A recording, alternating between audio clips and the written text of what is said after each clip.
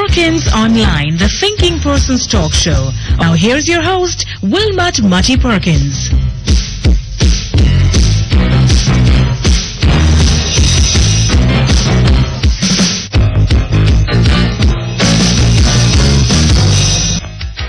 Okay, thank you very much. We're back. Oh, what the hell is wrong with me? Good morning. Good morning to you, everybody. Morning, and welcome once again to Perkins Online. Maybe it is the pressures of living in Jamaica, you know. Especially now that we're coming under the rule of a Pocomania government.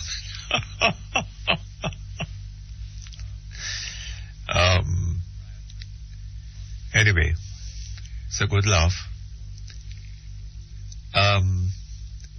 What a riot there was in Parliament yesterday afternoon with Mr. Dabdoob launching an attack on the reputation of Mr. Bruce Golding, the leader of the opposition.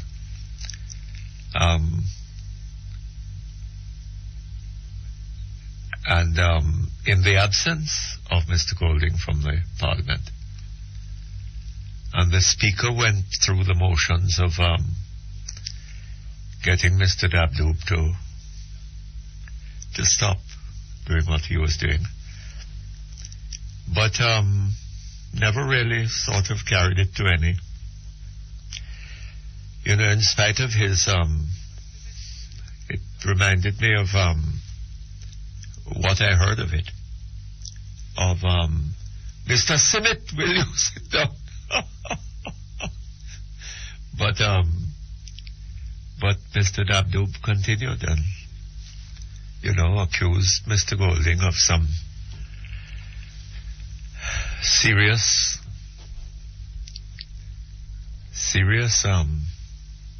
matters. But then, of course, Mr. Dabdoob, you know, if you know him well, is a man of very rich imagination where such matters are concerned.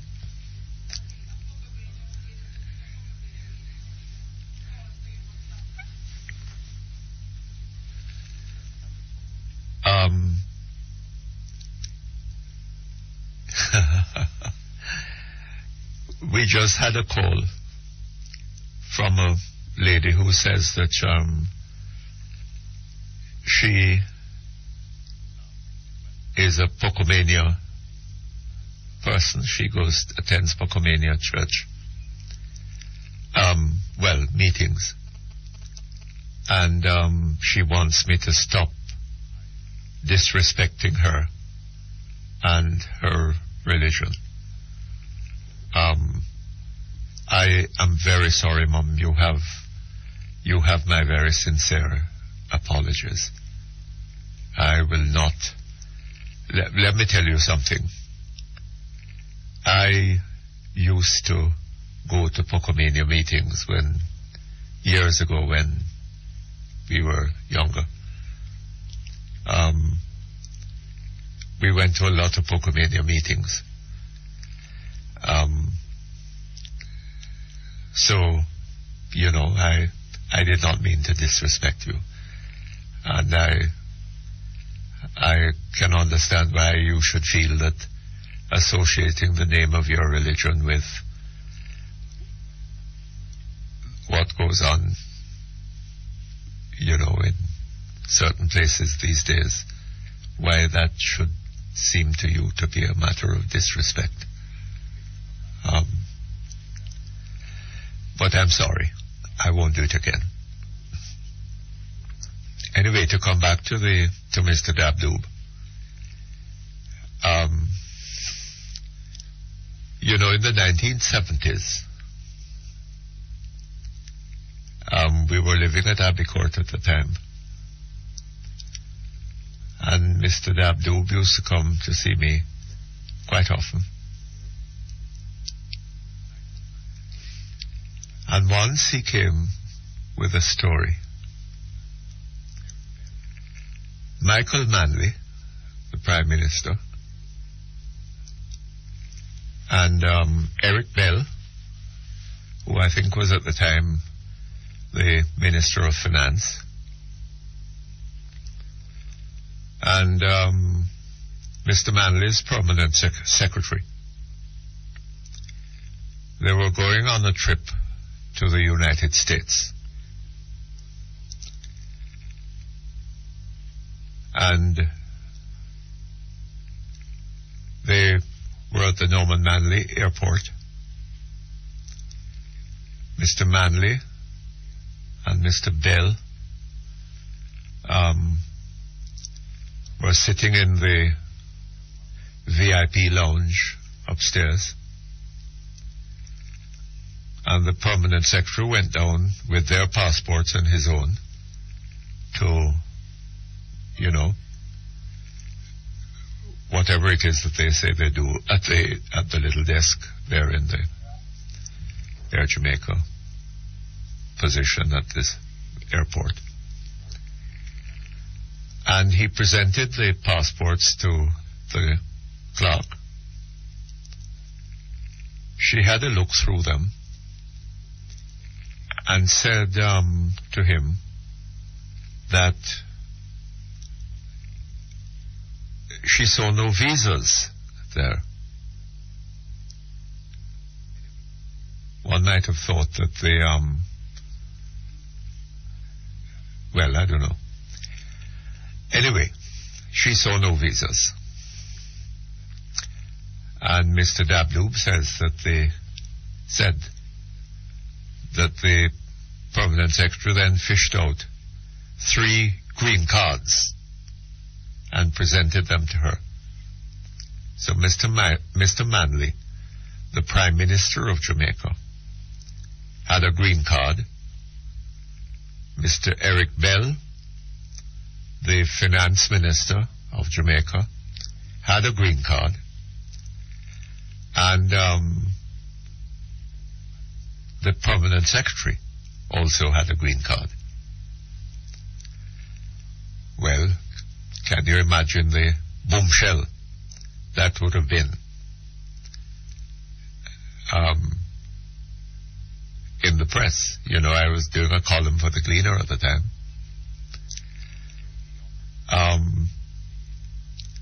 Anyway, I was clearly a bit skeptical about it.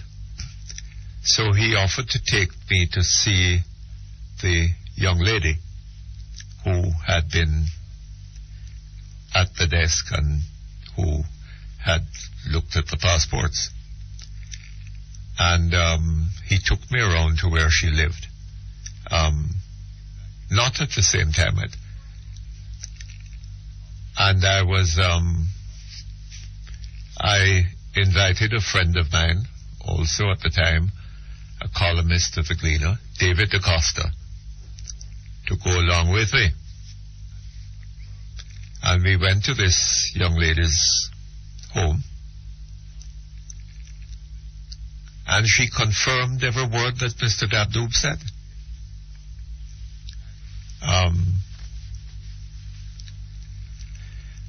But still, neither of us, David wasn't convinced, nor was I, fortunately.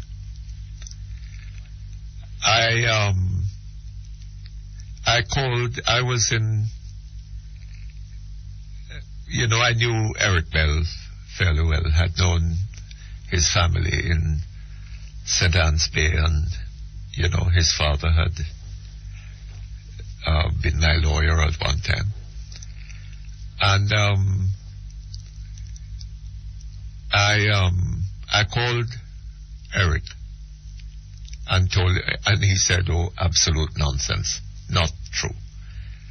And went on to say more about it, and so I just dropped it. Right?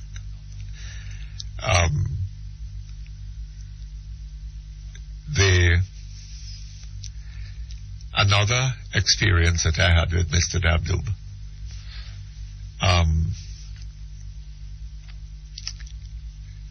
seemed to me highly improbable that the Prime Minister of Jamaica, Michael Manley,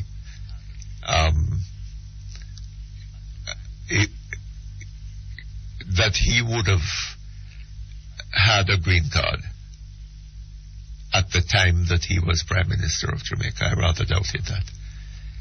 I certainly doubted it in relation to Eric Bell.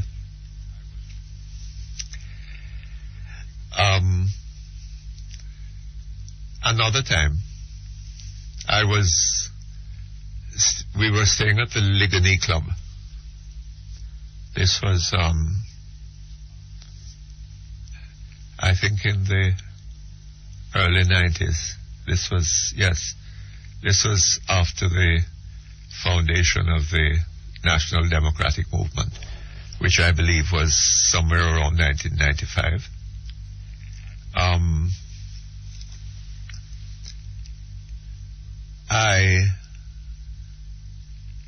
I was going to have breakfast at the dining room. And just as I was approaching the steps up to where the dining room was, I saw Abe Dabdoob and Carl Semuda standing there having a chat. So I said hello, stopped, said hello, and, exchanged a few words with them and went on into the dining room. Sometime later, I can't remember what the issue was, but there's an issue. I was doing this program at KLAS at the time, and Mr. Dabdoob called the program in relation to this issue. I can't remember what it was, but we had a disagreement on that issue. You know what Mr. Dabdoob said on air in the course of that conversation? That he had heard me offer to Mr. Semuda to make him Prime Minister of Jamaica if he would agree to leave the Labour Party, in which he was at the time, and go to the NDM.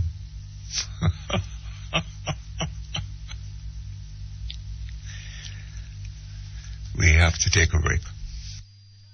Workers in the light and power industry, the JPS Employees Co-op Credit Union is you and your family's best bet for attractive loans and investment options. The time by the JPS Employees Co-op Credit Union, your financial partner for life, is 10:15.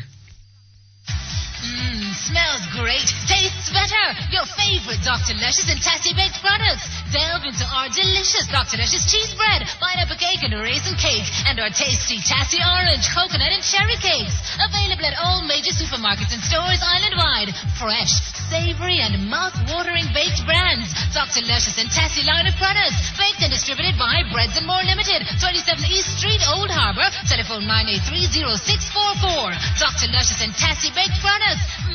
Just what the doctor ordered. I love keeping my mind and body in shape. That's why I drink V-Soy.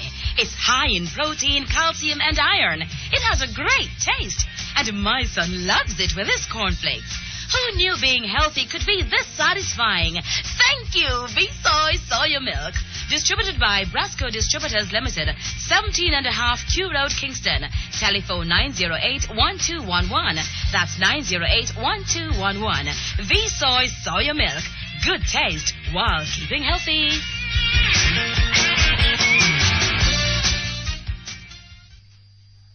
The following is paid for by the People's National Party. Together we can make it with guidance from above. Let's join hands and hearts together in Jamaica. Jamaica land we love.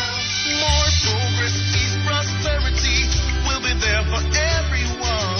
And our future is even brighter In the rays of the rising sun.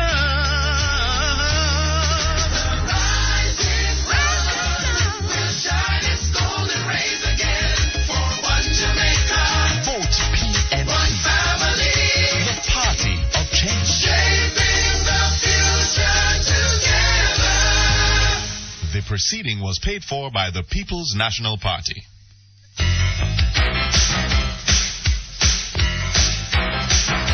You're listening to Perkins Online, the Thinking Person's Talk Show. Our phone numbers are 968-4901, 968-4902, 968-4903. Our local toll-free line is 1-888-991-4072. Or you may call our international toll-free line at 1-866-LINK-106. That's 1-866-5465-106. Courtesy of the People's Telecom of Jamaica Limited, providing unbelievably low rates to call the U.S., Canada, and UK landlines all day, every day.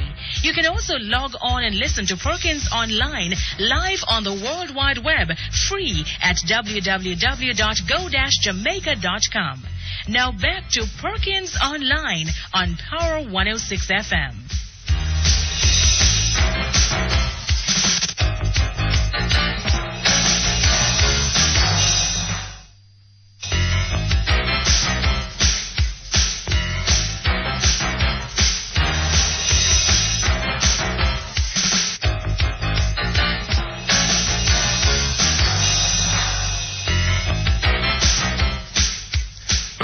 Thank you very much. We're back here online. The promise by the Jamaica Labour Party to abolish tuition fees at the secondary level has prompted the government to pay over the first tranche of cost sharing to schools by early August. This money is usually paid to schools in September. Under the cost-sharing program, the government pays 50% of tuition fees, while parents are asked to contribute the other 50%. And the story goes on. Now, the government is making an early payment in August rather than in September, with the election coming up at the end of that month. And the question is, why does the Gleaner assume? I don't know. I don't get the impression that in this story the reason for the coming to the conclusion that that this payment is being made because of the Labour Party's commitment to paying the entire fee to the schools should they come into office. Why has the Gleaner jumped to this conclusion? I don't know. But at any rate, those are the facts. The government is going to make an early payment of the 50%. The Labour Party has committed itself to paying the entire fee. And I heard Mr. Golding making a statement that education is too important. We cannot afford not to afford it. And that's absolutely true. And one isn't sure that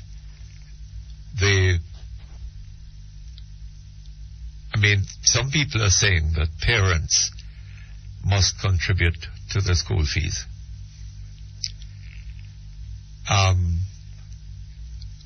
One of the questions that we might ask is whether parents, or families for that matter, are greater beneficiaries of the productivity of their members than is the society. When we think of the great inventors, a man like George Stephenson, who developed the internal combustion engine, was the Stephenson family as greater beneficiary of his work, his achievement, as was the whole country of Britain and the rest of the world? And if by affording children decent education, they can contribute to the growth of GDP, our domestic product, can increase the wealth of the country, and it can lead to a better ordered society in which we are all more secure and there is more to enjoy.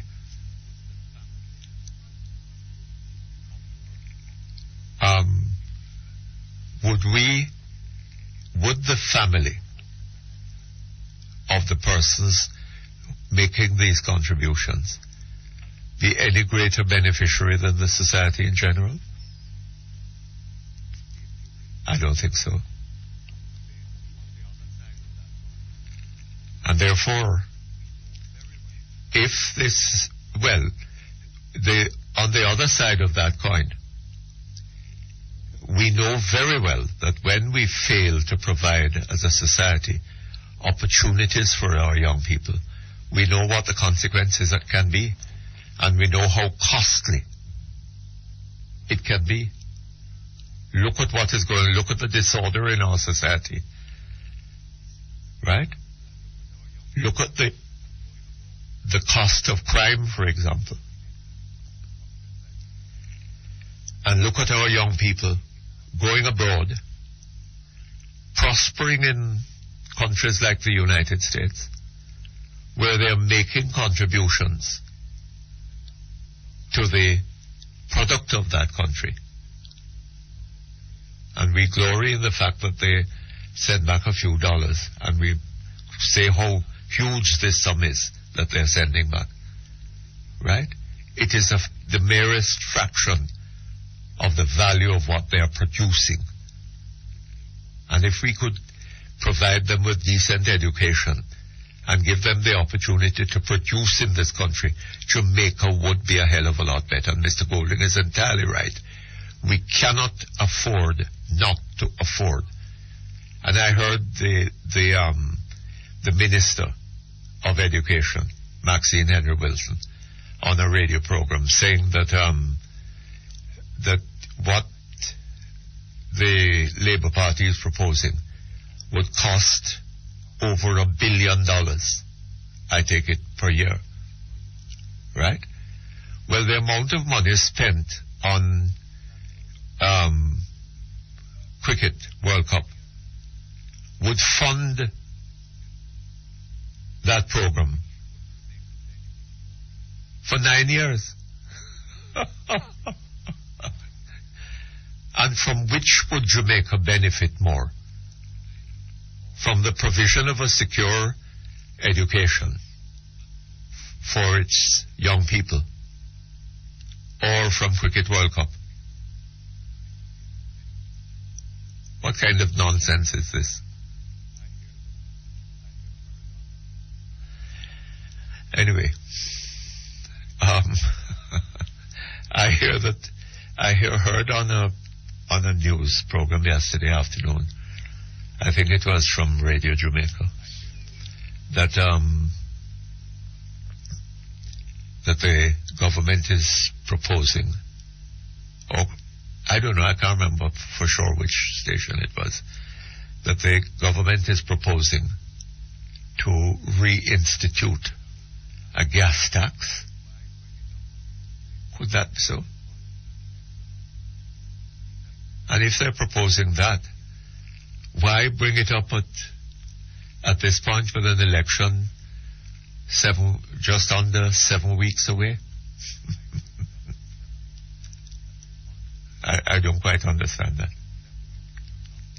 Election due on the 27th of August. The Prime Minister's mathematics are not all that good, you know. 27. If 7 is the lucky number, right? 27 is not 7. 7 and 27 are two quite different numbers, right? And I could understand if 27 were a multiple of 7. If if a number of 7s made up 27, well, maybe you could, the magic of the 7 would work and work several times over. But 27 is not a multiple of 7. Curiously, 28. 28 is a multiple of 7. There are 4 7s in 28, right? So I don't know whether she didn't realize that, and why not then set the election for the 28th of August rather than the 27th.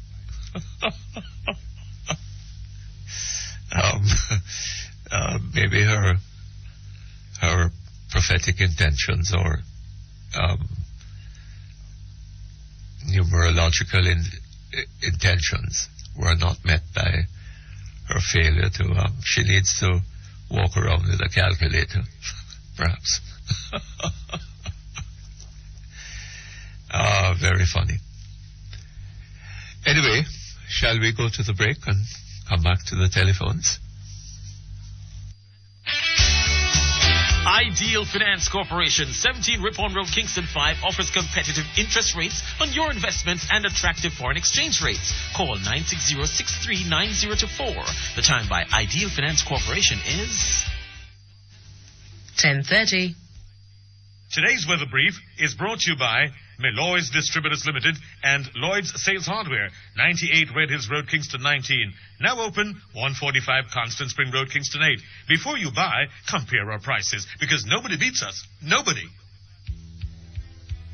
Meloy's Distributors Limited and Lloyd's Sales Hardware, 98 Red Hills Road and 145 Constant Spring Road. Massive sale on steel, lumber, 5/8 ply, cement and more. Take our competitors' quotations to us, and we'll beat the prices, because nobody beats us. Nobody. Telephone 969-3382. That's 969-3382. Now for today's weather brief. There is a weak surface trough west of Jamaica. This morning and afternoon will be mainly sunny and windy. Over the next 3 days, look for mainly sunny and windy conditions, except for isolated showers or thunderstorms during the afternoons. The information for today's weather brief was supplied by the National Meteorological Service of Jamaica. Today's weather brief was brought to you by Meloy's Distributors Limited and Lloyd's Sales Hardware, 98 Red Hills Road, Kingston 19. Now open, 145 Constant Spring Road, Kingston 8. Before you buy, compare our prices, because nobody beats us. Nobody. We should always be able to communicate with the important people in our lives no matter where they are. Now for only $750 plus tax a month, only $25 a day, Freedom Wireless, the new mobile calling plan from People's Telecom, gives us a real choice. Call US, Canada and landlines in the UK, plus other Freedom Wireless users and talk all you want. Emancipate yourself. No talk to you when I get credit. No please call me. With Freedom Wireless, I can talk to you right now. Call our office today, 659-0101. Offer expires August 20, 2007. Powered by ODJ. I made the right decision when I shopped at Rock's Distributors. I got a super deal on my jacuzzi, steam shower, kitchen and bathroom cupboards, doors, cushions, electronic gate opener, cable supplies, and more at unbelievable prices. They even gave me free consultation. Now my home is elegantly decorated thanks to Rock's Distributors. Rock's Distributors, 91 to 93 Newport Boulevard, and their warehouse at 218 to 219 Newport West. Telephone 901-901-729. That's 901-901-729. Rock's Distributors, making your dream home come true.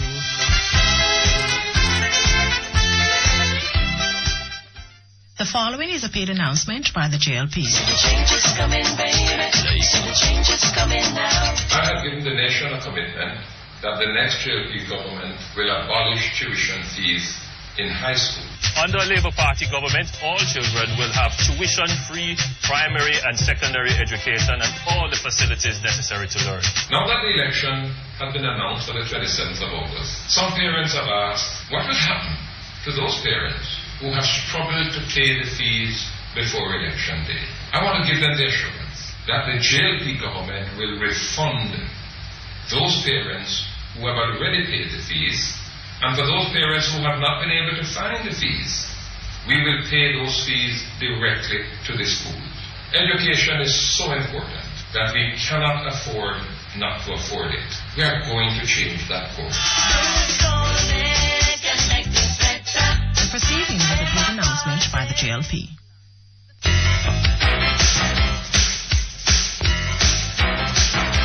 You're listening to Perkins Online, the Thinking Person's talk show. Our phone numbers are 968-4901, 968-4902, 968-4903.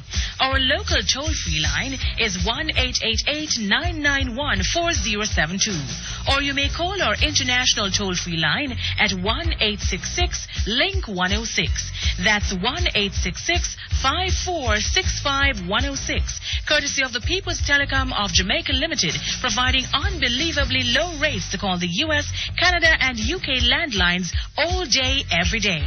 You can also log on and listen to Perkins Online live on the World Wide Web, free at www.go-jamaica.com. Now back to Perkins Online on Power 106 FM.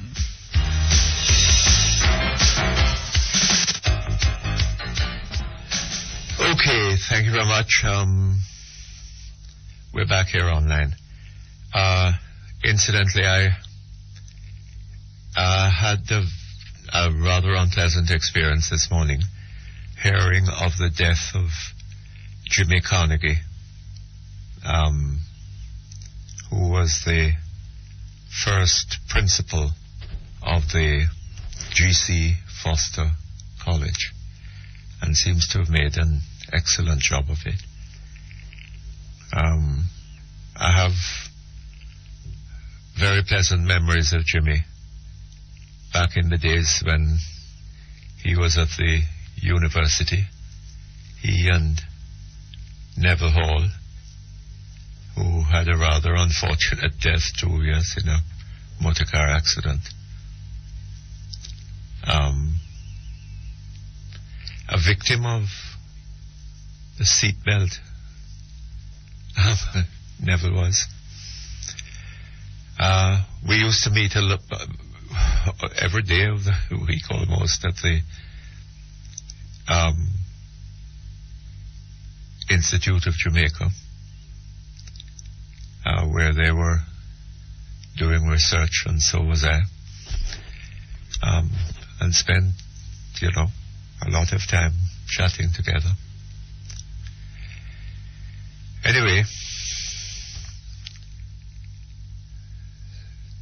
there is where it all ends, for us.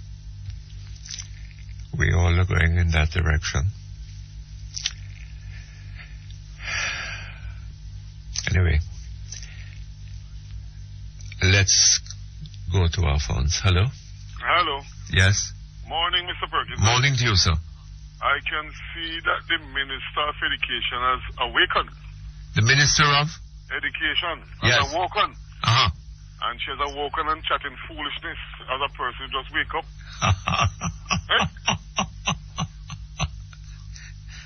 Why do you say that?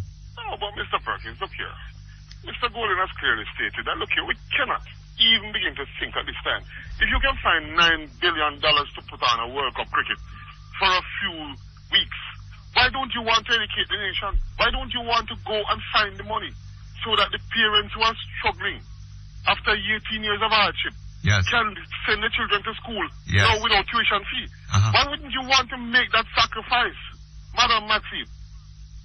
You tell me, why wouldn't you want to make that sacrifice?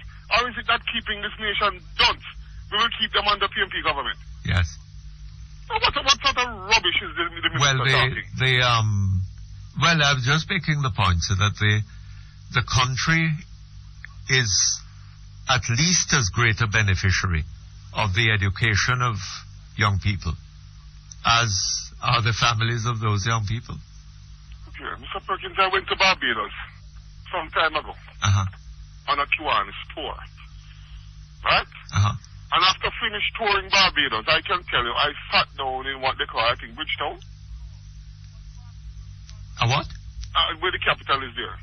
Bridgetown. Yes, and Yeah. tears are running down my eyes when I saw what Barbados had showing me as a Jamaican citizen. Yes. And when I spoke to the people, the taximen at the airport, these men who had first degrees driving taxis at the airport, Uh-huh. and we in Jamaica that has so much resources, and we are down here fooling and making an ass of ourselves, Yes. right? With what we classify as thing there. We have a lot of street smart people, but we need some serious educated people. Yes.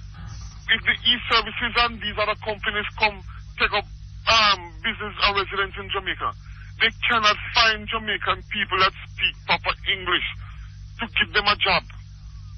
And we are fooling around and saying because we don't want to spend $1 billion Yes, a year you know to educate. What's it called? The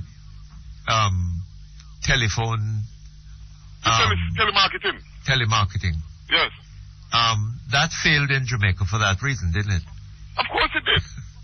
And any other investment, Mr. Perkins, that you are taking onto the country, if you do not educate the population, what are we going to look? Look and get pure cane farmers here? Are people that selling snow cone? Yes. Are people walking up and down in Kingston with this very small box with these few panties and stockings hitch up on there trying to hustle a few dollars? But how do we know, sir? How do we know what is the opportunity cost of that person being engaged in selling snow cone? How do we know that that man selling snow cone, given an education, might not have become an inventor of some technology, right? That would be immensely valuable, not only to the country but to the world.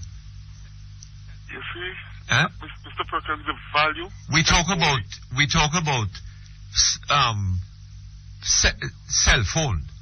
More man have cell phone and all of this. We are beneficiaries in that sense of a technology that we had nothing to do with. Mr. Right? Perkins. Why are they boasting about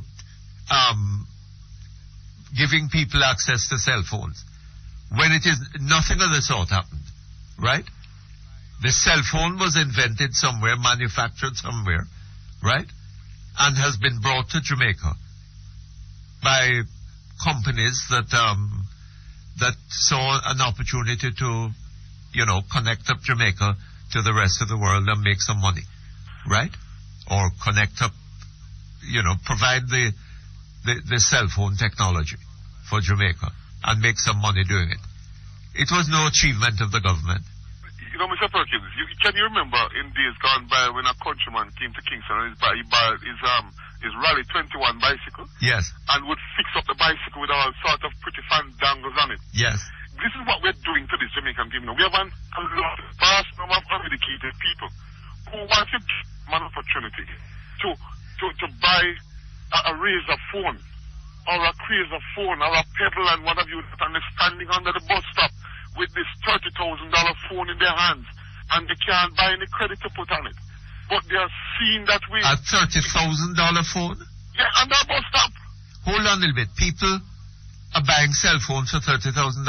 Then Mr. P, if you see a nice girl out on the street, then she asking you for a phone, you think you can go buy the young lady one $2,000 phone? The lady can run you. She don't want that. What she wants is the most expensive phone that she cannot buy credit for to stand up under a bus stop. And the reason why they're doing this is because of the lack of education in their heads. So they can't put their priority in the proper perspective. Yes. Right? And so we want to fool around. And that is why this government has been able to hang on to power for 18 years, you know. Because when you have that kind of a nation where you can go out and give them a curry goat and give them a bottle of beer and say to them, vote for me tomorrow morning, and you see him busy going down to the polling station because he, in his head, the big man just pass you and give me a phone. Uh-huh. And that is the extent of his equilibrium. I mean, he can't think beyond that and look at Jamaica. But I don't see, sir. I really do not understand how somebody like Maxine Henry Wilson could be coming to talk about the expense of the educational program that Bruce Golding is talking about of $1 billion, $1 billion. It would cost $1 billion, right? How many billions did the World Cup cost? But look here, what you need to do is take a word out of Bobby Picker's Guild page and say $30 million man is chicken feed. Chicken feed. That's all you want to say. Yes. The good chairman of the party said $30 million is chicken feed. So why is this sleeping minister coming here now to throw cold water on a good plan? A plan that is going to educate our nation, that is going to take this country out of its deprived state in another 10 years and put us back where we ought to be. Yes. The importance of education cannot be overemphasized, sir. Right? And I think Mr. Golding is right when he says that we cannot afford not to afford it. Well, when you see the crime rate, when you see all these things that are happening around you, Mr. Perkins, we have got to educate our people now. Uh-huh. We have got to leave out this political, thing that we are on and look at Jamaica and make the change out there because, look here, we cannot continue, even today, I'm speaking to a young lady and she says to me, she don't see why she has a vote because none of them ever do nothing for me yet. I said, well, I'm a politician. What do you want me to do for you? You want a fridge? You want a stove? You want a house or you want a car? Because, it seemed to me that the idea that these people have in their head about politics is so wrong, Mr. Perkins. Yes. They are expecting the politician to come to them and individually give them something. And once they get that something, then they see the benefit of voting for either the Jamaica Labour Party or the People's National Party. Absolutely right. Thank you very much. All the best to you. National Supply, Jamaica's #1 source for the best value industrial hardware. Visit National Supply at 60 Constant Spring Road, Kingston 10, or call 969-6380-1. The time by National Supply is 10:45. Today's weather brief is brought to you by Suddenly Slender Jamaica Limited. Doctors say 65% of us are overweight. Get help now. Do you have fat thighs or calves, flabby arms, double chin or crow's feet, baby tummy that won't budge or unsightly cellulite? Well, visit Suddenly Slender and experience the magic of mineral body wraps. Would you like to be slimmer? Lose 6 to 30 inches? Suddenly Slender. Shops 14 and 15 Hilton Kingston, 920-1139 or 997-1909. Now for today's weather brief. There There is a weak surface trough west of Jamaica. This morning and afternoon will be mainly sunny and windy. Over the next 3 days, look for mainly sunny and windy conditions, except for isolated showers or thunderstorms during the afternoons. The information for today's weather brief was supplied by the National Meteorological Service of Jamaica. Today's weather brief was brought to you by Suddenly Slender Jamaica Limited. Feel better, look better, improve your health. Call 920-1139. Mikey, like how the new hotels are open up all over, you must cancel some of your furniture. What you hear about new hotel? You don't read paper and listen radio. So that means you don't know that the National PC Bank have low interest loans for small business like yours? So how low? Like 7.875% low. And you have up to 4 years to repay. Stop by your local branch of the National PC Bank. We know that small business doesn't mean small thinking. Well, if I sell enough furniture in our first year, we can take you on as a consultant. The National PC Bank, creating opportunities for communities. Video Spec Electronics Limited, the expert in repairs and sales of car stereos, MIDI component sets, television, CD players, car alarms, and amplifiers at unassailable prices. Video Spec Electronics Limited, shop number 7, 1 Malines Road, Kingston 10, telephone 968-9157.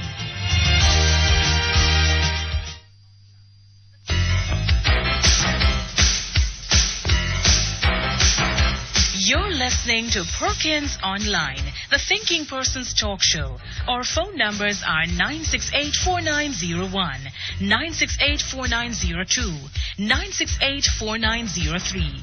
Our local toll-free line is 1-888-991-4072. Or you may call our international toll-free line at 1-866-LINK-106. That's 1-866-5465-106. Courtesy of the People's Telecom of Jamaica Limited, providing unbelievably low rates to call the U.S., Canada, and UK landlines all day, every day. You can also log on and listen to Perkins Online live on the World Wide Web, free at www.go-jamaica.com. Now back to Perkins Online on Power 106 FM. Okay, thank you very much. We're back here online.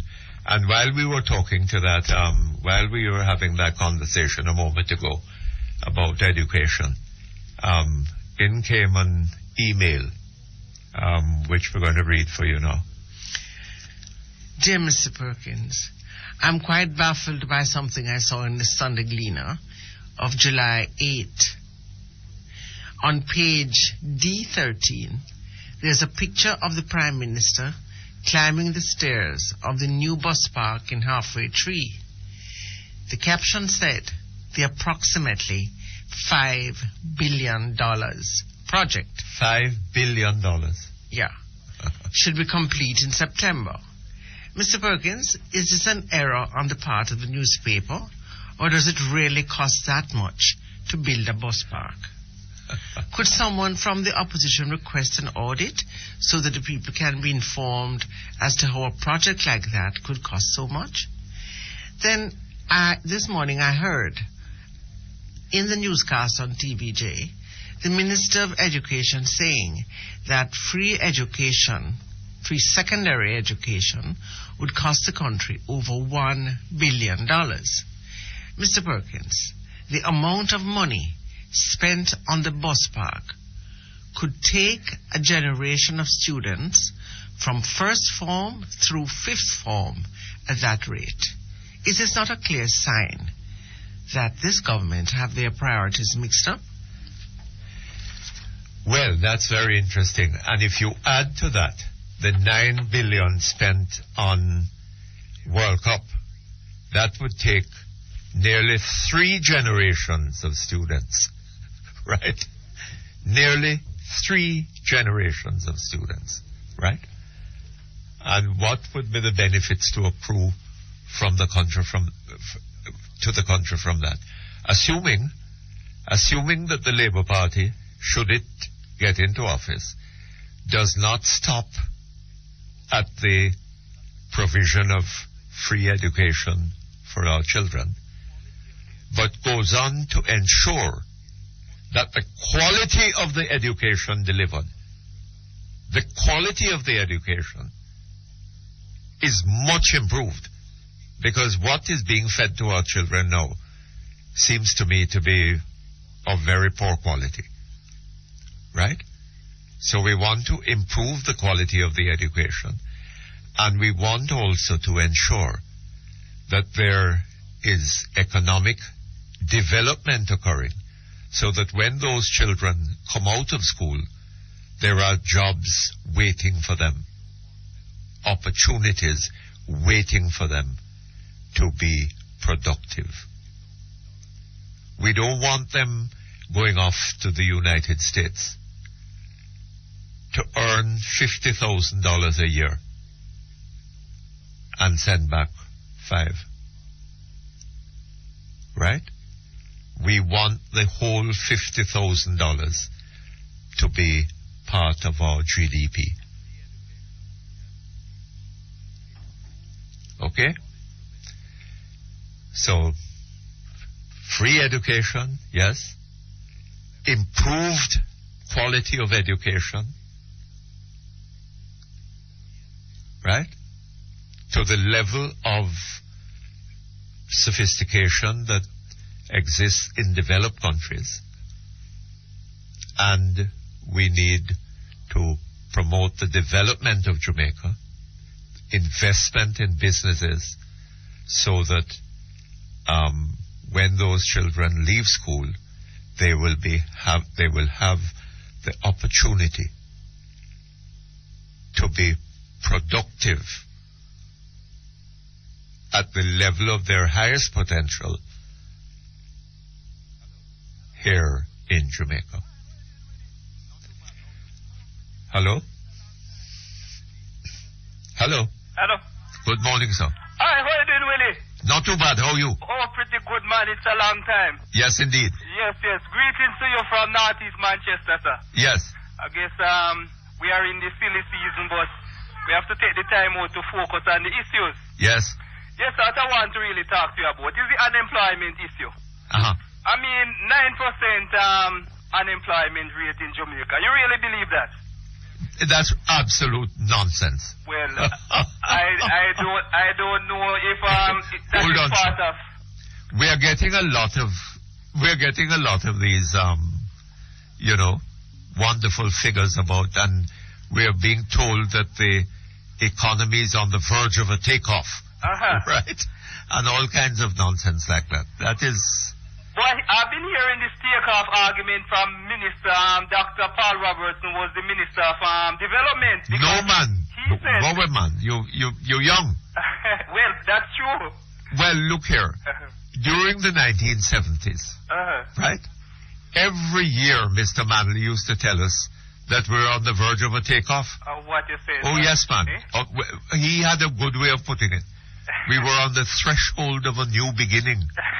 Right? I wonder what has happened to that threshold of new beginning. I don't know. I think we are still with all ending. But we never saw the new beginning.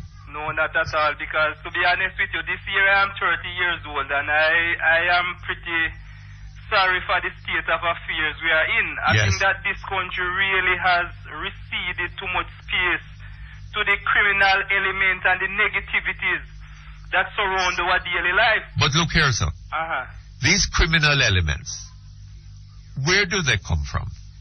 Within the society, of course. Yes, but look here. That 18-year-old criminal that has a gun going around murdering people, right? Once upon a time, not so long ago, 18 years ago, right? He was a harmless little baby lying down in a crib or on whatever, right? He had no thought in his mind, did he, of getting a gun to go and murder anybody. Indeed. Right? How is it that we managed to bring him up in our society, instead of bringing him up to be somebody productive and ambitious and enterprising and whatever, right? We bring him up to be a criminal, to be walking around taking gun to go shoot people. Indeed. And believe and believing that that is the best of which he's capable? Huh? Indeed. Don't you see the importance of upbringing and education? And this idea that it is parents alone that are responsible for the upbringing of children is nonsense. Children are brought up in a social context, right? And that social context is as important as what is going on in the home. In fact, the home reflects that, right? Indeed. And if people are brought up in a society, right, where all they can afford to live in is a slum, right? And they can't afford to feed themselves properly because the opportunities do not exist. That is going to color life in the home. True, and it's going to allow people to behave like people living in a slum, of course. Absolutely. And bear in mind that let us say that you have a job, you know, the father has a job and the mother has a job, right? And they go out to do their work, right? They go out, they leave home at 7 o'clock in the morning, and they come back at 5 o'clock in the afternoon, right? Now, that child goes to school, right? There are other children there in the school coming from similar or whatever circumstances, and those children influence that child as that child influences them. True. Right? And those children are absorbing what they are seeing or experiencing in the society. True. Right? So, and by the time the parents get home and manage to organize some dinner and thing for the child, if they can, and, you know, the child has its homework and they have their jobs, things to do, and so on. And the child goes to bed at 8 o'clock, whatever. Right? And how many hours a day are those parents spending with that child? Exactly. Right? And how many hours is that child spending under other influences? True. Right? So don't talk rubbish about parents. It is parents, the fault of parents. Absolute rubbish. I think the government just doesn't want to take responsibility for its own. Yes, it is the fault of a disordered society. True. Right? In which many people are seeing criminal enterprise as the only route or the only opportunity. Or the more attractive opportunity. Because precisely. Right. Because as you quite often say, if people have an option that seems more attractive than that of criminal doings, why do you think they would want to go through all that trouble of being shot by this kind of police? Which businessman, sir? Which businessman you know is going to take unnecessary risk with his money? Eh? I mean, he has to take risks. We all have to take risks. Exactly. Right? But you don't take unnecessary risks. True. Right? Hold on just a moment for me. Make it Cake World for freshly baked products, bread, picture and character cakes, pastry, buns, and more. For a delightful taste, visit Cake World, shop number 9 Premier Plaza, LOJ Shopping Center, and 12 French Street, Spanish Town. Telephone 920-3570. The time by Cake World is 11 o'clock. Beautify your place with home and things. Liven up your space with home and things. Tiles, baths, and pretty things. That's where we specialize. Home and things. Beautiful accessories to thrill your eyes. Home and Things, a wonderland of beautiful things for the home at rock bottom prices. So, for a home that really sings, Home and Things. Beautiful things, beautiful prices.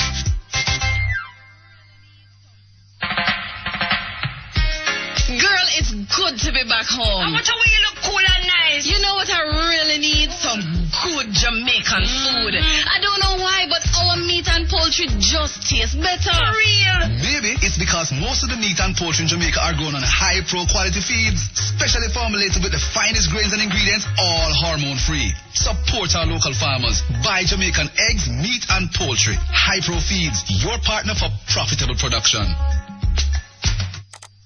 The following is paid for by the People's National Party.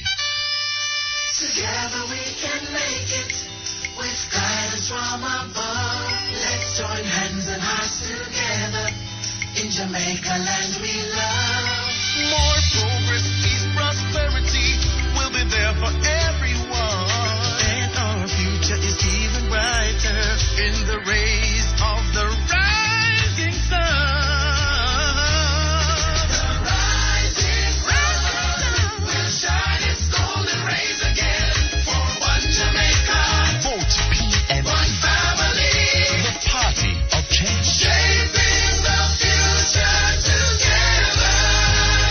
The proceeding was paid for by the People's National Party.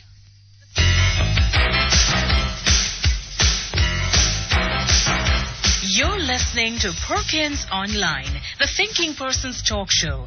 Our phone numbers are 968-4901, 968-4902, 968-4903. Our local toll-free line is 1-888-991-4072. Or you may call our international toll-free line at 1-866-LINK-106.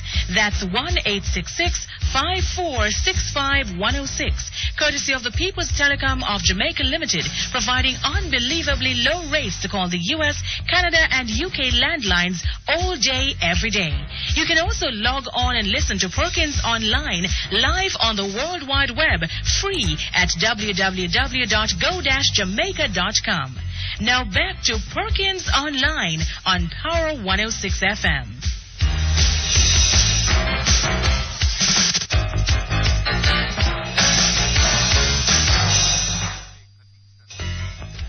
Okay, thank you very much. We're back here online. Hello? Yes, Willie. I was just listening. If you could make a decent living, right?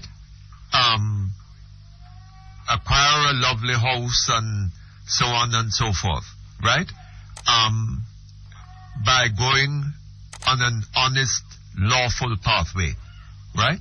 Would you take the risk of going instead on a criminal pathway with gun hunting, right? Not at all. Knowing that if they caught up with you and you were lucky, you might end up spending 30 years in a filthy prison cell? Lucky enough, if you get to go to prison, you more than likely would end up dead. Absolutely. Right, so this nonsense about people want to commit crime is total foolishness. Absolute rubbish. I think it is nothing more than part of the propaganda that the PNP wants to feed to the Look public. Here. It is another issue of accountability, sir. Yes. Right?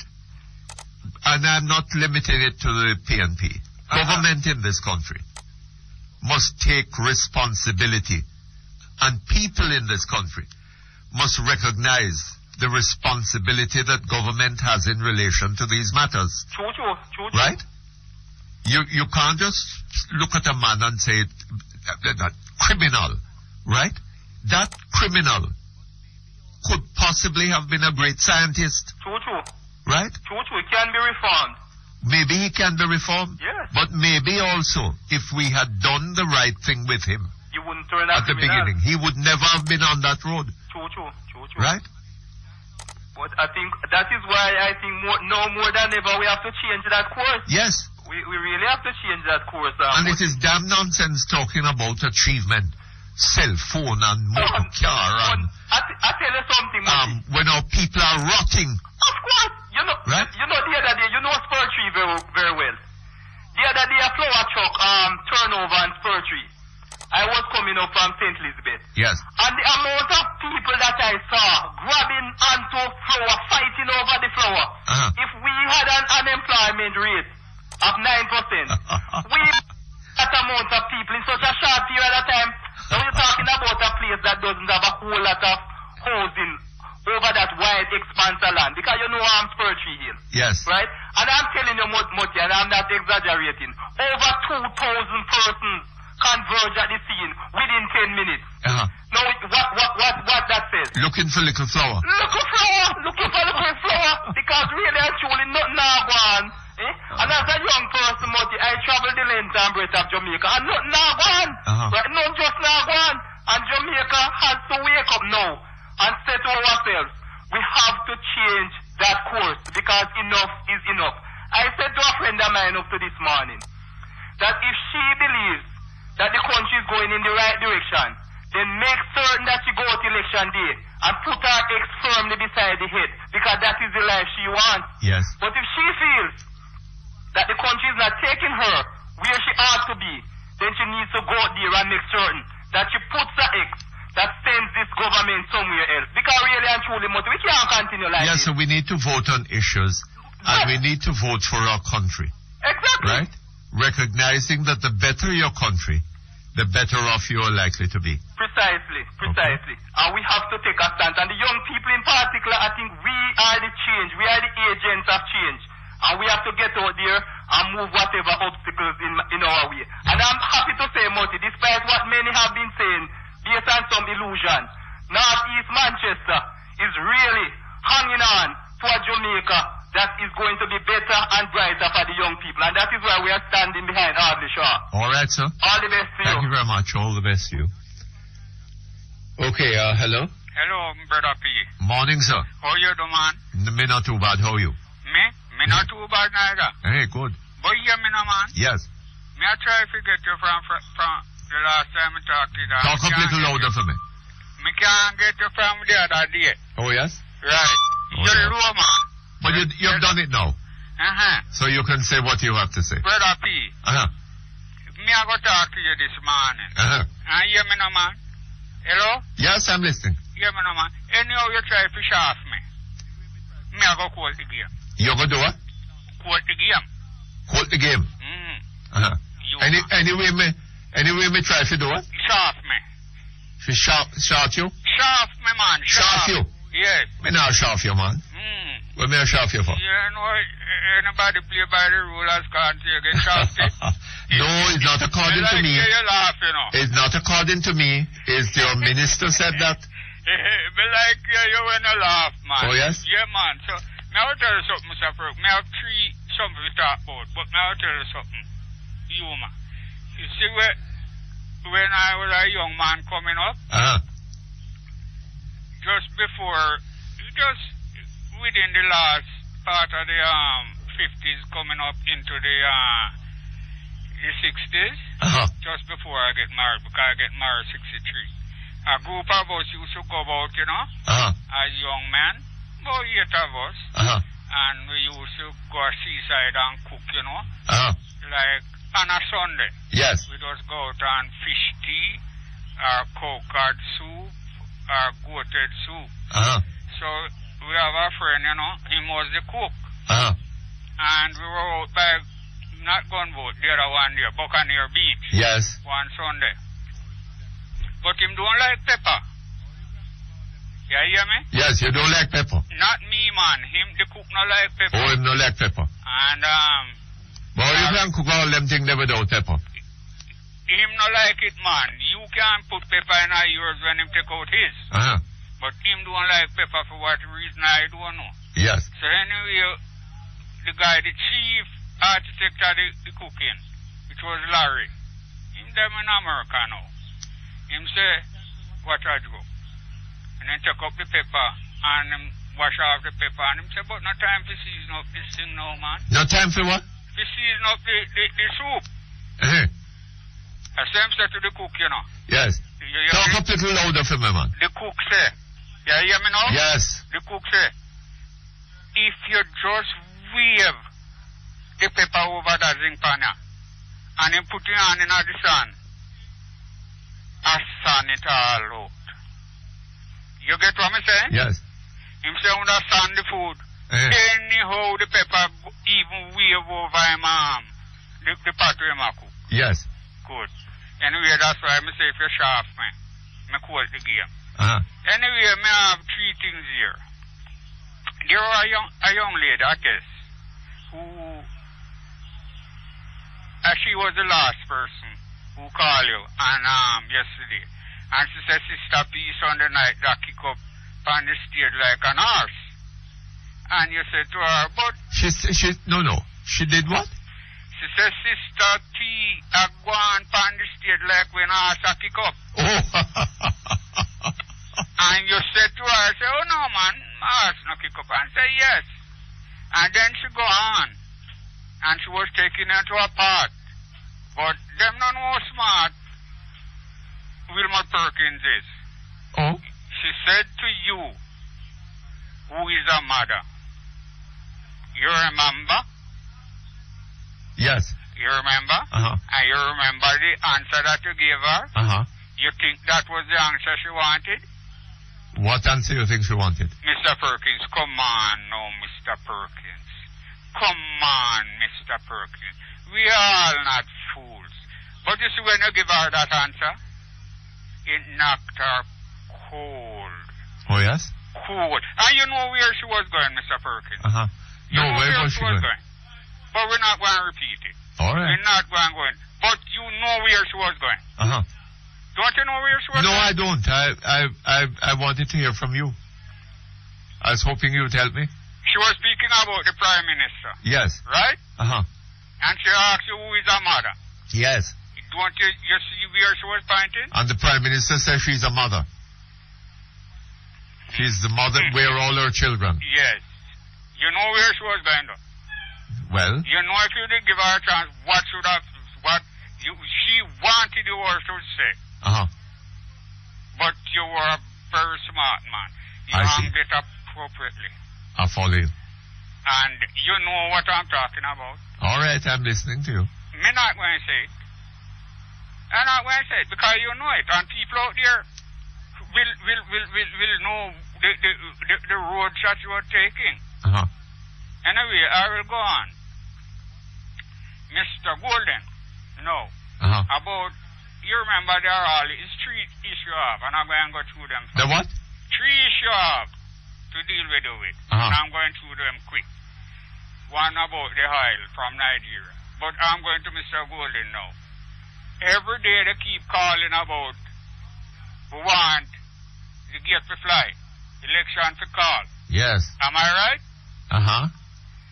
Now, when the gate fly, Mr. Golden say the people of Jamaica are being shafted. You remember that? Yes. Now, don't you think that Mr. Golden, by this, they should have had their manifestos out? Why do you think so? How? The PNP are there for 18 years. And the JLP are in the wilderness for 18 years. Don't you think they should be prepared? And know to tell the people what they are going to do in their manifesto. And also, the PNP don't have to say anything because they see what the people will see whether they do anything or not. And hold on a moment for me. Hold on. Only the best is good enough for you. So get the best and widest range of tiles, various sizes to suit your style. Floor, wall tiles, Cameron Industries, Tiles, 963-0628 and 906-3862. The time by Cameron Industries Joinery Limited is 11:15. Call the doctor, quick! Someone call the doctor! Mommy, not do you. Only the windshield broke. Then that me I say, call the doctor, Dr. Glass! Call Dr. Glass for all your auto glass needs. Windshield, rear, door, vent, quarter glass for all make vehicles. 237 Marcus Garvey Drive at 3 miles. And now in Catherine Hall, Montego Bay. Call 971-7853. Thank God for Dr. Glass. Call now, 1-888-Dr. Glass. Tetley Tea Company Jamaica, now introducing Tetley Premium Tea, made by blending the finest teas available to give you that smooth, rich flavor only Tetley Tea has. Tetley Regular, the best-selling tea in Jamaica, now joined by Tetley Premium. Look for the word premium on the blue box in sizes 20s, 40s, and 80s. Available at your favorite supermarkets island-wide. Distributed by Amalgamated Distributors Limited.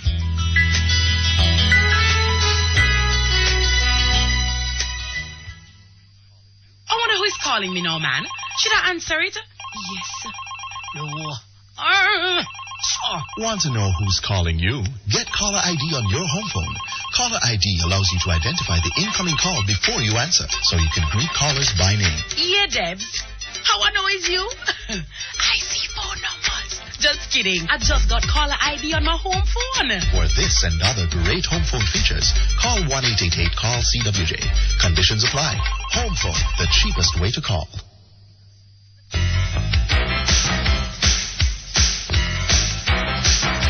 You're listening to Perkins Online, the Thinking Person's Talk Show. Our phone numbers are 968-4901, 968-4902, 968-4903. Our local toll-free line is 1-888-991-4072. Or you may call our international toll-free line at 1-866-LINK-106. That's 1-866-5465-106. Courtesy of the People's Telecom of Jamaica Limited, providing unbelievably low rates to call the U.S., Canada, and UK landlines all day, every day. You can also log on and listen to Perkins Online live on the World Wide Web, free at www.go-jamaica.com. Now back to Perkins Online on Power 106 FM.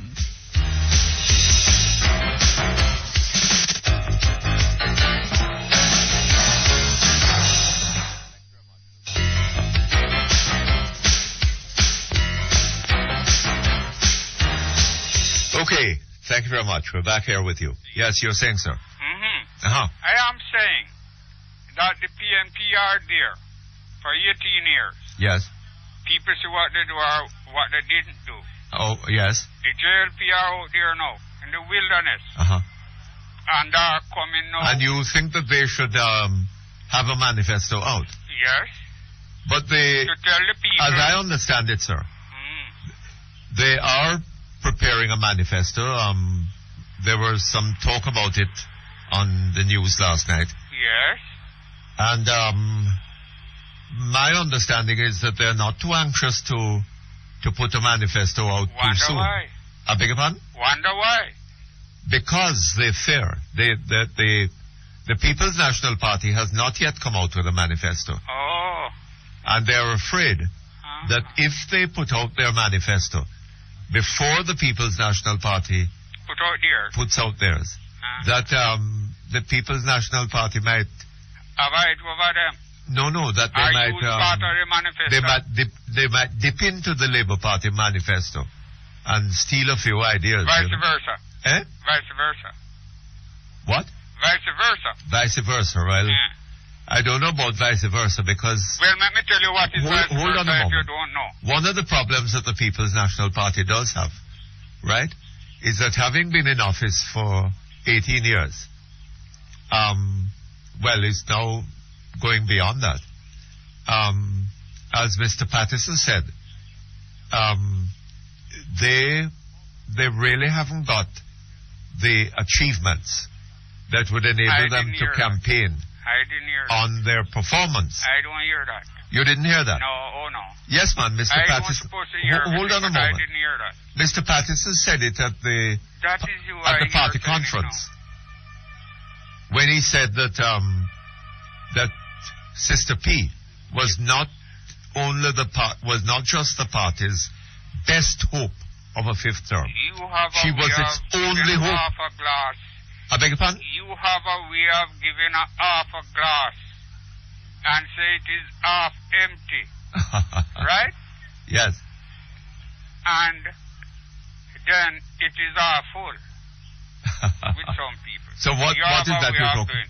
What is that? What I am saying, you are a person who does not give the full contents of anything. Oh, is that so? Always take out part of it, what suits you. Like what? Like, everything. Like, the law is not a shackle. Yes, And you say it's not a shackle. That You the saw Prime that. Minister said the law is not a shackle. You saw that half-witted letter that was published in the Observer last It week? always be half-witted. Eh? Or when Anything was you it? don't approve of always. You know, Maybe- that's why I say you're going to shaft me, you know. Eh? That's why I say you're going to shaft me. But did you see that half-witted letter? I said, I know that you were going to shaft me because as soon as the heat start get in the kitchen, you're going to want to come out. Oh, why? I don't know why. No, man. Why you trying to shaft me? Me not afraid of the heat, man. Well, We don't can shaft take it. me. Don't let us come off what I am saying to go Yes. to where you want to dilute the argument. I want to carry on to put the heat Well, I'm on. saying that my understanding is that the Labour Party is Well, we hear what not you're saying. particularly anxious to get a manifesto out there too early, People out there will judge because that. they feel that the People's National Party will just pick up Vice versa. anything that they see that they Vice think might be versa. valuable to them. And, Vice versa. The JLP want to hear what but the People's National Party, is. as I pointed out to you, has been in office for 18 years, you know. You've been saying And that. any promises, You've been saying that any promises that they make now, would make no difference. well, an intelligent person would look at it and say, but hold on a little bit. Throw it one side. You That's have had all the right. Throw it on me, opportunity. because I'm there 18 years No, on hold the on now. You have had the opportunity for 18 years, and you have not done it. Then why should we believe that you're going to be able to do it now? Fair enough. But you out there in the wilderness, why not prepared? Well, I don't know. They say they're coming out with a manifesto. It should have been out. Eh? It should have been out. Oh, well, it's a matter of timing. Well, And it says sharp, but I'm a sharp. your idea of what their timing should do is can't trust possibly different from theirs. Can't trust him. We'll go on now Yes. with the oil from Nigeria. Yes. Mr. Perkins, Uh-huh. how much is being paid for a barrel of oil? How much what? The Nigerian oil. The Yes. crude oil. Yeah. What about it? I am asking you, how much we are paying for the oil? Well, my understanding is that we are given a concession by Nigeria in which we pay $5 less per barrel than the market price. We? Yes. We? Yes, we. We have ever drawn a check and pay Nigeria? Well, no, sir. Mr. Perkins, I want you to answer No, that hold on. question. Hold on. Nigeria has made a concession to Jamaica. We can get oil to buy from Nigeria for $5 less than the market price. And how Right. much that would be for the barrel of oil? I haven't got that figure with me right now. Mr. Perkins. Now, hold on. And what what Jamaica has done is made an arrangement with Trafigura, or what it did was to make an arrangement with Trafigura, right? Whereby Trafigura bought the oil under the Jamaican concession and paid for it $5 less than the market price, or somewhere in the region of $5 less than the market price. Like what they were giving us. Like what? Who were giving us? You said that Nigeria were giving us $5 Yes, but it was the per Jamaican. barrel. Hold on. It was the Concession. Jamaican concession. Yes. It was under the Jamaican concession that Trafigura was lifting the oil from Nigeria. Yes. Okay. Now, so they paid a price which would have been lower than the market price by the extent of the concession made to Jamaica. Right? That means if they were paying, if they were paying 15, if we were to pay $15, they are only paying $10. Am I right? If what? Yes. Yes. Something of that of that order. Go on. No, I'm they- willing to learn. What? I want to learn. Yes, that's my understanding. No. Trafigura then markets the oil, right? And and makes a profit on the oil, right? And then Jamaica is given 12 cents per barrel. So what has happened to the rest of that concession money? Money? Yes. What money? We don't pay anything for the oil. What we pay for Look, it? sir, What? hold on a little Check bit. that we draw hold on. check. Is Hold Mr. on. Your head is Prime too tough. Minister, is the Finance Minister draw check and pay for the oil? No, sir. That's what I am asking. No, not necessarily so. Not necessarily. I want But to know if it is so. There is a concession. Traffic Bureau purchases the oil With your money. under the Jamaican concession. With whose money? What? With whose money? I really don't know the details of that. I assume it is Traffic Bureau's money. Right? Yeah, Okay. I want to learn. But then, if the oil is, let us say that it was, just to use a figure, $100 a barrel, right? Then Traffic Bureau would be buying it for $95 a barrel, right? Where that $5 would go? No, that $5 should be going in the main to Jamaica, But who would give us? right? What? Who would give us? Who would give us? Nigeria would give us. No, sir. Then who? Traffic Bureau would sell the oil on the world market. No, Mr. Perkins. Right? Hold on. Remember what you said. Hold on a minute. You said the oil is... Hold on a minute. $100. If the oil is being sold, if the market price of the oil in Nigeria is $100 a barrel, Yes. right? Then Traffic Bureau, ordinarily, or any other trader, when they buy the oil for $100, Who would I buy it from? from the Nigerians, All right. right? Go ahead. They would sell that oil on They the would buy it world for market 95. and make a profit on it, right? Right? So Traffic Bureau, I don't know if you're right. Traffic Bureau would make a profit on that oil, right? Without the concession. Now the concession belongs to Jamaica. That's right? what I am asking. But Jamaica was not getting that concession, as I understand it. Jamaica was getting 12 cents a barrel. That is from Cafigura. From, I am asking but you, what Mr. happened to the rest of the money? That's what I'm asking you. Right? That The question that I'm asking is whether the $30 or $40 million, whichever it was, right, that was paid to the PNP, whether that money came out of the Nigerian concession. You're trying to shop. Right? A. B. Whether that was the first and only payment made to the PNP by Traffic Bureau. Right?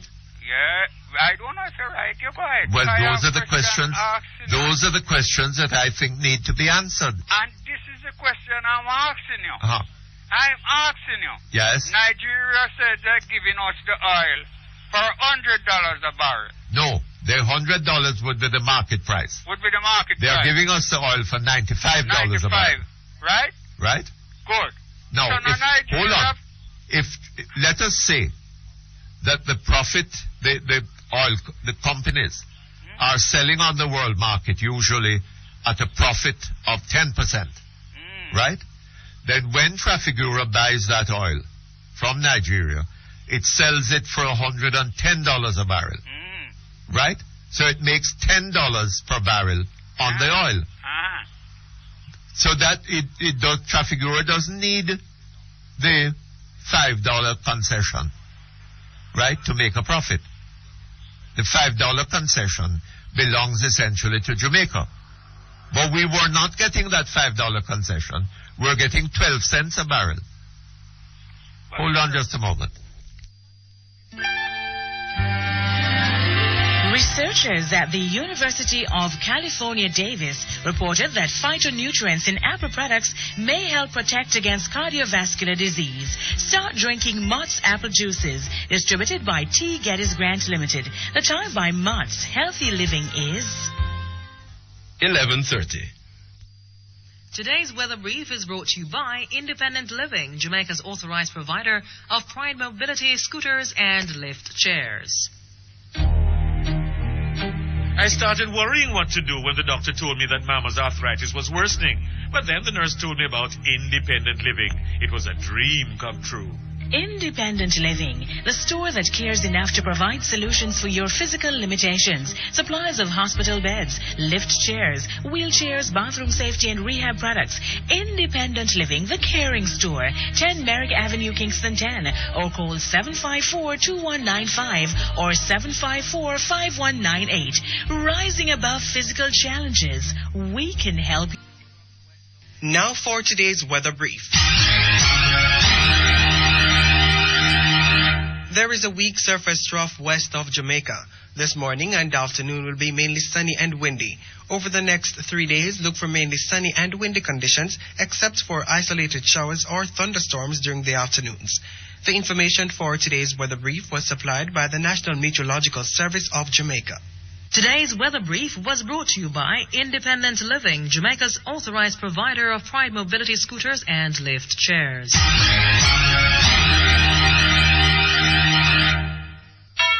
Montego Cooperative Union has done it again. It's a wind of change for St. James, announces the MCCU mortgage loan bonanza. Yes, it's your chance to get a mortgage or home improvement loan of up to $5 million and a great chance to win $500,000 in prizes. Interest rate as low as 16% per annum on the reducing balance. Conditions apply. It's a win-win for you. Call 952-119022. Montego Cooperative Union.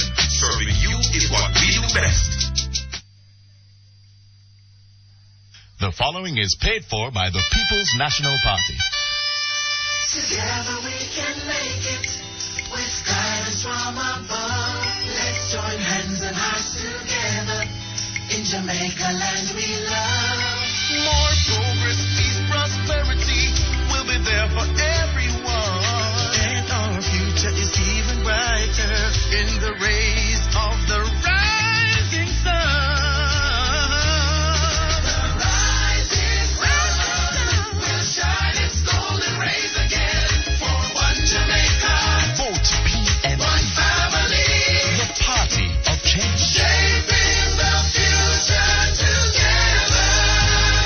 The proceeding was paid for by the People's National Party. My girl, we need to call a cab to pick us up. You have credit for your prepaid home phone? No, sister, I'm not getting a pay yet.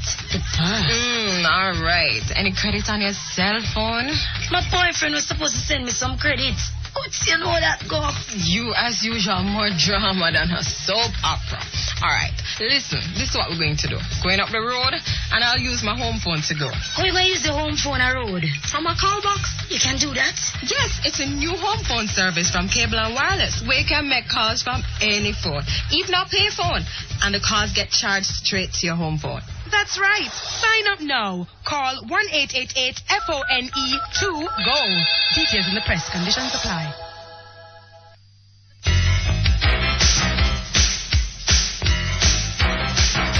You're listening to Perkins Online, the Thinking Person's talk show. Our phone numbers are 968-4901, 968-4902, 968-4903. Our local toll-free line is 1-888-991-4072. Or you may call our international toll-free line at 1-866-LINK-106. That's 1-866-5465-106. Courtesy of the People's Telecom of Jamaica Limited, providing unbelievably low rates to call the U.S., Canada, and UK landlines all day, every day. You can also log on and listen to Perkins Online live on the World Wide Web, free at www.go-jamaica.com. Now back to Perkins Online on Power 106 FM.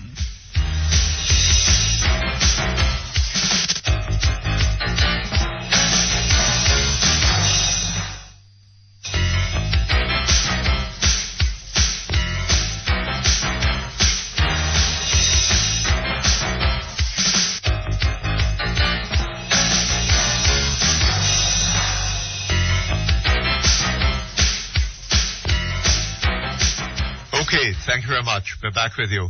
Sir Perkins, Yes, I comrade. think I'm going to have to conclude Eh? But I think I have to conclude because I am not getting what I want from you. You're not getting what you want from me. Yes. What Yes, I but want to know, Mr. Perkins. It isn't a question of what you want, right? What It is is a logical? question of what is true. Yeah, what is true? Yes. Mr. Perkins, what I want to know, we are not doing nothing, absolutely nothing with this oil from Nigeria. Look, sir, hold on We a are bit. doing nothing. Yes, all right. Absolutely It seems nothing. to me that this is beyond your understanding. Let's it's deal with beyond. something. I am Let us asking deal you with what something you're else, sir.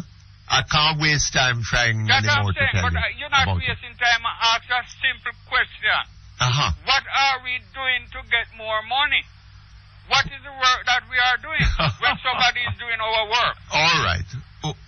Forget it. You can't understand, Well, right? But I want you to make me understand. Politics, what you have in your head Yes. is not a brain but a red shirt. Yes. No, and what you have, Yes. you know it's a green shirt. Anyway, all right. Whatever you say. Because you are direct laborer. Yes, all right. You have anything else to say? Yes, I will tell you this. That you are on that station. And I believe probably it's a family station. Generically linked. Because you could use taxpayers' money, which people earn their money and buy whatsoever. That station is being advertised. And you is using that station for your purpose. And no? Goodbye.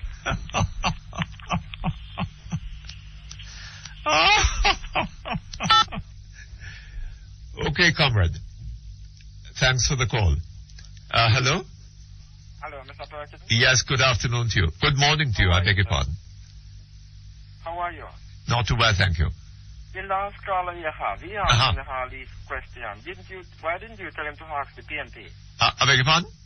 Why didn't you tell the last caller to ask the PNP if you want to learn? To ask the PNP. To ask the PNP these questions. The question is whether the PNP would tell him. Well, obviously he doesn't believe his own party. Uh-huh. Because the party is saying that it's a donation they get from Traffic Bureau. Yes. And Traffic Bureau says a commercial transaction. Yes. So obviously he doesn't believe his own party. Yes, well. You know? I wonder why you're keeping him so long. Well, because, he has a right to express himself and to raise questions and whatever. We have a whole time saying you cannot teach old dog new tricks. I'm not really calling the gentleman a dog, but it's a phrase, you know. No. But what I call it to talk to you about is yes, all right. We needn't go to that kind of. We, the Jamaican community that live in the United States, we watching, we just want the Jamaican people, not Labour or PNP, but Jamaican people know that we watching it. And we watching it very closely. Because we have family and friends, children, loved ones in Jamaica that have kids going to school. Yes. And come September, or the years to come, when it's school fee time, those family and friends and loved ones call us abroad and remind us that it's school fee time. Yes. And we just want all these people to know that we Jamaicans live in the United States. 90% of us, we live like one big happy family. Yes. And when we see the government not willing to change a course, and we see the other side propose that we will abolish school fee, it is like an achievement to us. So therefore, that money that we will send for school fee, we could use it to do something else. So that's a plus, right? So we just want the Jamaican government to know that we're watching it, and we're watching it closely. Well, you know, one of the fascinating things about this business of not changing course, right? If you are on a course, and one of the outcomes of being on that course is that you have children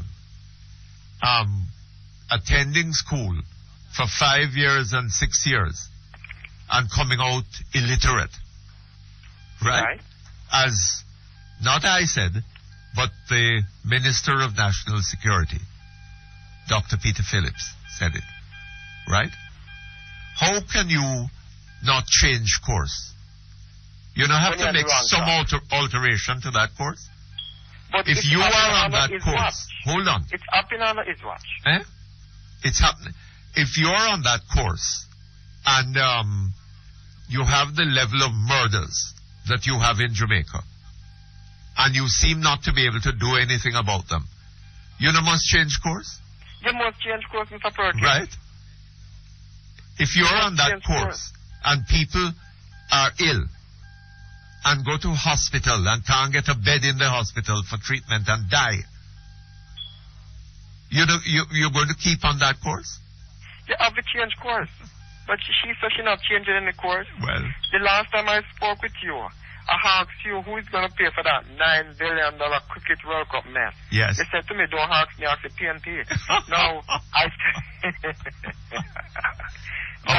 maybe I should have told you to ask the taxpayers of Jamaica. Mr. Perkins, you remember what Loudmouth did say? I think it's in the 2090s. Yes. When she said there will be no rollback of the gas price. Yes. You remember?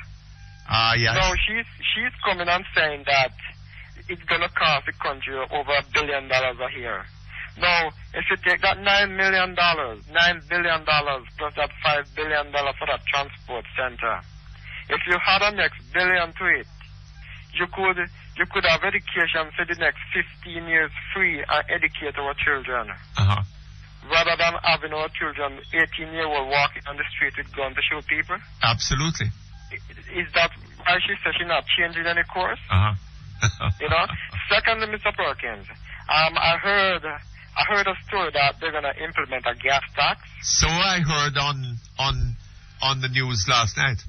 Well, I just want to have the Jamaican know that if there's a gas tax, your light bill going to go up, your water bill going to go up. So be prepared for it. Yes. So I just can't understand why they're operating like that. I've seen the paper where Dr. Finn, well, before I get to that, Mr. Perkins, when I buy fish, the first thing, when I buy fish at the market, the first thing what to do to that fish, what do you do? When you buy before you prepare it, when you go to the fish market. Fish? Yeah, fish. Oh, yes. F-I-S-H, fish. You have to clean it up and gut it, scale it and gut it. Right, and you could have a fin then, right? Because you don't want to get... You cut off the fins. Well, if you don't cut off the fin, then you may get stick by a fin bone, right? Yes, indeed. Exactly. And the fin has no merit in it. It has no nourishment. It has bones. Nothing in it that you would want to eat. Nothing in it. And if you don't cut off the fin and you fry the fish, you'll wait until the fin burn off, right? Before you take the fish out of the pot. Indeed. Well, you might burn up the meat. I see something in the paper today. Dr. Finn said God had, H-A-D, had select Mrs. Simpson Miller to rule Jamaica. Well, that's suggesting the possibility that God might have changed his mind.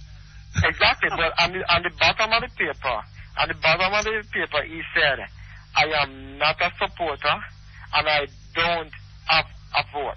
Hold on a little bit for me. Medical Associates Hospital, providers of quality healthcare for over 47 years, providing lab, x-ray, pharmacy, emergency and general care services. Let Medical Associates provide you with the healthcare you need when you need it most. The time by Medical Associates Hospital is 11:45. Today's weather brief is brought to you by Clock Tower Pharmacy Gift Center and Toy Zone, right in Halfway Tree. The most convenient way to fill prescriptions and shop at the same time is at the Clock Tower Pharmacy Gift Center and Toy Zone, centrally located in Halfway Tree. Telephone 929-6366. Open 9 a.m. to 10 p.m. weekdays and also opened on Sundays and public holidays. Now for today's weather brief. There is a weak surface trough west of Jamaica. This morning and afternoon will be mainly sunny and windy. Over the next 3 days, look for mainly sunny and windy conditions, except for isolated showers or thunderstorms during the afternoons. The information for today's weather brief was supplied by the National Meteorological Service of Jamaica. Today's weather brief was brought to you by Clock Tower Pharmacy Gift Center and Toy Zone, right in Halfway Tree. J&J Pharmacy, located at 82 Barnett Street and shop number 3, Embassy Place, Montego Bay, has all that you need in a pharmacy. If they don't have what you need, they will definitely get it for you. All major health cards, including JADEP and NHF, are accepted. Go see them today. A pleasant staff awaits you. Opening hours for Barnett Street, 8:30 a.m. to 10 p.m. Monday to Saturday, and 10 a.m. to 8 p.m. on Sundays and holidays. Embassy Place, 8:30 a.m. to 7:30 p.m. Monday to Saturday.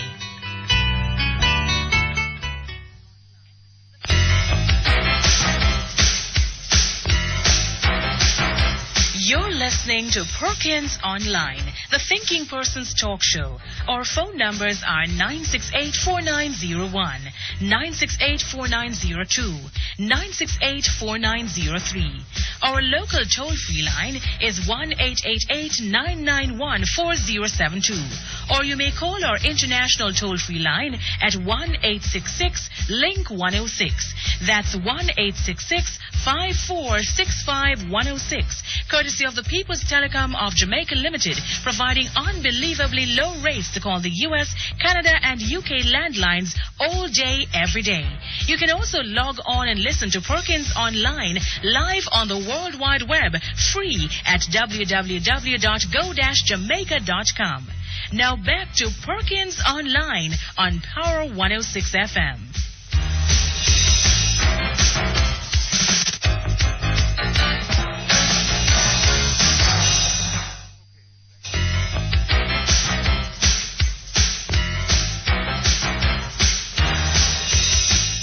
Okay, thank you very much. We're back here online. Hello? Yes, Mr. Perkins. Uh-huh. Yeah, what Dr. Finn is saying that he's not a supporter of the PNP. He's not going to vote because he don't have a vote. I'm telling the Jamaican people, be careful of Finbone. Be careful of Finbone. It will choke you, and it's not a easy thing. You know? Yes. Because, if I was going to that church, maybe I would have left that church long time. Oh?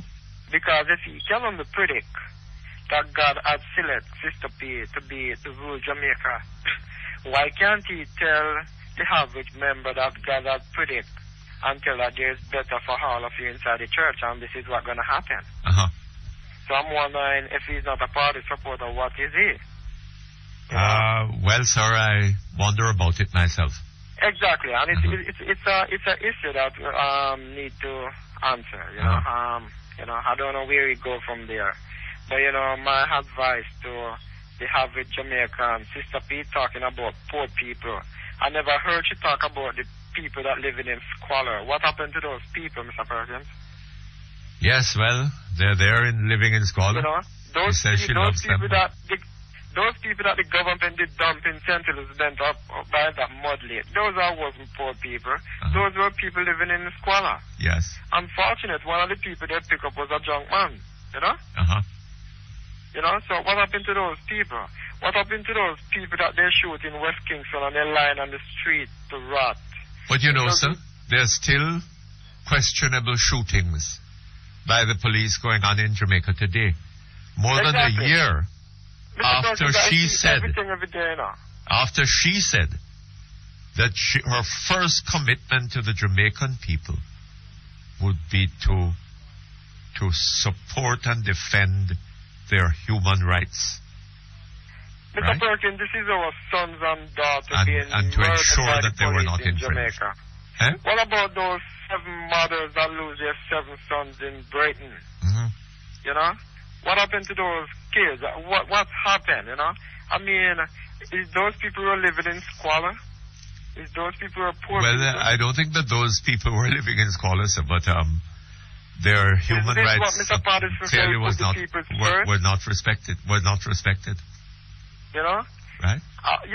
It bothers me when I can't see Jamaica not waking up. Mm-hmm. But I think this is one of the greatest opportunity Jamaica will ever get for a long time. 2 new leaders with 2 different ideas, and they need to make up their mind, because Jamaica is going in the wrong direction. Mr. Perkins, we send money from overseas to Jamaica through Western Union, through MoneyGram.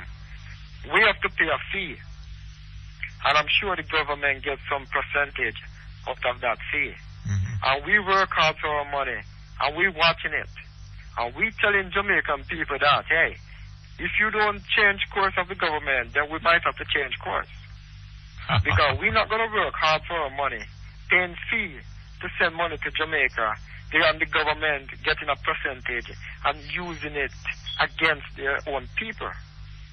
We're not going to stand for it. And we just want to send a clear message, not just to the government in Jamaica, but to our own family, friends, and loved ones. We work night and day over here. And you know, sir, hard for our money. Think how much better off Jamaica would be if the opportunity that you're finding there in the United States, you could have found here. Right? As it is, Jamaica is getting a fraction of what you are producing and contributing to the United States GDP. Right. Right? If you were here, they would be getting, as a contribution to our GDP, right, all of what you are producing. Right? And the country... government is making a mess of taxpayers' money, Mr. Perkins. Yes. They're making a mess. You see, the reason why they don't want to abolish the school fee, and I'll give you one good reason, Mr. Perkins. It's a priority that they have to maintain for as long as they're in Parliament. Yeah. So they don't want to go that course because they cannot manipulate all those money. They rather indulge in their little wrongs so they can use the money to fund campaign, etc. Now, Mr. Golden proposed to make the election date mandatory, Mr. Perkins, right? Hello? Yes. Right. When you say mandatory, what you mean? Pardon me? You mean... Well, he's trying to have a fixed election date. A fixed election date. Right. So, the Prime Minister said you cannot have a fixed election date. What if there is a disaster? Okay? Or what if it's a hurricane? Now... Well, why would you have to set that fixed election date in the hurricane season? Well, exactly, Mr. Perkins. But also, I was reading something in the paper where that they were saying if there's a hurricane season, they might have a backup plan. Yes. Now, there's nothing wrong by having a backup plan. Of course not. But when Mr. Golden said have a fixed election date, I'm sure he'll have a backup plan for a natural disaster. If in case of a natural disaster. Yes, you would have to have some such thing. You would have to have something in place. Well, the real problem is this, sir. That a prime minister is given a power to determine the election date. She abusing power, Mr. Perkins. Well, I'm not saying. Let me not say. Well, let me say what she's doing. Hold on just a moment. Okay. Now, if that prime minister uses that power, the power that the prime minister is given by the Constitution is a power intended to be used in the public interest. Right? Now, if a prime minister were to use that power in the interest of his party, right, to name the election date as the election date, a date that is to the advantage of the party rather than in some way to the country, right? Then that would be abuse of that power. Well, I will tell you why it's an abuse of power, not to the opposition, but it's abuse of power to the parents. Are they going to get all the schools ready, again, painted and I don't know. I'm cleaning? not so... Pardon me? I say I don't know that it necessarily is an abuse of power to the parents. Well, certainly it is not an interest of parents who have kids going to school because they're going to use most of these schools as polling stations. Yes, but what I think, are they going to get these schools clean up and paint and everything ready? What I think Mr. Golding has been concerned about, as I understand it, is the possibility that this protracted period between the announcement and the election will only facilitate, will involve the danger of more violence and so on, right? Exactly. And we have already seen some indicators of violence. Right? When I say indicators of violence, we have seen some violence. That right? is Mr. Golden and the argument. possibility exists that there could be more. Right? Right. No. And that is Mr. Golden's argument, Mr. Perkins. But my argument is, every year, we hear the school not ready. We hear they didn't paint. They have broken window, no furniture. They are not clean. The bathroom, no water. Somebody stole a toilet bowl. It's a pit toilet. Now, when you use the school for election campaign and you're not willing to spend to fixing up our school, it's a national disgrace. Yes. It is. I'm with you. Over here in the United States, if something is not working in the school, they change it. Yes. Or they get rid of the administrative level or body and replace them. You know? And it's sad to know that our kids are leaving school and all they can think of is a gun to shoot people and robbing people. It's a shame. And Jamaican people need to wake up. Jamaica is going in the wrong direction, Mr. Perkins, the wrong direction. Jamaican, this is a clear chance for everybody to have a vote, to get up and vote for a change in the interest of Jamaica. And your children, I talked on the program some weeks ago, maybe a month, said the greatest investment you could ever invest is in your children, you know? Yes. By educating them, give them a chance to make life out of something. Yes. You know? And it's sad, but I hope, and as Dr. Finn says, God has select Prime Portia Simpson to rule Jamaica. He's on the wrong course. This is not the whole politics. This is a new Jamaican. This is a new kind of politics. And we have to have a change, Mr. Perkins. All right, so have a is great day. that is your view of the matter. It is my view. All right. Thanks for your time. Thank you very much. All the best to you. Okay. Do we have time? Okay, let's squeeze in one. Hello? Hello, Mr. Perkins. Good morning to you, sir. Morning. Boy, you know, I threw out the wooden spoon, you know. Yes? Yeah, because I hear the election date announced, so just throw it in You have to be quick, though, because we haven't got a lot of time. Okay, it's a pity that we don't have much time, but I was just thinking about the Prime Minister and our affinity for the number 7s. You know, it's like our overman. Our overman gave her some recommendation and she decided to work with it. Oberman? Yeah. Dr. Spin? Dr. Finn is not an Oberman, so He's not? He's a clergyman. He's a what? A clergyman. Okay, I thought he was a Oberman. Well, that's not how he describes himself, as I understand. Okay, my mistake. He's a prophet. I stand corrected. Yes. or he says he's a prophet. Well, you know something, yesterday a little boy was, you know, saying he spoke with his vice principal until I said, Dog, I'm here, I have 7 puppies last week. And right to him, I said, boy, the whole of them are PMP. Anyway, look here. It's time for the news, eh? Can I hold then? By all means, yes. All right. Okay, we'll be back here in about 20 minutes. New Dimension Dental Care at 57 Hope Road provides modern dental care with spacious and secure parking at the former location of New Line Motors. That's New Dimension Dental Care. Telephone 978-7480. The time by New Dimension Dental Care is 12 o'clock.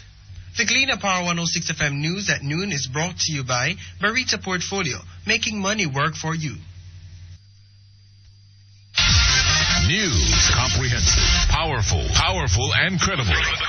Power 106 FM, Radio News Center.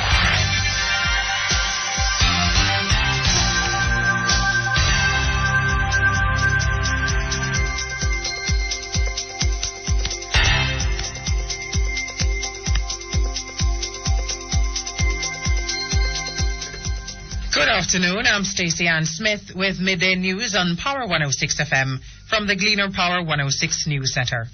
Children's homes will now have to be assessed to determine whether they meet the requirements for licensing. If they fail to meet the requirements, their operations will be discontinued. This is contained in the regulations which accompany the Child Care and Protection Act. The regulations were approved in the House of Representatives yesterday, 3 years after the Act was passed. The Minister responsible for Children's Affairs, Horace Daly, told the House that the regulations will also uphold the basic rights of children who are in children's homes. The rights of the child to be fed, clothed, to health care, to express themselves, to privacy, to freedom from corporal punishment, and to legal representation, spiritual and religious expression. Minister responsible for Children's Affairs, Horace Daly. The political ombudsman, Bishop Harold Blair, is to hold further talks with the leaders of the two major political parties regarding issues related to the upcoming general election. Bishop Blair told the Gleaner Power 106 News that at a meeting yesterday, preliminary discussions were held with PNP President Portia Simpson-Miller and JLP leader Bruce Golding regarding the agenda for another meeting slated for this Friday afternoon. He says it's expected that a wide range of issues will be covered in order to ensure that the August 27 election is conducted in a peaceful manner. In the meantime, Bishop Blair says his office has been actively pursuing complaints which have been made concerning breaches of the political code of conduct. The police high command in Portland is to have another meeting this afternoon with political candidates who will represent constituencies in the parish during the general election. The police are expected to use the meeting to reinforce the provisions of the political code of conduct. At the first meeting on June 30, Abe Dabdoob of the People's National Party was absent and later declared that he would not sit at any public forum with his rival Darrell Vaz of the Jamaica Labour Party. Mr. Dabdoob claimed that Mr. Vaz abused him verbally during a recent tour of the West Portland constituency. The PNP candidate for East Portland, Donald Rudd, and Dennis Wright of the JLP are also expected to be in attendance. Meanwhile, there are reports that a billboard bearing the portrait of JLP candidate for West Portland, Darrell Vaz, was defaced this morning. The incident has sparked mixed reactions from JLP supporters in the constituency. However, Mr. Vaz has instructed the supporters to allow the law to take its course. He told residents that he was anticipating a time of peace throughout the West Portland constituency. An elderly woman is now undergoing surgery in Mandeville, Manchester, following a motor vehicle accident this morning. The police say shortly after 8:30, the woman was hit by a delivery truck, which also pinned her against a light post. The woman received serious injuries to several parts of her body. In the meantime, the police are looking for the driver of the truck who fled the scene after the incident. The St. Catherine North Police are seeking a motive for the shooting death of a chef in Shelter Rock District, Spanish Town, yesterday evening. The Constabulary Communication Network reports that shortly before 8 o'clock, 44-year-old Carlton Edwards was at a cook shop he operated in the community. He was reportedly serving customers when he was called out by two men. It's alleged that after a brief discussion, the men pulled guns and shot him. The police were called and he was later pronounced dead at hospital. The Jamaica Agricultural Society, JAS, is taking precautions to prevent a spread of the pink hibiscus mealybug at the Denby Agricultural Show in August. JAS Chief Executive Officer Lawrence Madden says as part of the precautions, plants on display will be sprayed. Jamaica Horticultural Society, all of those areas will be in specific areas, control areas. We won't have, as usual, that spread of people with plants in that exhibitors arena, but there's an area that is designed for those, and it's the same area that we have our training and demonstration nursery. JAS Chief Executive Officer Lawrence Madden. The mealybug has so far been identified on about 8.5 square kilometers in Commodore and Manchaniel in Portland. In the meantime, the government has restricted the transfer of plants from Portland. You're listening to Midday News on Power 106 from the Gleaner Power 106 News Centre. It's 5 minutes after 12. Well-known sports journalist Jimmy Carnegie is dead. Mr. Carnegie, who was 69, died about 7 o'clock last night after a long illness. Area representative for the International Association of Athletics Federations, IAAF, Neville Teddy McCook, says Mr. Carnegie's work in sports was known regionally and internationally. Jimmy Carnegie was a prolific writer, knowledgeable individual, a very big head, but it contained a tremendous amount of information. Information that was used not only locally, but internationally, as Jimmy spoke about sports in Jamaica, the broader Caribbean, and indeed internationally. His contribution in giving information in this particular area will be greatly missed, especially when one comes around to events like the World Championships or the Olympic Games.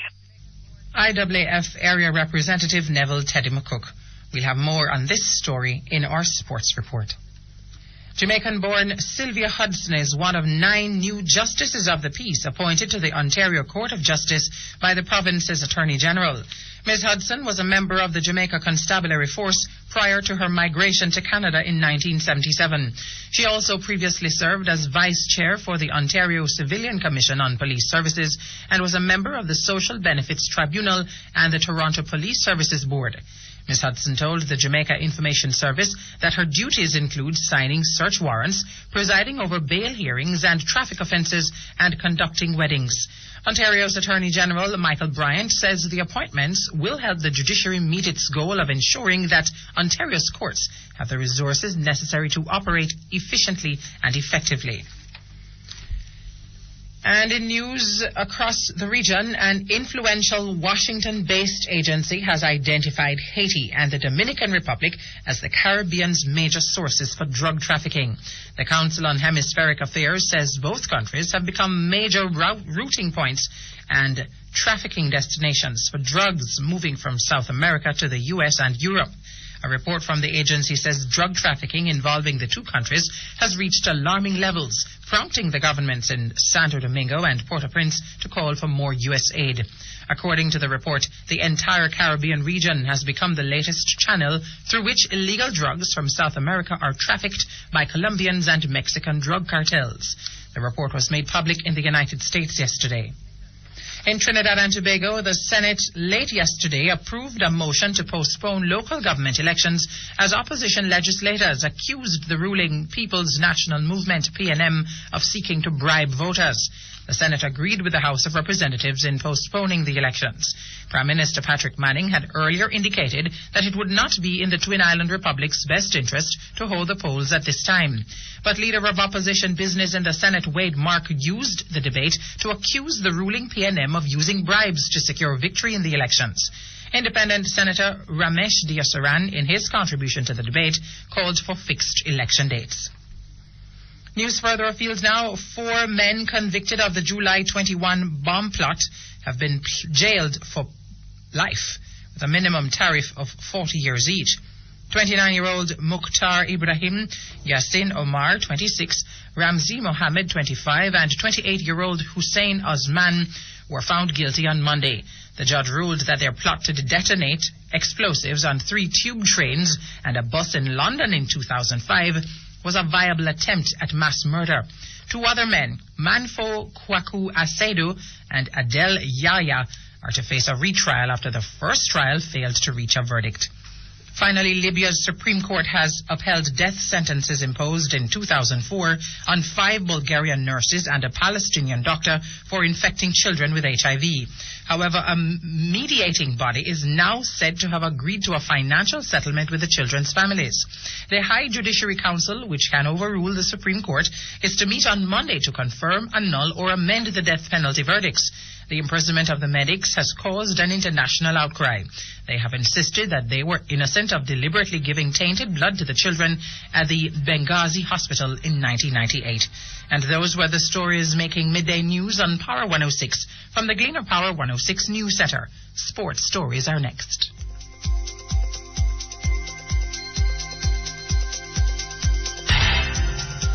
The Gleaner Power 106 FM News at Noon was brought to you by Barita Portfolio, making money work for you.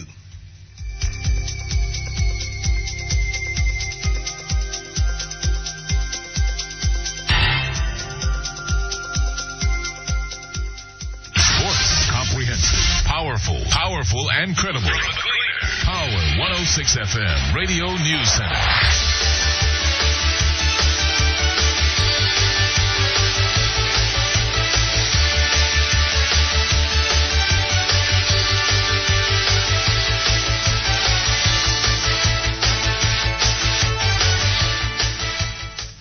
Time now for your midday sports report on Power 106 FM from the Gleaner Power 106 News Centre. Jamaican Dexter Lee registered one of the most impressive performances during the morning session of the 5th IAAF World Youth Championship, which started today.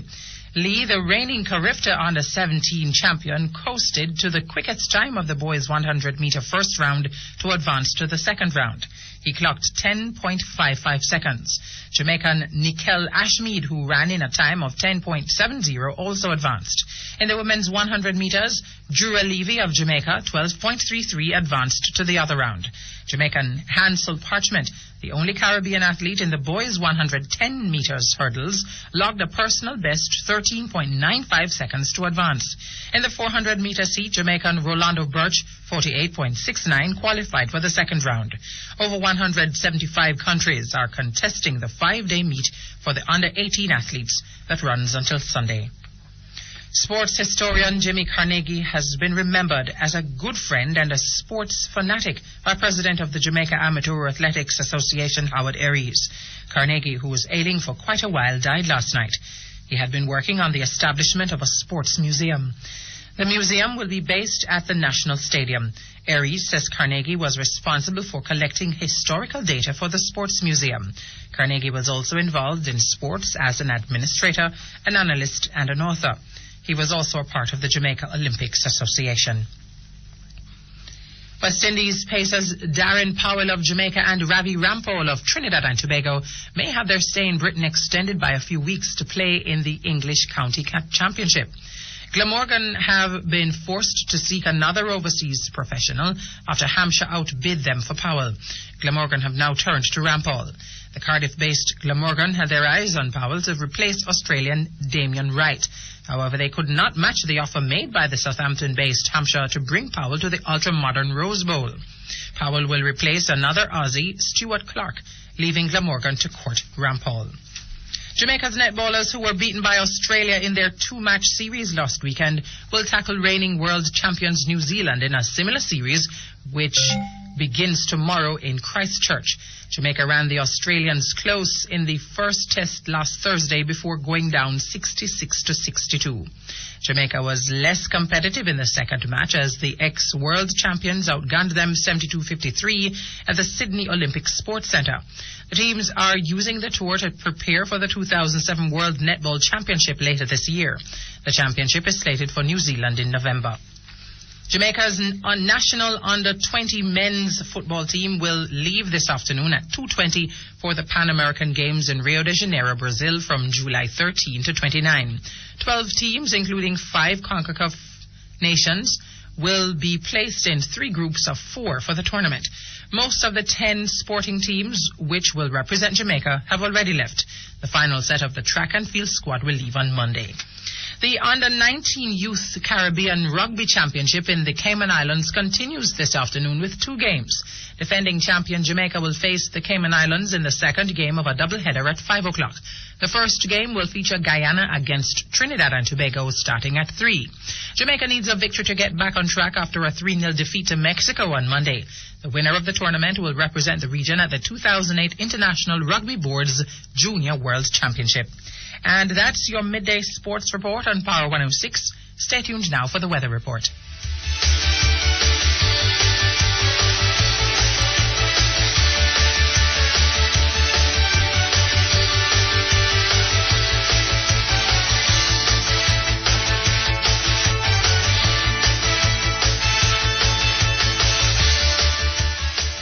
The Gleaner Power 106 FM weather at noon is brought to you by Carby's Souvenir Discount Center and Craft Village, Twin Gates Plaza.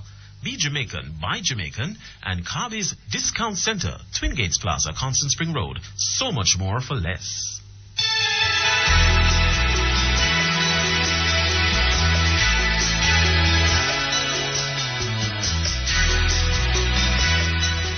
The National Meteorological Service is reporting that there is a high-pressure ridge across the central Caribbean.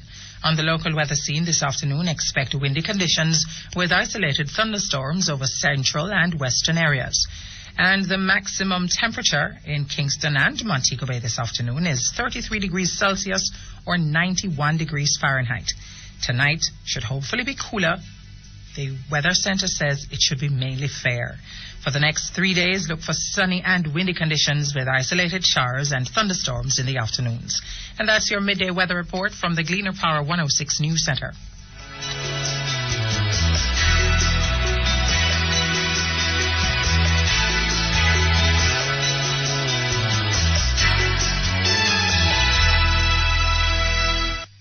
The Gleaner Power 106 FM weather at noon was brought to you by Carvis Souvenir Discount Center and Craft Village, Twin Gates Plaza. Be Jamaican, buy Jamaican. And Carvis Discount Center, Twin Gates Plaza, Constant Spring Road. So much more for less.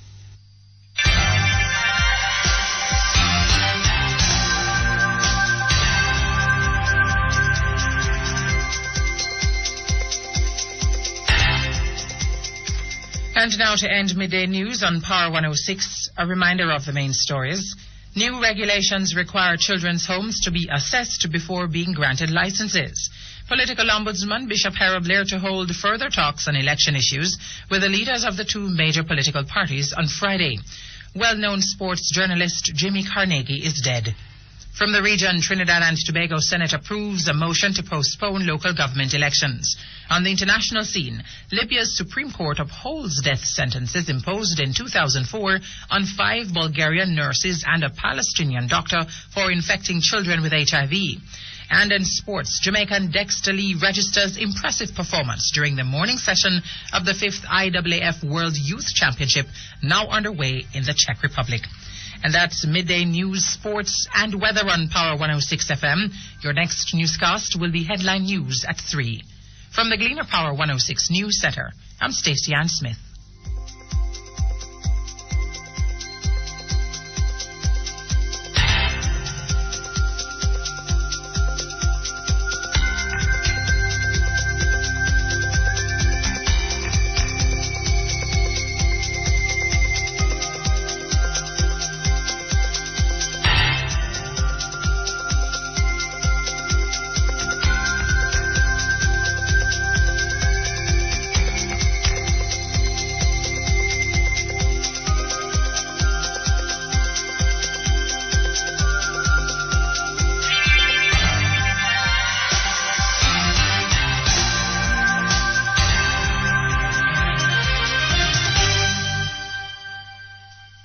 Operation Kingfish has moved decisively against organized crime. With the help of law-abiding citizens, we have been able to break up the gangs and criminal networks across Jamaica. Now, Kingfish is going for the illegal guns. Tell us where they are. We will get them. Call Kingfish 811. Free from any phone. No caller ID. No star 69. It's safe. We should always be able to communicate with the important people in our lives no matter where they are. Now for only $750 plus tax a month, only $25 a day, Freedom Wireless, the new mobile calling plan from People's Telecom, gives us a real choice. Call US, Canada and landlines in the UK, plus other Freedom Wireless users and talk all you want. Emancipate yourself. No talk to you when I get credit. No please call me. With Freedom Wireless, I can talk to you right now. Call our office today, 659-0101. Offer expires August 20, 2007. Powered by ODJ. Power 106.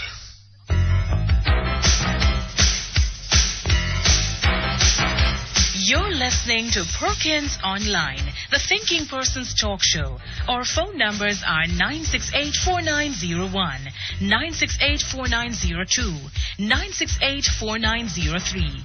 Our local toll-free line is 1-888-991-4072. Or you may call our international toll-free line at 1-866-LINK-106. That's 1-866-5465-106. Courtesy of the People's Telecom of Jamaica Limited, providing unbelievably low rates to call the US, Canada, and UK landlines all day, every day. You can also log on and listen to Perkins Online live on the World Wide Web, free at www.go-jamaica.com. Now back to Perkins Online on Power 106 FM.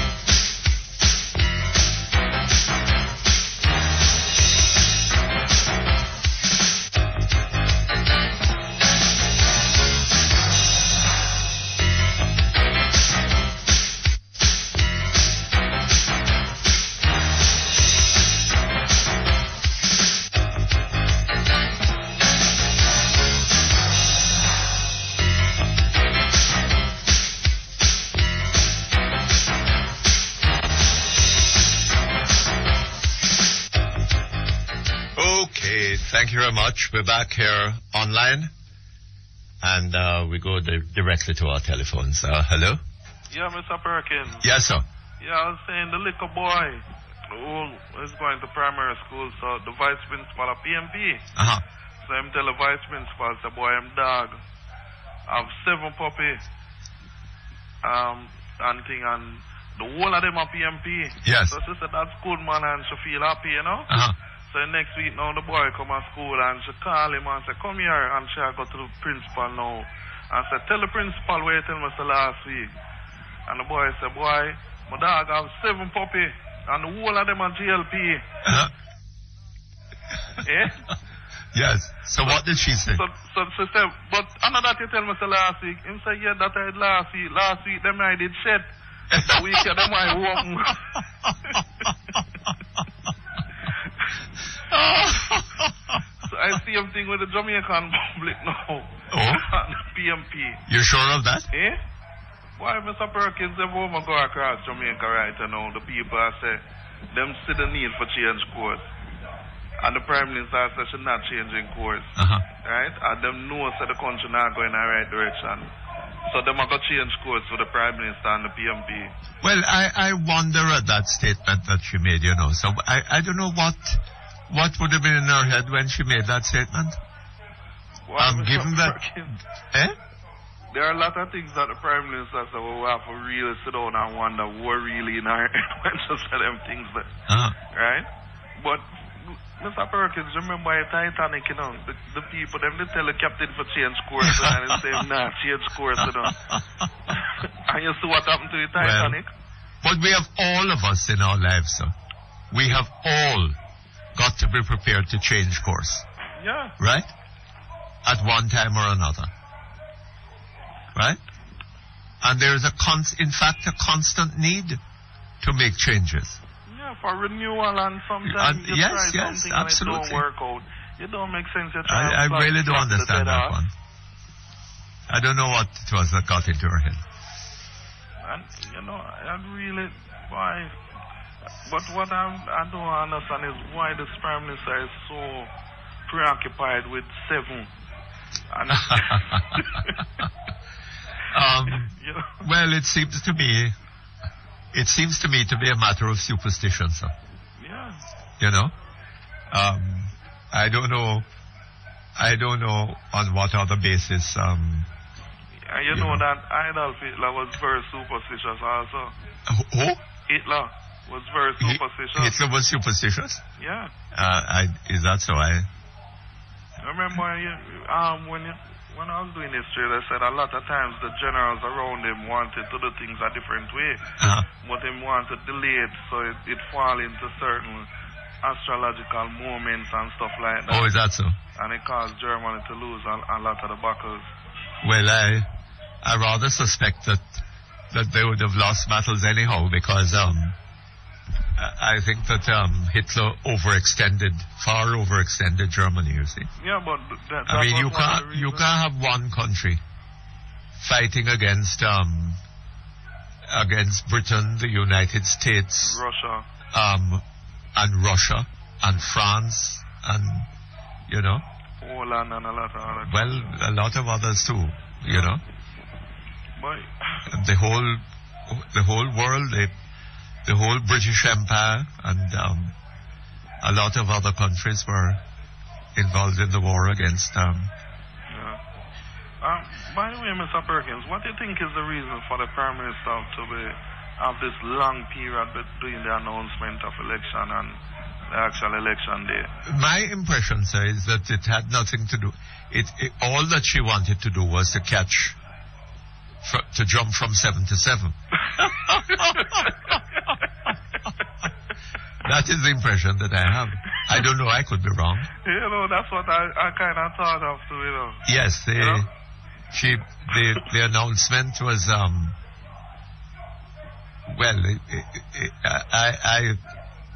I would have expected her actually to have the announcement on the 7th of July. When was the 7th of July? The day before. The day before. She should have had the meeting on the Saturday night. Yeah. Right? But I think that... Make the announcement on the 7th of July. Nomination day, the 7th of August.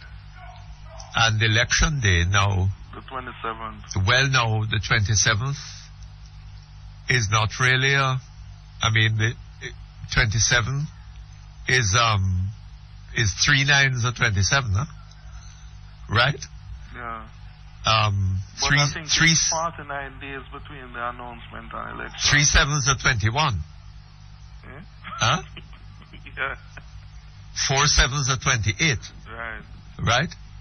So, 27 is not really a multiple of 7. Right. But 28 would have been a multiple of 7. Yeah. But it seems that her mathematics are not, I don't know. Berg said that even at that deer level, they have a problem with counting, you know. Well, I don't know. Maybe it is the 7 in 27 that matters, you know. Right. But I don't see how that could be because and she went to great what the prophet is saying is that the Bible is, you know, makes something of 7. Right. And God created the world and rested on the 7th day. Yeah. So you go through a week and then you have a 7th day to rest.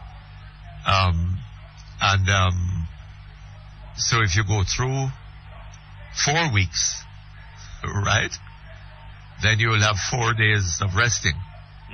And that would be in all 28 days. Yeah. Not 27. I don't know, but I don't know where all this sort of obieristic business comes from into our politics, you know. You remember, she also went to great length to point out that she's the 7th Prime Minister, and there are 7 national heroes. Yes, she did. So she made sure that you knew that 7 was, you know, up there in the top of her mind. Right. Hold on just a moment. Okay. My mother said, he going to pass my exam because me have brain poor. Mother's poor patty make me strong so me can learn at school. But teacher say me chat too much. The time by Mother's Power Patchy is 12:30.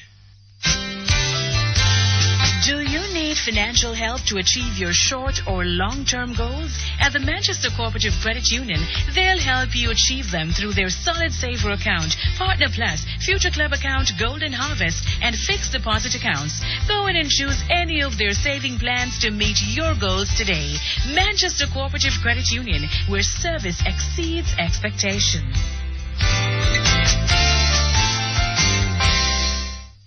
The following is a paid announcement by the JLP. The change is coming, baby. The change is coming now. I have given the nation a commitment that the next JLP government will abolish tuition fees in high school. Under a Labour Party government, all children will have tuition-free primary and secondary education and all the facilities necessary to learn.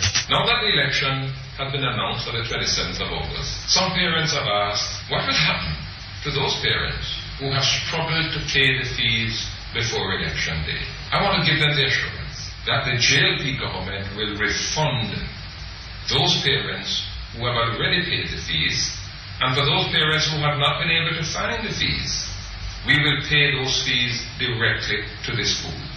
Education is so important that we cannot afford not to afford it. We are going to change that course.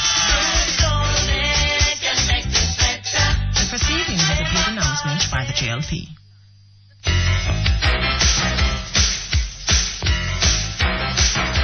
You're listening to Perkins Online, the Thinking Person's talk show.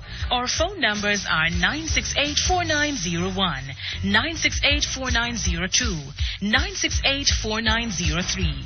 Our local toll-free line is 1-888-991-4072. Or you may call our international toll-free line at 1-866-LINK-106.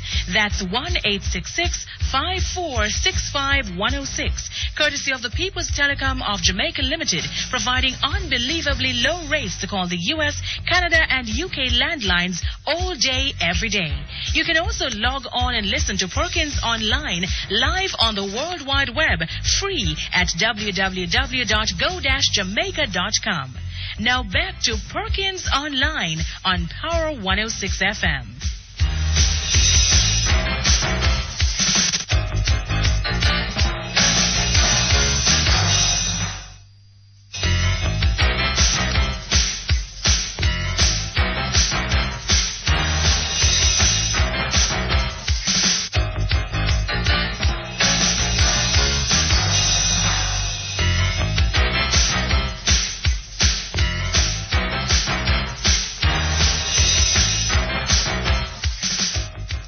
Okay, thank you very much. We're back online. Hello? Yeah, Mr. Perkins. Yes, You know, my son passed the GSAT, so I went to orientation the other day. Yes. About his high school and stuff. And I'm really, the amount of money that parents have to come up with for children entering high school.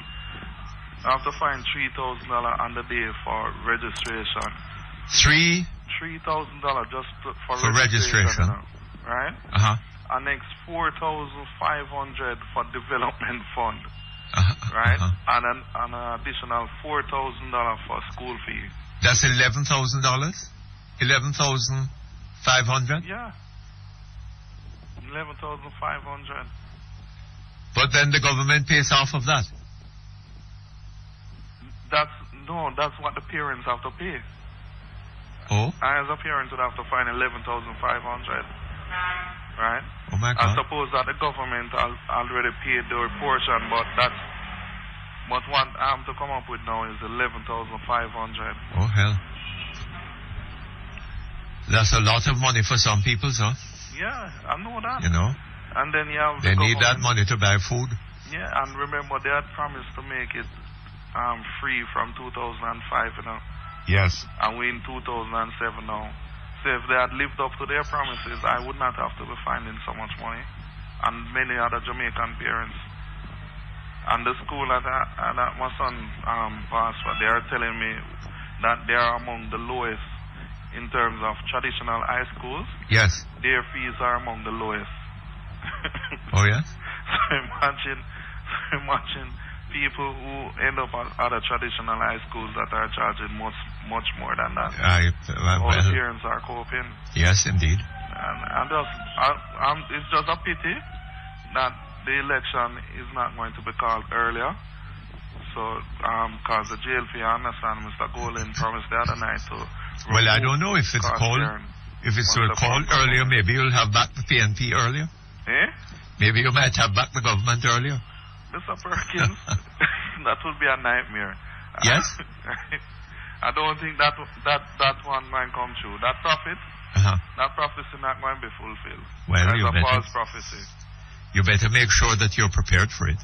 Well, I am prepared now, and I'm going around now. Remember, I tell you the other day that I got my green armband and stuff like that.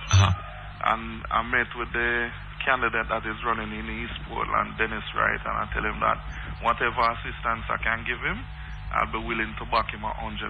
Oh, is that so? To get to the PMP government. Yeah, okay. You know? All right, so I'll be doing my part. I just hope that all Jamaicans will go there. I'm sure that there are a lot of other people who would give the 100% of backing in order to keep the PNP.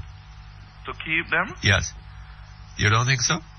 Not that many, because remember, under the PNP is only a few people benefiting. The entire Jamaica is suffering based on the economic conditions and stuff like that. Well, maybe but they have a few people. Maybe what you call suffering, other people like? What, bad roads, no water. All of that. Lack of education. Yes. Well, high crime, high murder rate and stuff like that. Well, no jobs. Possible that some people like that. I don't think so. I don't think so. It's just a few misguided individuals and people. Yes. All right, sir. Thank you very much. All the best to you. Yeah. Okay. Email? Yes. Dear Mr. Perkins, I understand recent JLP ads featuring party leader Bruce Goulding and a voice which sounds like that of the opposition spokesman on education, to be promising that parents will not be required to pay tuition fees in government secondary schools if the JLP wins the next election. It appears that the payment of tuition fees is a non-issue, as tuition fees are not now required to be paid by parents. If we are to rely on the latest Student's Handbook of Glenmuir High School, a well-regarded government-aided secondary school from which I quote, parents of students in government secondary schools are no longer required to pay tuition fees. Parents are, however, required to pay school fees, my emphasis, to cover all other expenses, including utilities, class materials, medical, security, maintenance, book rental, insurance, etc. Further, parents are still responsible for the purchase and rental of books, the cost of transportation, uniforms, lunch, etc. Yours truly. I don't know how true this is, but well, I don't know because what is the difference between. Mr. Golding says tuition fees. Did he? Yes. And the Minister of Education responded to it, saying that what he's proposing would cost the country more than $1 billion, but did not say at the same time that there was no requirement for parents to pay tuition fees. This is in respect of government secondary schools. Yes, but what I'm saying is that the minister did not say that there was no requirement for parents to pay tuition fees. Mr. Perkins, I see. It doesn't really matter what they call it. If parents are required to pay, as that caller was telling me that he was required to pay something of the order of $11,500. Well, $11,500 coming out of your pocket is $11,500. Whatever you assign it to. Whatever it is assigned to.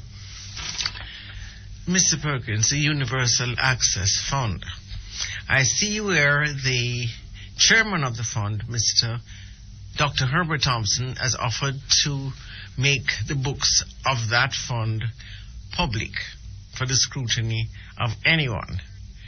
I would like to find out from Mr. Philip Paulwell, the minister, or Dr. Herbert Thompson, where these internet installment facilities are being put. A list of the schools and also the cost of these facilities so far, and exactly the amount of students that these facilities are available to, whether they have proper manuals and instructors to let them take the best advantage of the internet, or it's maybe just a couple of old computers. I am thinking of the whole NetServe issue. Yes. Yes, well, I don't know. Maybe an element of hocus pocus. Greetings, Mr. Perkins. I listened to a clip where Bobby Pickersgill made the suggestion that $30 million is chicken feed. He should be ashamed of himself because under his government, it would take him 10 years to earn the amount of money within his capacity as a government minister. When this government say they cannot afford free education, that's the truest thing I ever heard, because the PNP cannot function in a country where the majority of people are educated. I think this country is a fine example where socialism is not a workable system in Jamaica. Well, we haven't heard from socialism coming out of the government for a long time, or out of the PNP. But the PNP could function in a country where the majority of people are educated. They would have to function differently, perhaps, but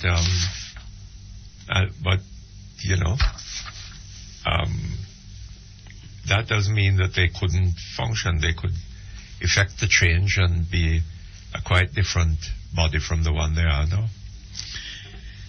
Dear Mr. Perkins, there's little to be had, very little to be had, by those genetically linked to the ruling party by spending $1 billion on education. Spending $5 billion on a bus park or $9 billion on Cricket World Cup is an entirely different matter. There are fat contracts to receive and room for massive overruns. This has been the trend by this government over the years, and one should not be surprised by the Education Minister's remarks. It is very unfortunate and a sad reflection of what a fifth term will be like if spending $1 billion in education is seen as unaffordable during an election campaign. I'm afraid you left out of your calculations there $43 million overrun at Scandal's White House. And this is an email from a Jamaican abroad. Yes. Mr. Perkins, sending SOS to you from Port Antonio. We down here are having water lock-offs on a weekly basis, plus frequent power outages. Now, Mr. Perkins, the firemen are very concerned about the defective fire trucks. This lack is being compounded by no water at the Port Antonio fire station on a frequent basis. This also has the tendency to destroy the National Water Commission pumps, causing them to fail and leaving the fire hydrants empty. Mr. Perkins, not only are some of these trucks leaking, but they cannot negotiate our narrow lanes and bridges. So if there is a fire down here in Port Antonio, we would be in a fine pickle. I think if the government realized this, they would do something about it. You know, Portland is possibly the wettest parish in Jamaica. Right? It has a number of rivers. And it is amazing that in Portland, people should be suffering from the unavailability of water in pipes. But don't worry about it. When Sister P gets her mandate, I'm sure all of these things, all the things that haven't been done in 18 years will be done in a couple of years. We take a break, we come back in a moment. Will you be applying for an NHT loan to buy or build your house? If so, you can now get more to borrow and at lower interest rates too. Qualified single applicants can get up to $3.5 million. The time by the National Housing Trust NHT is 12:45. So, who is the lucky bride? Lucky who?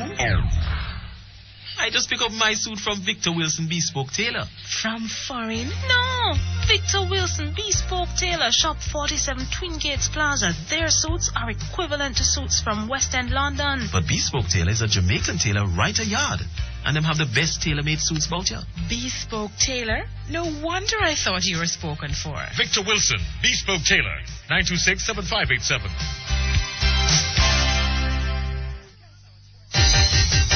Introducing the B-Mobile Anyone World Plan.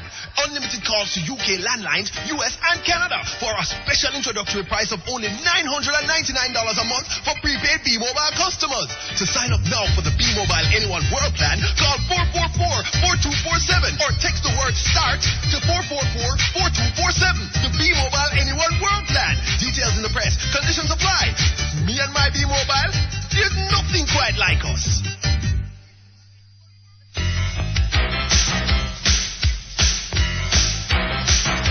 You're listening to Perkins Online, the Thinking Person's talk show. Our phone numbers are 968-4901, 968-4902, 968-4903. Our local toll-free line is 1-888-991-4072. Or you may call our international toll-free line at 1-866-LINK-106. That's 1-866-5465-106. Courtesy of the People's Telecom of Jamaica Limited, providing unbelievably low rates to call the US, Canada, and UK landlines all day, every day. You can also log on and listen to Perkins Online live on the World Wide Web, free at www.go-jamaica.com. Now back to Perkins Online on Power 106 FM.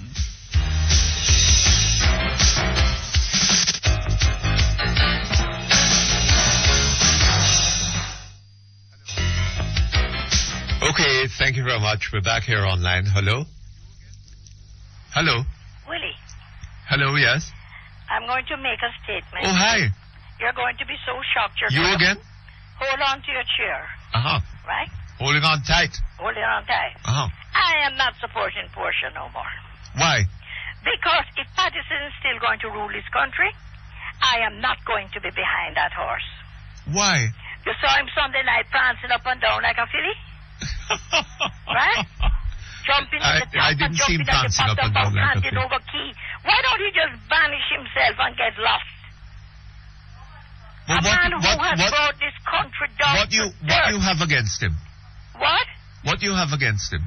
I've never liked him. He's made us all poverty-stricken. Oh, yes? Put all his friends in the places he wants. What is Mr. Hall being Governor General for? What he ever did? I don't know, Mum. You think you'd take somebody from the political arena? No. He runs everything the way he wants. He did it before she came in. And now it looks like he's ruling her. I don't like that. I don't like it. Uh-huh. So, Bruce, I'm with you all the way. You're joking. All the way. My voice is going to be for you now because... And you left Sister P in the lurch? It's not Sister P we're talking about. It's Brother P.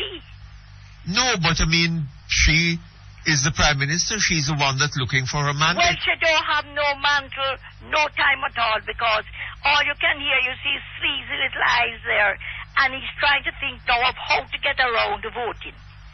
Right? That man has retired when he wanted to retire, and he had hoped one of the other men would have won. They never won. So they suck up to one another hypocritically. No, man, but he said that, I don't think so, because he said that Sister P was the only hope for a He's fifth telling a term. lie. He's telling a lie. How you mean a lie? He never expected her to win. He always put her to the bottom of the basket. No, but he said... Gave her the dirtiest ministry. No, sir. He said Treated her the meanest. that he didn't want to live in Jamaica under a Labour Party government. Well, he must leave. And that Sister P was the one hope the party had. No, what for happened a to fifth Peter? term. What happened to Peter and how he went home and cried? Patterson. Right? Who went home and cried? Patterson. For what? No, broke the backs of so many businessmen. No. Who was he to destroy this country? Anyway, I'm wondering whether Mr. Golding is going to be happy to hear that you are now supporting him. Mr. Golding possibly has seen the light and seen... Be quiet. Are now supporting Mr. him. Golding possibly has seen the light and seen... Be quiet. Even my grandson wants green. Eh? If you put two sheets on a bed, he pick the green one. Hold on, what is it? Move it then. Look here. Yeah. All right, we have to leave you now then. Right? Well, no, I'm ready to help them. I see. Okay. All right, Mom. Well, I wonder whether Mr. Golding is going to be happy hearing this. Hello? Flip, flop. Hello? Hello. Yes, sir. Mr. Perkins. Yes, sir. Good afternoon to you. Good afternoon to you. How's everything? Not too bad. Not too bad? No. But I thought everything would have been good, man, because everything is good. Everything is good? Right. Yes, we're looking very positive, very progressive as a country. Eh? We're looking very positive and very progressive as a country. You think so, eh? Yes, and come August 27th, we'll continue the progress. I see. Yes, with Sister P having her own a new mandate. Yes. Yeah, well, I mean, it's a long time I haven't had the chance, or the privilege, I should say, to give you a call. And so I decided to call. Man, you've had it all the time. I mean, you just never used the opportunity. No, what happened is, I don't know, but your program must be the most sought after program on air, because every time I try, the lines are busy for hours. You're joking. Yes, I've been trying. I've tried a lot. Oh, is that so? I tried to try a new way today, which allowed me to get on, and so I really appreciate it. I see. But in this section... This is, your comrade, This is Andrew Okola. Comrade Okola? Yes. Well, I'm so happy to have you, man. I didn't realize it was you. I am so happy to have you. It's been a while. Mr. Perkins. Yes. Leading into the elections. Yes.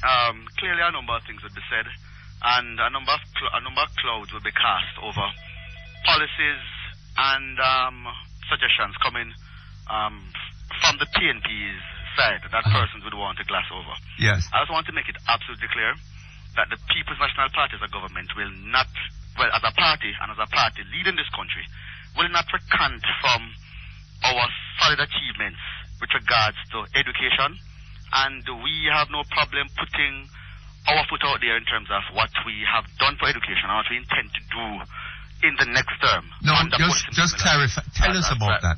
Tell us about those solid achievements.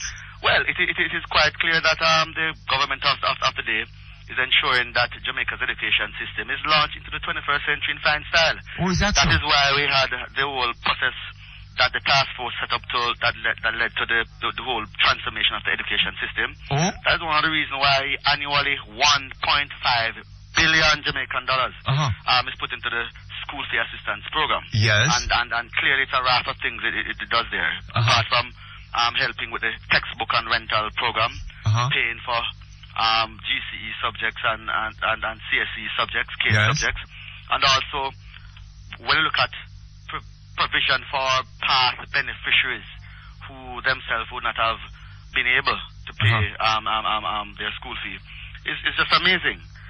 In the last year, what about the 17 new schools that were built down in Western Jamaica, costing again the government more than, I think, 3.5 billion Jamaican dollars.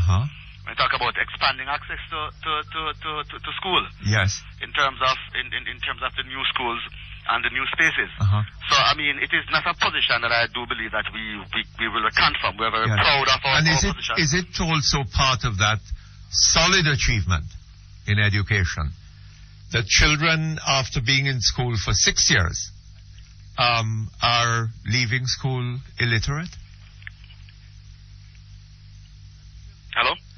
I say, is it also part of that solid achievement in education that children, after being in school for as long as 6 years, are leaving school illiterate?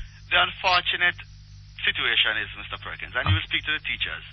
I have great confidence in the abilities of our teachers. In fact, I believe our teachers at all levels are amongst the best in the world. So I don't think in their day-to-day activity in terms of delivering to their students, they would want any student to be in a system and come out after 6 years and be deemed illiterate. However, there are some things that we had to fix. It is happening. Yeah, it is. And I'm accepting that as a reality. And in addition to that, I'm accepting that. Yes, but hold on. In addition to that, there are other children who, having been in school for longer periods, are coming out without a single subject. Agreed, Mr. Perkins. Agreed. But all that is frightening. It is. It is alarming. Yes. And that is one of the reasons why the strategic and the rational approach it had to be taken by the government to transform the entire education system, dealing with certainly at an early level the early child education. But Mr. O'Connor, when the government passed in 2005 the Early Childhood Act to ensure that you have an early child commission in place that would mainstream and regulate early child institution to ensure that from that very tender age we have the requisite skills being passed on to the students. Because you see, if we don't start them early, then they won't be bright at the end of the tunnel. But Mr. And therefore you have to commend the government for that step, Mr. O'Connor. The government has had all of 18 years, and indeed more than 18 years, to ensure all of that. Transformation, Mr. Perkins, is not an event. It is a process. A process? Yes, and it takes what time. Are you saying? You know what you need to put in the mix, Mr. Perkins? What are you saying? That you... Mr. Perkins, let me tell you what you put in the mix with it. Don't let it appear as if all the government had to focus on over the past 18 years was to get it right with the education system. The government had to deal with a number of challenges. Let me tell you, from 1988, You know, where we got the economy in. We had an inflated economy, so we had to deal with the economy. Inflated economy? We also had a country where Mr. the unemployment rate was 18.9%. Mr. Rapola, you had an economy. After 18 years, you had an economy. Now 9.6%. Mr. Rapola. Once again, Mr. Perkins, I must make this point. We're a country where, Mr. Perkins, yes. You had only one university. No, with the expansion of tertiary access to tertiary university, you have three. You have a lot of offshore universities. You also now have a policy in place to even provide more access for persons who want to go on to the tertiary level. And these are, again, Mr. Perkins, which one of those other universities did the government have a hand in setting up? No, repeat, I never heard. Which one of those universities that you're talking about did the government have a hand in setting up? In setting up from scratch? Yes. No, the government does set up from scratch universities. That is not the remit of government. It facilitates the expansion of universities and provide them with necessary structure and support to let them grow. That's the role of government. What did the government do? What did the government do? The Northern Caribbean University. What did the government do? You believe that the Northern Caribbean University could have existed out there in isolation without even first being accredited by the government of this country? Being accredited by the government? Right, to be an accredited university status. Is it the government that gives the accreditation? Well, Mr. Perkins, I think what we need to do is define government. Mr. Kohler. No, what we need to do is define government. But is it the government? I'm using government in the loosest of sense. Right. But if agents of the state are considered government. But Mr. Kohler. Yes. If all that the government has contributed to the existence of these universities is to give them accreditation when they deserve it. Perkins, I made that point and you came That's not an achievement of the government. No, but Mr. Perkins, that's not all the point. I made that point and you just came in. Yes. Because when you look at the flip side of it, for the students to go there, to have expanded the students' loan facilities, to have allowed more young persons to get access to tertiary level education, with a system now where you have even a further reduction in the interest rate. And going forward, it will be reduced even further. Mr. Kohler, we started out talking about, the question that I asked you had to do with the poor performance of the educational system in terms of children leaving school without passing a single subject at CXC or whatever it is. Right. And others leaving illiterate. Right? Mr. Perkins, didn't I accept that as facts?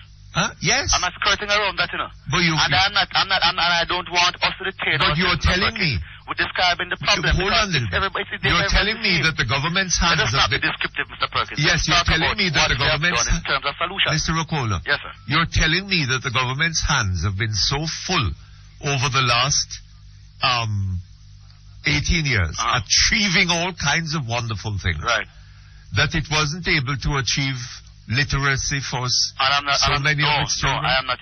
You're talking about building schools? I am not saying that, Mr. Perkins. Look that here. Is never my argument. My argument is government has made a commitment. But Mr.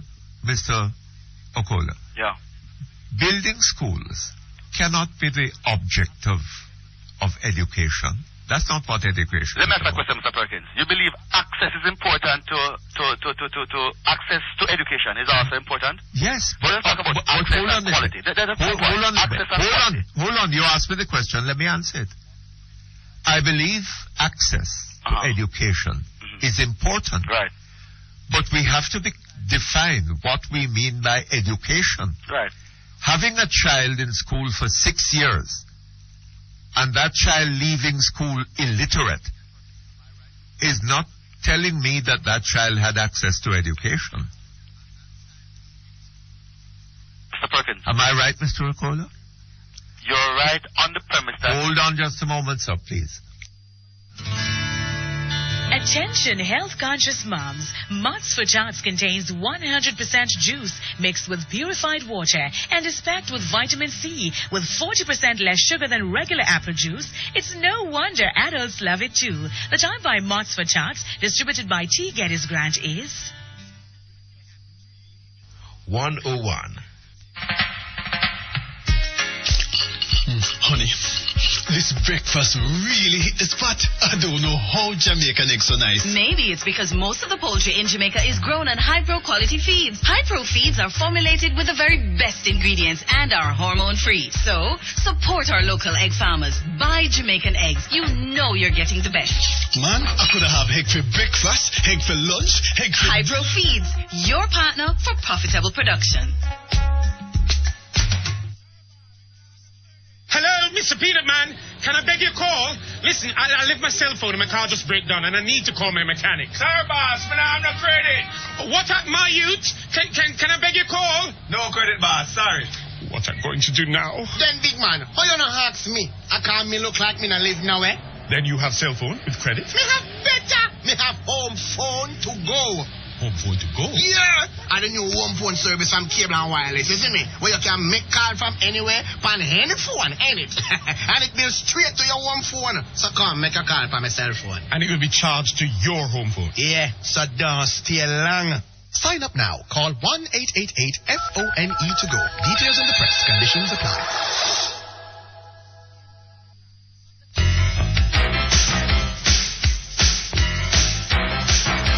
You're listening to Perkins Online, the Thinking Person's talk show. Our phone numbers are 968-4901, 968-4902, 968-4903. Our local toll-free line is 1-888-991-4072. Or you may call our international toll-free line at 1-866-LINK-106. That's 1-866-5465-106. Courtesy of the People's Telecom of Jamaica Limited, providing unbelievably low rates to call the US, Canada, and UK landlines all day, every day. You can also log on and listen to Perkins Online live on the World Wide Web, free at www.go-jamaica.com. Now back to Perkins Online on Power 106 FM.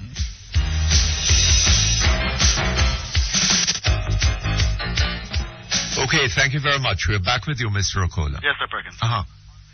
Yes, would you agree with me on that? Right, no, yeah, and I agree with you, Mr. Perkins. And the fact is, on the long march to this position where we're at now, where we can be proud of our education. Well, you haven't told me what it is that we can be proud of. Because you're agreeing with me that we are putting children into school, they're remaining there for 6 years. No. And more than that, and they come out without a subject. All right, Some of them come out illiterate. Let me make my point lucidly clear. What is it that we are to be proud of in this education system? What you have described, Mr. Perkins, certainly does not reflect the general situation of Jamaica's youth. It does. There are some. No, what you have described is what I would call, if you study the system throughout, is a grey area that exists that we have to deal with. Grey area that exists. Yes, some persons have fallen through the cracks. And it is why, again, we can be proud of what the government has done to even catch those who have fallen through the cracks. We look at the high school equivalency program. We look at the rehabilitation. But hold on a bit. Hold on a bit. I don't understand how you can have a... Hold on. The point is... Hold on. I don't understand how you can have a child in school. That child comes out at the end of 6 years illiterate, right? Now, that child has been falling through the cracks since year one. Right. Right? Right. And it is only when it comes out illiterate that you're going to recognize that it has been falling through the cracks and something needs to be done about it. Mr. Perkins, the People's National Party as government can always hold its head proud of saying that we have paid particular attention and has put education first at the center of our developmental agenda. No, and let me tell you why. Mr. Okola, that is not true. Listen to the larger point, Mr. Perkins, please. Mr. Okola, building 17 schools. The fact is, building 17 schools. What we undertake, Mr. Perkins, the 17 school is just a result of a process. We undertake a total transformation of the system because, look, when you look at the system, Mr. Perkins, you see these things happening. And how will it work? It simply means then you have to have a coherent plan that is targeting have you got such a plan? Year one. Have you got such a year one, Mr. Perkins? Have you got such a plan? To ensure, of course. When did that plan originate? Well, it has been in the system for quite a while, but we can't spin off of it. What? It has been in the system for quite a while. And we're still producing illiterates coming out of the schools? Perkins, what has resulted, Mr. Perkins, and I made a point earlier on, the passing of the Early Childhood Act in 2005 to establish that commission, Mr. Perkins, is ensuring certain that we're starting them right from where it counts most, which is the early childhood education. In the secondary passing an act, for those who would have passing an act and setting up a commission ensures no such thing. No, Mr. Perkins. What? There's a number of things. What the commission does, it provides certainly that guide. No. What we have to do is look at the end of the day to see what has been accomplished. But we have looked at that. Right? We have looked at Giving a man a bat and sending him into the wicket. Mr. Perkins. Hold on, Mr. Okola. Giving a man a bat and sending him into the wicket does not produce a century. Right? It is when the man has been there for some time. Right? That you look at the scorebook and see what it is that he has done. Right? Yes. Okay. So setting up a commission does not accomplish anything. Mr. Perkins, I think you have right? Mr. Larger Am point. I right? I think you have Mr. Larger point. No, you're wrong. Is that you're right? wrong. I'm wrong. You're totally wrong. Let me tell you why you're wrong. You think that sending a man to the wicket... Mr. Perkins, the ratio of my argument is not setting up the commission. What? The ratio, the main point I want to make is not set up the commission. Yes. That's an ancillary point. My main point is, we have done all the analysis that you are talking about. And all the analysis that the Jamaica Labour Party and any other person out there we want to talk about. Because describing the process is not something new. The more complicated work that we have undertaken as government and as a People's National Party-led government is to find the requisite solution to solve the problem. And have you found those solutions? Yes, Mr. Perkins. Have you applied those solutions? Mr. Perkins, we have you applied those solutions? We have found the solutions, and I can tell you. And you have applied those solutions? We have applied it, Mr. Perkins. And the results are there? The results are there. For example, Mr. Perkins, take a place then like Seaview Gardens. How did your minister? How did your minister? Take a place like Seaview Gardens Primary. Wait, no. When you look at the quality of the passes coming out there, everyone down there can be proud of their persons. Is that so? Right? And it's certainly as a result of the new approach that has been taken to the education process. Yes. Both looking at access. Then is that general throughout the island? Is that general throughout the island? Pardon me? And why did your minister say, your minister, Dr. Phillips, talk about children being in school for 6 years and coming out illiterate? Mr. Perkins, did I not agree with you that in this country we call Jamaica land we love, that there is such a case where persons have gone through the system and come out and are described certainly by what the minister has said and what you have said. We're not hiding that. That's a reality. The fact is, what we have to try to do is ensure that we wipe that out. And I'm confident that our People's National Party government, based on what has been done. After 18 years, you haven't yet succeeded in wiping it out? Mr. Perkins, certainly we have lessened it. You think it's by chance that you have the unemployment rate starting when we got this country at 18.9%, but it's by now 9.6% and trending. Mr. Okola, it's not by Mr. Okola, don't embarrass yourself. This country has 9.5% unemployment. Eh? You don't believe that, Mr. Perkins? No, that's rubbish. Let me ask you a question then. Yes. Fine? Let me ask you a question. Hold on. Answer my question. Hold on a one bit. question, Mr. Perkins. Yes. You can then go on. Do you believe that in 1988 we had 18.9% unemployment then? In 1988? Yes. I don't know. I can't remember. But I can help you. The same method that is used to measure the system in 1988 is the same measuring stick that is used to measure the system. But that means nothing. 2007. That means nothing, Mr. Okola. That means absolutely nothing. No, well, right? The bigger point. Because if the measuring stick may have been wrong in 1988. Right. That doesn't make it right in 2008. I agree with you wholeheartedly, Mr. Perkins, and that's what I'm saying. And Mr. Okola, showing us at 9.6%, Mr. Perkins. Mr. Okola, we are still how many persons? Not comfortable. How many persons, Mr. Okola? Yes, sir. How many persons have been left off the labor force, excluded from the labor force, because they are not seeking employment? Because they are what? Because they are not seeking employment. Because Because they're not seeking employment? Yes. No, I don't have that figure with me. Do you have it with you now? Okay. It's Go ahead. it's just under 500,000 people. Good. Right? Mm-hmm. Okay? Mm-hmm. And because that formula that is used for measuring unemployment, right, is defective. Fine. Right? Fine, if you are saying it's defective, Mr. Perkins, It is that's something defective. that you can take up with the plan. Because if somebody, hold on, Mr. Perkins, you want Okola, the bigger point in my argument? Mr. Okola, Yes, sir. under that formula, if a person is employed for 1 day at the time that the survey is being taken, that person is employed, although he may be unemployed for all the rest of the year. That is what you're measuring. Mr. Perkins. Yes, sir? You want to see the bigger point in what I'm saying?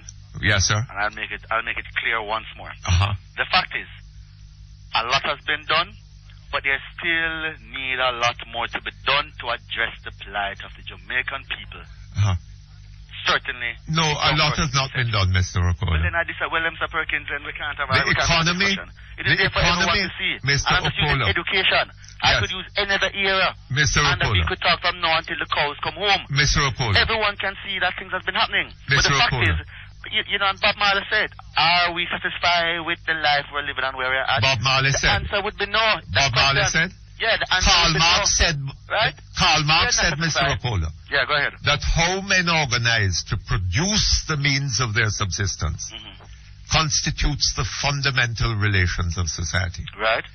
Your minister, Dr. Davis, would seem to have changed that. How men organize to borrow the means of their subsistence constitutes the fundamental relations of society. Right? Well, It is borrowing that is dominating the economic life of this country. People owe. The people of this country owe more money. Yeah. Right? Well, I'll tell you something. But Mr. Perkins, you have a fundamental problem with the fact that to get where we have to go, to get where we have to go, that we, as a country where we are now, has to borrow some money to ensure that everything is balanced. No, Mr. Okola. You're not comfortable with it? I'm not comfortable with it. All right. Production would need, Mr. Perkins. Mr. And the Okola. buoyancy that we need in the economy won't happen overnight. No, Mr. Okola. No. We had this economy at one time going to the point where Lee Kuan Yew was interested in coming here to look and see what it was we were doing. Yeah. When was that? And to learn from it. When was that? And way back in the mid-1960s. Yeah. Right? Well, Mr. Perkins, you Hold on. understand. And hold on, Mr. Okola. Go ahead. A very interesting thing. Yeah, go ahead. I heard. Hold on just a moment for me, no? Quality, affordable gypsum board, green board, Duroc board, steel stud, and more. Value for your money. Available at All Island Gypsum Distributors Limited. The time for the #1 construction supply store, All Island Gypsum Distributors Limited, 960-7381 is 115. Operation Kingfish receives hundreds of calls every day from concerned citizens. We don't know who they are, but the information they provide is critical to the fight against crime. If you know about illegal guns or any suspicious activity in your community, call Kingfish. Call Kingfish 811. Free from any phone. No caller ID. No star 69. It's safe.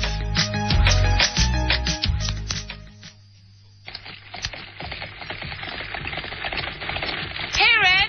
Rodeo is a-coming. Rodeo. The premium energy drink.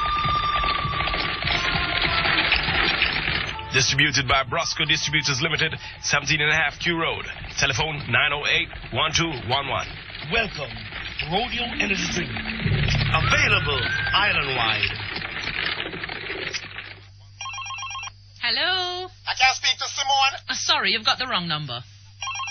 Hello? Anyone named Simone there? No. Hello? Yeah, if me give you Simone full name, you can look up the number? No. Try 114. That's our number. Get caller ID on your home phone and get rid of annoying and unwanted calls. For this and other great home phone features, call 1-888-CALL-CWJ. Conditions apply. Home phone, the cheapest way to call.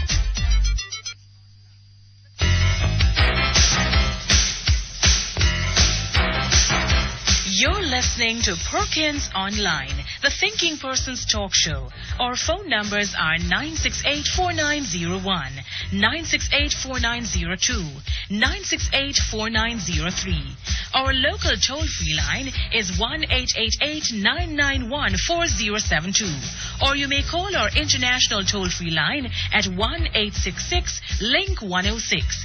That's 1-866-5465-106. Courtesy of the People's Telecom of Jamaica Limited, providing unbelievably low rates to call the U.S., Canada, and UK landlines all day, every day. You can also log on and listen to Perkins Online live on the World Wide Web, free at www.go-jamaica.com. Now back to Perkins Online on Power 106 FM.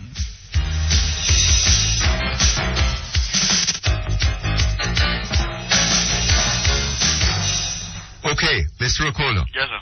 I heard an economic commentator recently on a radio program saying that the Jamaican economy had averaged 1.4% growth since independence. Again, 1 point how much? 1.4% growth since independence. Now, independence was in 1962. Between 1962 and 1972, the Jamaican economy grew an average of 6%. Hello? What? Hello?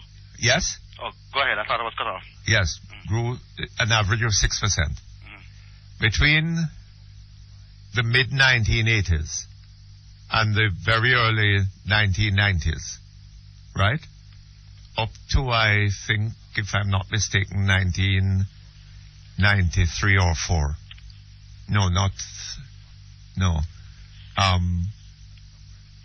About 1992 or 3, somewhere there. The Jamaican economy was growing at somewhere in the region of just about 5%. It grew in excess of that in some of the years. You sure? Yes, I think so. I think I check those figures again. Okay. Now, hold on. What's the point, though? The point I'm making, yes. if that was happening with Jamaica Labour Party governments in office, right? And the Jamaican economy grew at only 1.4% average for all the years since independence.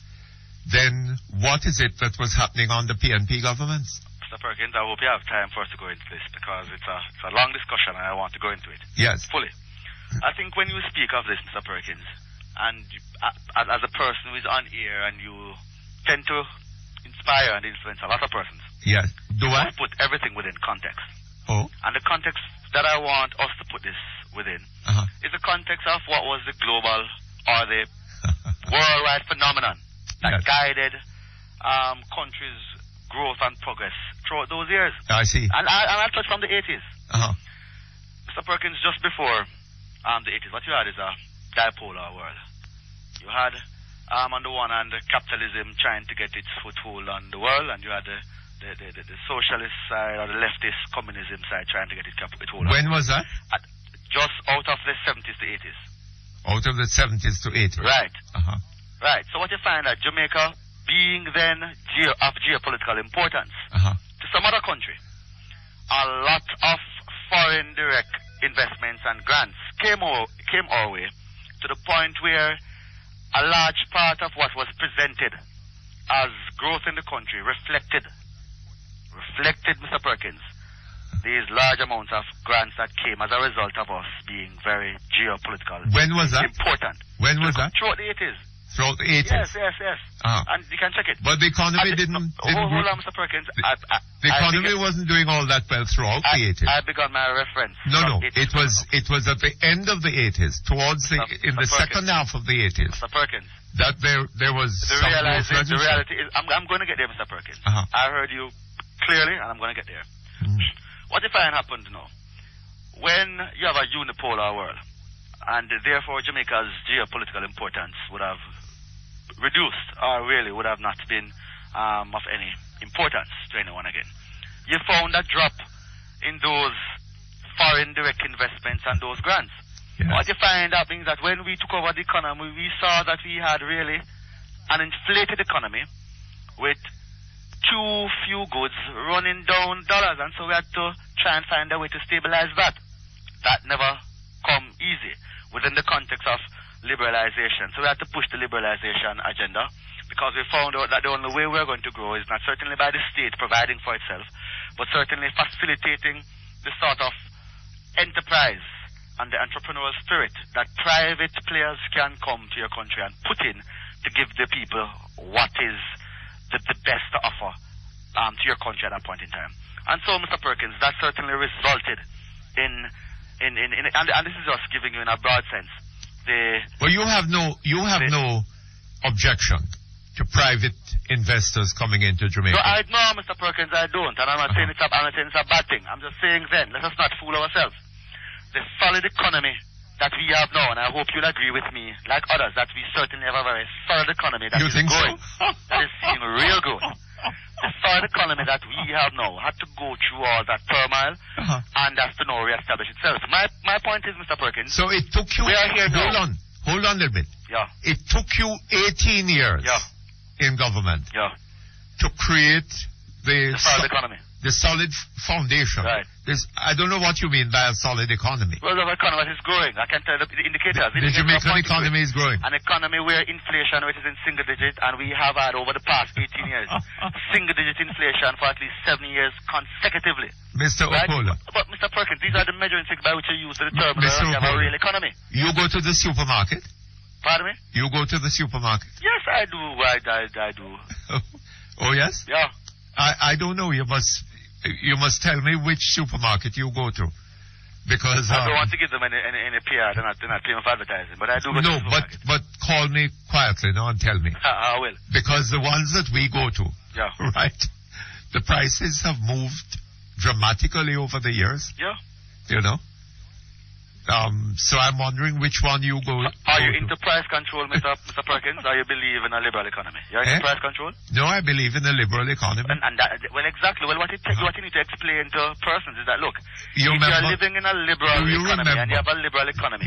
Yes. Do you remember, Minister Paulwell saying in Parliament that this is not a place that is friendly to investment? I don't remember, but if he said it during the NetServe debate. He said it during the NetServe discussion. Right? This country is not attracting investors. Well, I'm sure if he said it then, I'm sure it's not a statement you'd make. No. B, on the scale that is needed. B, it is encouraging its local owners of capital not to invest their capital in productive enterprises that would create the opportunity of jobs and wealth production, right? But to lend their money to the government, go off to the beach and have a good swim and enjoy themselves, and come back and collect their interests, right? That is what this government has been doing over most of the last 18 years, right? Right. And there is no.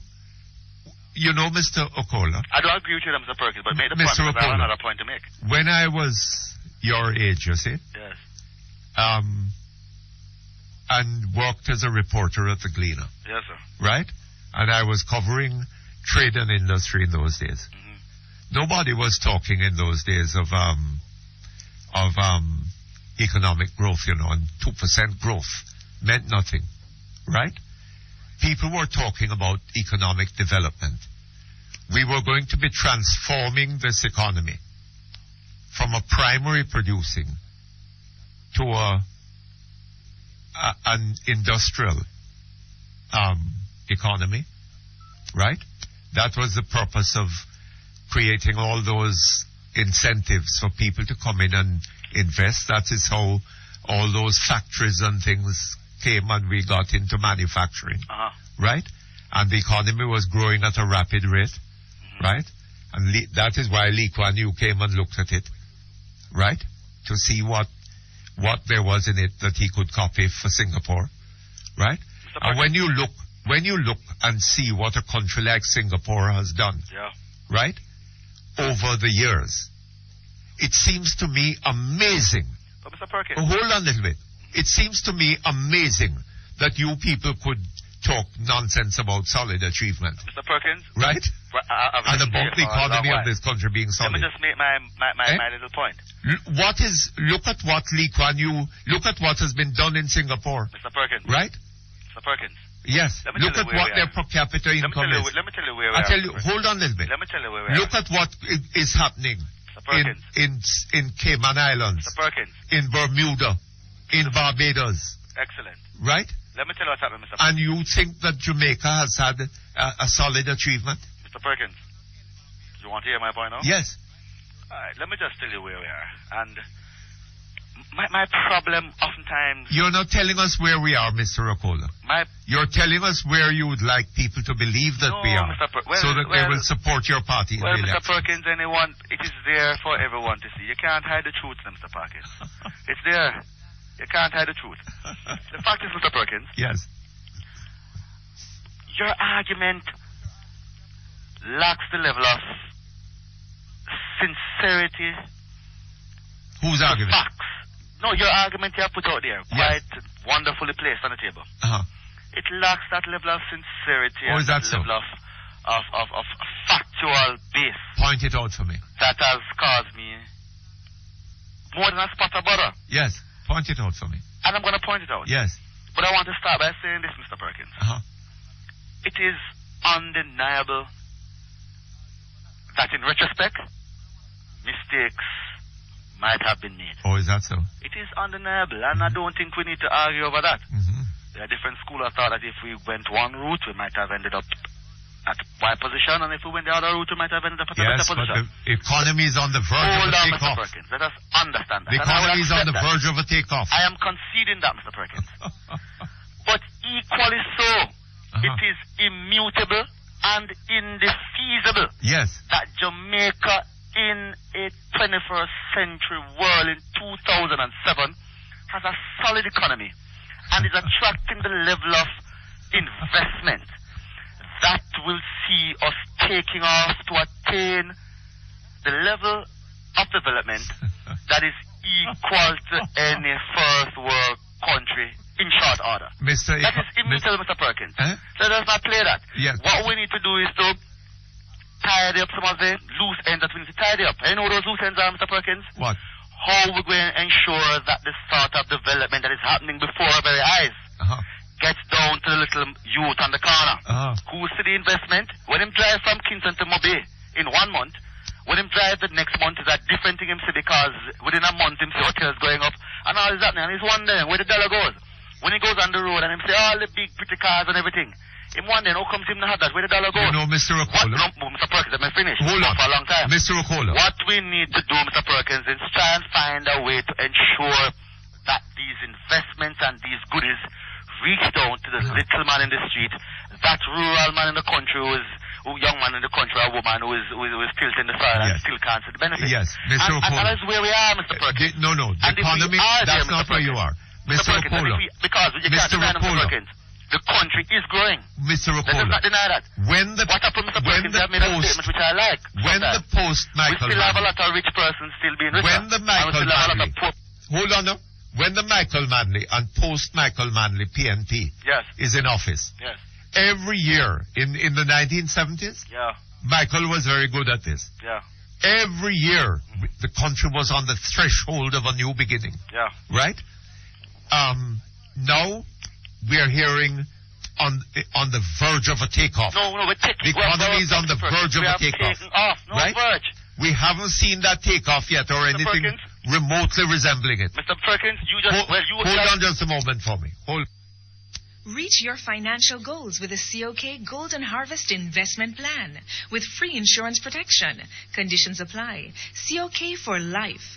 COK, invest in your future today. And the time by COK is 1:31. Barco Caribbean Limited, the prestigious manufacturers and distributors of high-quality household products. Products such as Super Bright Ceramic Cleaner, Super Fine Disinfectant, and Chlorite Bleach can be found island-wide in all leading supermarkets and grocery stores at very affordable prices.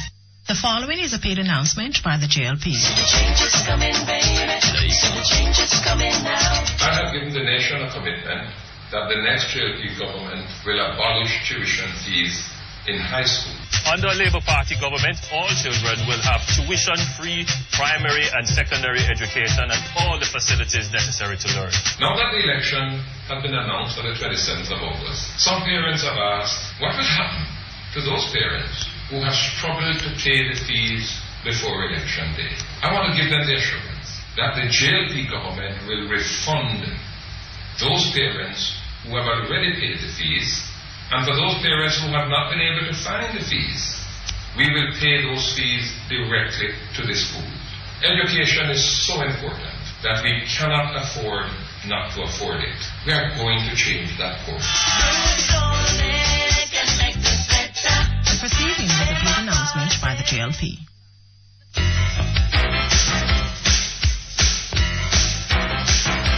You're listening to Perkins Online, the Thinking Person's Talk Show. Our phone numbers are 968-4901, 968-4902, 968-4903.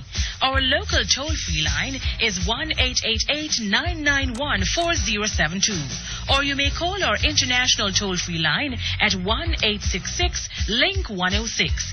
That's 1-866-5465-106. Courtesy of the People's Telecom of Jamaica Limited, providing unbelievably low rates to call the U.S., Canada, and UK landlines all day, every day. You can also log on and listen to Perkins Online live on the World Wide Web, free at www.go-jamaica.com.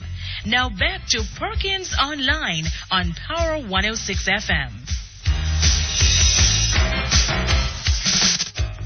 Okay, thank you very much. We're back with you, Mr. Okola. Yeah, Mr. Perkins. Let me ask you something. Yeah, I was making a point. Could I ask you something? I was making a point. Could I ask you something? Do you remember a document that was tabled in Parliament? Mr. Perkins. Hold on. In 1995. In 1995, right? I think it was 1996, right? By your government. Yeah. Right? Called the New Industrial Policy. Yes. Outlining a program under which the economy of Jamaica was expected to grow at an average of 6% per annum, and that by 2010, Jamaica would have achieved the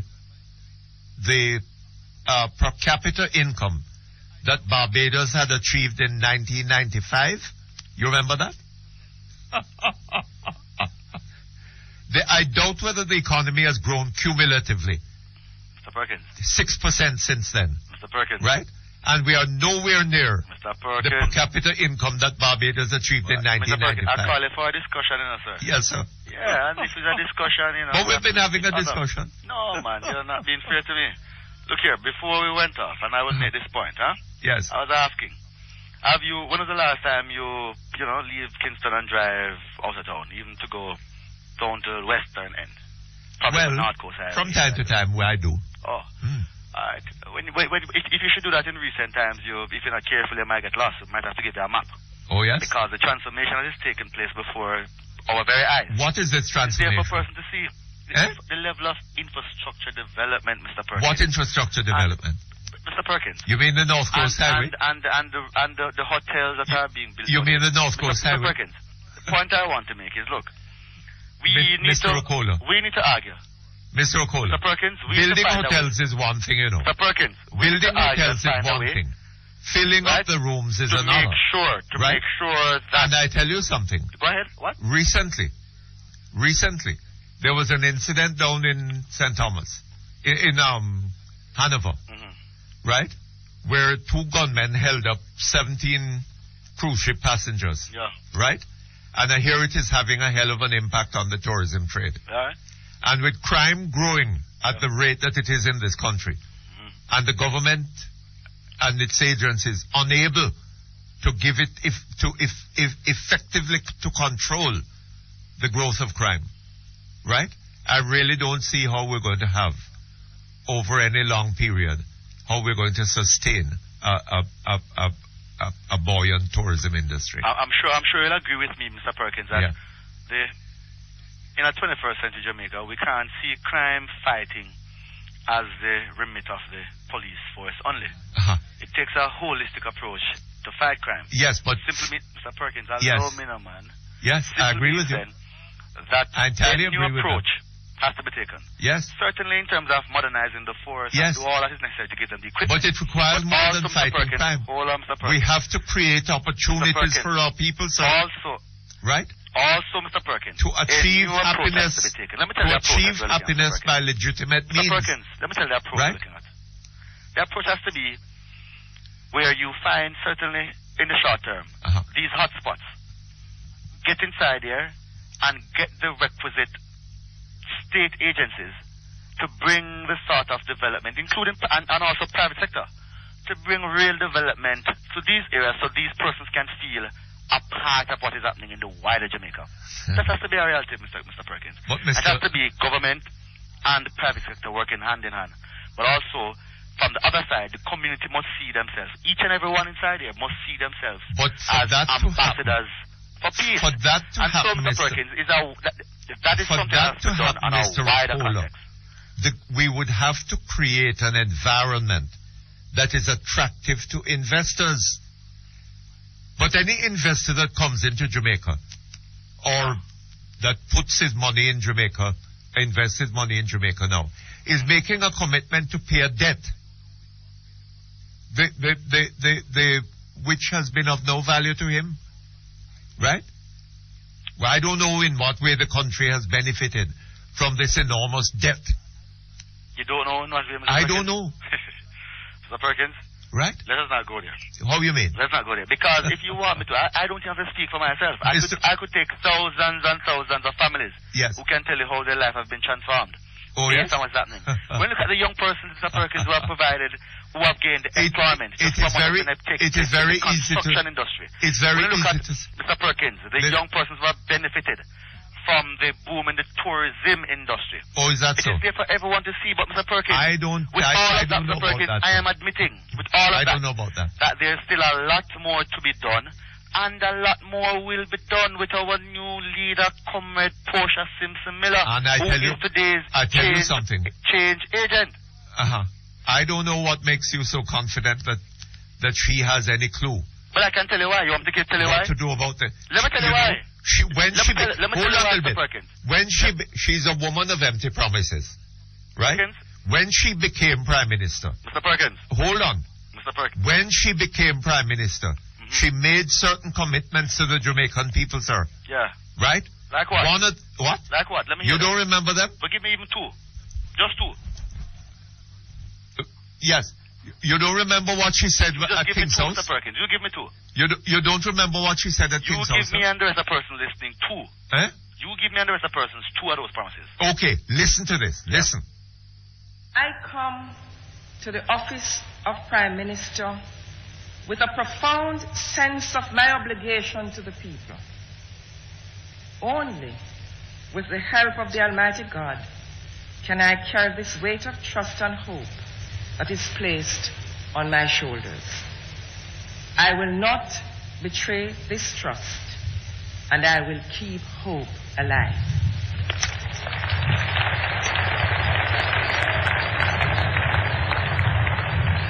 All across Jamaica, there's this hope, this positive expectancy, this hunger to believe that a new day is dawning. You can almost touch it. It is not an expectation that any one individual can fulfill. But together, we can make it.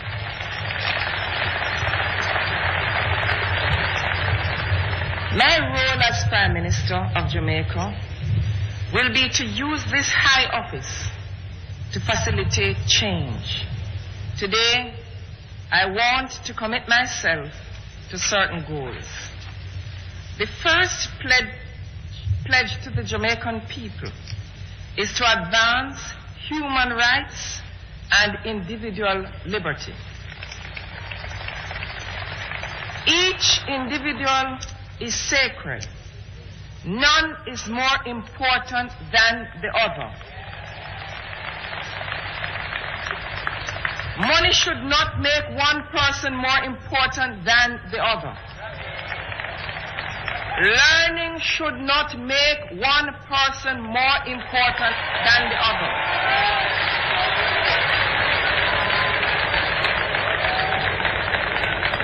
Nor should class, color, or gender. We are all equal in the sight of God. You heard that? You heard your commitment to defend the human rights of the Jamaican people. Let me just state. Let me say, Mr. Perkins. Has she done one thing about that? Mr. Perkins, let me make... Has she done a single thing about that? I'm answering you. Let me make it unequivocally clear. Yes. That we make no apology for our party leaders' firm belief in God. Because we're not talking about a belief in God here. God gives meaning. That's not what we're talking about. Humanity. Don't avoid the issue. That said, let me answer the question. We are talking about human rights. Good, that said. Yes. That said, let me answer the question now. Yes. In terms of her commitment to human rights, which is the first thing and the only thing I hear played on that tape. Yes. Mr. Perkins. She went on to talk about corruption. Mr. Perkins, yeah, and I can go into it, Mr. Perkins. Her second commitment was to eliminate corruption. Mr. Perkins, let me deal with the first one first. Yes. It is quite obvious, Mr. Perkins, that the justice system that we have had to work with in recent times, there's a perception that is not delivering all that it ought to deliver to make our people feel that justice is done. In that regard, under the leadership of Comrade Portia Simpson-Miller as Prime Minister of this country, there is right now engaged a justice reform program in collaboration with the Canadian Bar Association. If you weren't there, Mr. Perkins, I was down by the conference center. Mr. O'Connor. When they outlined certainly a number of things Mr. that will be taken into account to allow us to feel even safe and secure. Yes. That our justice system will be reformed to the point where anywhere else in the world. When do you think that? When do you think that reform will be completed? Mr. Perkins, it's happening right before our eyes. Yes. When do you think it will be completed? It's happening right now. Since the Prime Minister, so hold on. Portia Simpson-Miller became Prime Minister of this country. So hold on, the justice portfolio, Mr. Perkins, have been given. Yes.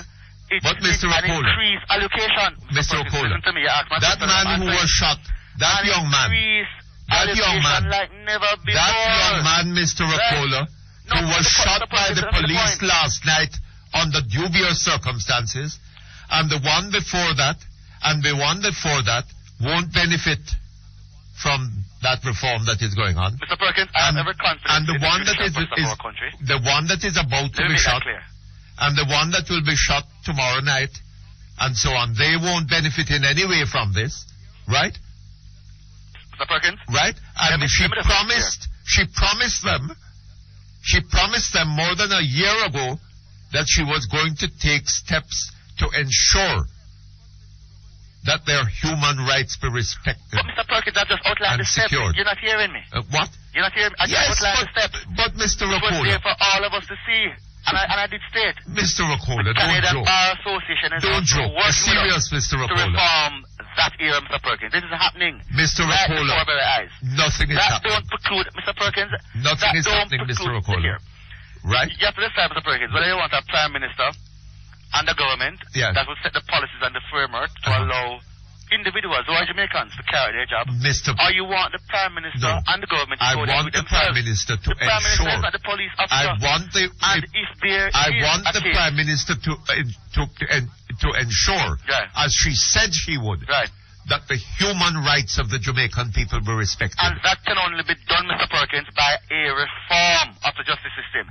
And we are undertaking an extensive reform. That may be one of the things that it does, but she cannot allow the police to go around shooting people in the way that they are, in dubious circumstances, without adequate investigation. Mr. Perkins, and with look, sir, I have to go. Thank you very much. All the best to you. For the best prices on generators, call QD and Ace with prices as low as $52,130. Run silent model also available. QD and Ace, 8 Red Hills Road, Kingston 10. The time by QD and Ace is 1:46. Ricky want to set up the house with the best from top to floor. But when him open up in wallet and him looking at the money, him sorry him never have more. Ricky don't make that stop, you come to it. We said the best hardware you can get it. When the price is nice and you get advice, the choice could only be to us.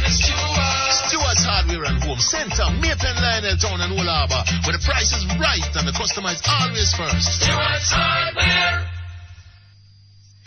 Hi, I'm Michael Anthony Cook. You know, I think from time to time we are all guilty of ignoring important matters concerning the safety of our money. Take deposit insurance, for example. How much do we really know about it? Deposit insurance is a scheme to protect deposits in our banks and building societies. And the scheme is run by the Jamaica Deposit Insurance Corporation, the JDIC. Do you know what these deposit products are? They include savings accounts, checking accounts, and CDs. But remember, deposit insurance does not cover products offered by money market brokers, securities dealers, investment firms, and insurance companies. Let us all take care to protect our savings. Remember, deposit insurance is a scheme to protect depositors up to a maximum of $600,000. For further information, call the JDIC toll-free at 1-888-991-5342 or pick up a copy of Deposit Insurance and You at your bank or building society. JDIC, protecting deposits for you and me. The following is paid for by the People's National Party. Together we can make it with guidance from above. Let's join hands and hearts together. In Jamaica land we love. More progress, peace, prosperity will be there for everyone. And our future is even brighter in the rays of the rising sun.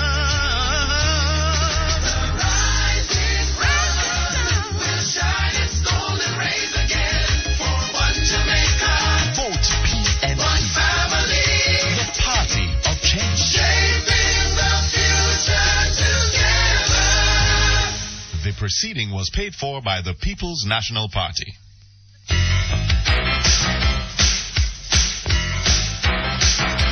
You're listening to Perkins Online, the Thinking Person's Talk Show. Our phone numbers are 968-4901, 968-4902, 968-4903. Our local toll-free line is 1-888-991-4072. Or you may call our international toll-free line at 1-866-LINK-106.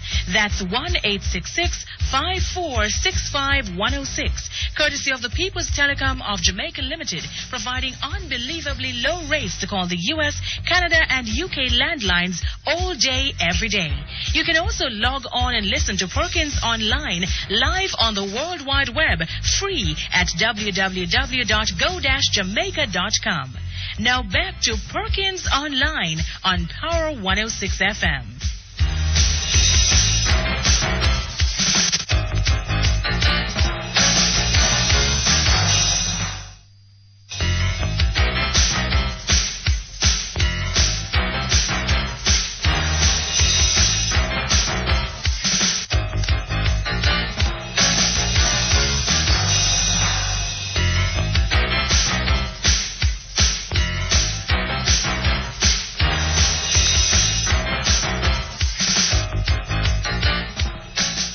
Okay, thank you very much. We're back here online. Hello?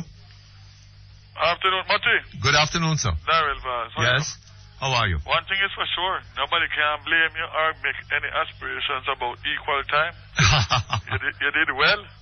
You played Sister P and you gave Andrew almost a full hour. And all Andrew had to say to save the hour was him not changing course. After all the hour, the end result is that everything is on course and they're not changing course. Not changing course. I call you more to make an appeal, to use your program to make an appeal. There was an incident last night in West Portland where they defaced 2 of my 3 billboards. I have one in Buff Bay, one in Hope Bay, one in St. Margaret's Bay. Yes.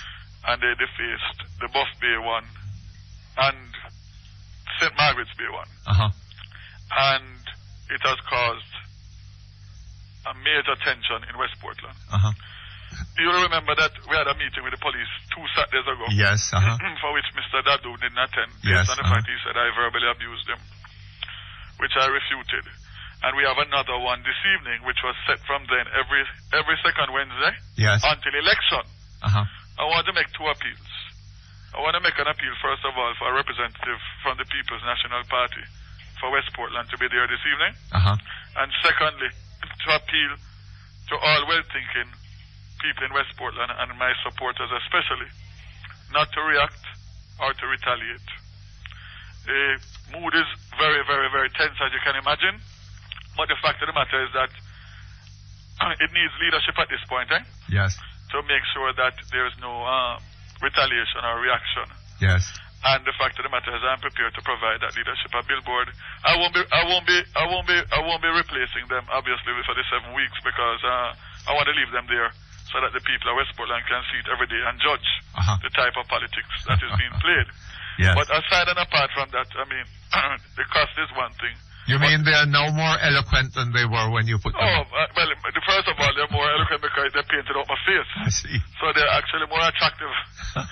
But, no, it's a problem because obviously I've been getting calls from all parts of the constituency. And the fact of the matter is that I want to make sure we try and resolve it at the highest level with the police. And of course, I mean, there's nobody going to be prosecuted. Obviously, I'm not that stupid. But the point is that it has been done, and that nothing can change that. What we need to do is look at how we can make sure that the repercussions from it are at a bare minimum, if any at all. Minimum, yes. But you remember, Mutty, that I've been here for 15 months, from February last year, almost 16 months now. And there has been nothing, no problem whatsoever. I've campaigned on a higher level in terms of trying to highlight and to kind of create a vision for the future of West Portland. And I intend to do that. I don't intend for anybody to draw me down into the gutter. I mean, there have been negative pamphlets, as you and I have spoken about before. Then this accusation that they're not meeting with me until I apologize. I don't know what to apologize for because I didn't do anything. And this is just the 3rd phase of the campaign. But I think more than anything else, Mutty, what it shows is that it was definitely an unreasonable thing for the Prime Minister to carry us into a 7-week election campaign. It was not in the interest of the people of Jamaica. I mean, the announcement was Sunday, and today is Wednesday, and this is an incident 3 days later, and I still have 6.5 weeks to go, trying my utmost best to keep the tensions, because once election is announced, people turn into different people because of the adrenaline, etc., etc. And the fact of the matter is that it's unprecedented and it's unwise. So, well, Mr. Vaz, we're going to have to deal with that issue of violence. We can't prohibit the waving of flags and the wearing of shirts and the whatever. We can't go on making those concessions to the violence. Yeah, no, right? We have to deal with the culture of violence. But Mutty, I agree with you 100%. And I tell you something. At the meeting, 2 Saturdays ago, a decision was taken by the 3 candidates there. not to do any more of the postering and the banners and the flyers, etc., etc. Yes. Because it was definitely creating. And the fact is that if you're honest, no matter how strong a leader you are, you're going to be able to have control over the elements in a constituency. Yes? Yes. You can preach, you can do anything to them. At the end of the day, when you're not there, yes, and a situation arises, they will react according to how their literacy rate is. Yes? If they and their culture. Oh, for sure. And the fact is that, had Dabdu been at that meeting, it wouldn't, the tensions wouldn't rise to this, because the fact is... You sure of that? Well, let me tell you. The fact is that they had their meeting this weekend, and in Halfway Tree, and of course the hype was there, and they put up posters and banners, etc., etc. Yes? Mm-hmm. And the fact is that there's no possible way that in the type of election mode that we are in, you are not going to have incidents of people tearing down one another posters. And that is why we decided to put a hold on it, to just keep the tempers down a little bit. And I am in no way surprised at this action. So people expect me to get angry and upset, etc., etc. This is no surprise to me. Okay. Truth, of course. All right, sir. But I just want to leave you with saying to the people, I really, really mean it genuinely. Let us just try and see if we can get back on track. Yes. And not make this, turn the thing into an unnecessary, violent or... Yes, for... No, trust me, Mutty. Yes. So I thank Salah. I will use your program as my public relation. I see. Thanks a lot. All right, sir. Thank you very much. All the best to you. Okay, hello? Hello? Yes, good afternoon, sir. Hey, Mutty, how are you? Not too bad, thank you. You? Man, I think I have to change your name from Mutty Perkins now to Job. Job? Yes, man, you have a lot of patience, man. For nearly 1 hour you're listening to that jackass talking nonsense. Oh, Lord, you're being very unkind. You take the US dollar from 5.15 1989 to 68.28, and you're telling me you're on solid ground? You're making schools and you're putting teachers there with no money in their pocket to go home at the end of the month, and you're on solid ground? And then children will be able to learn? Well, the children are coming out illiterate and without subjects, many of them. But if they don't do that, Mutty, they will never survive in Jamaica. Yes. The little boy said... What is it? I heard a figure. The little boy said the 7 puppy was PNP before the high open. Yes, yes.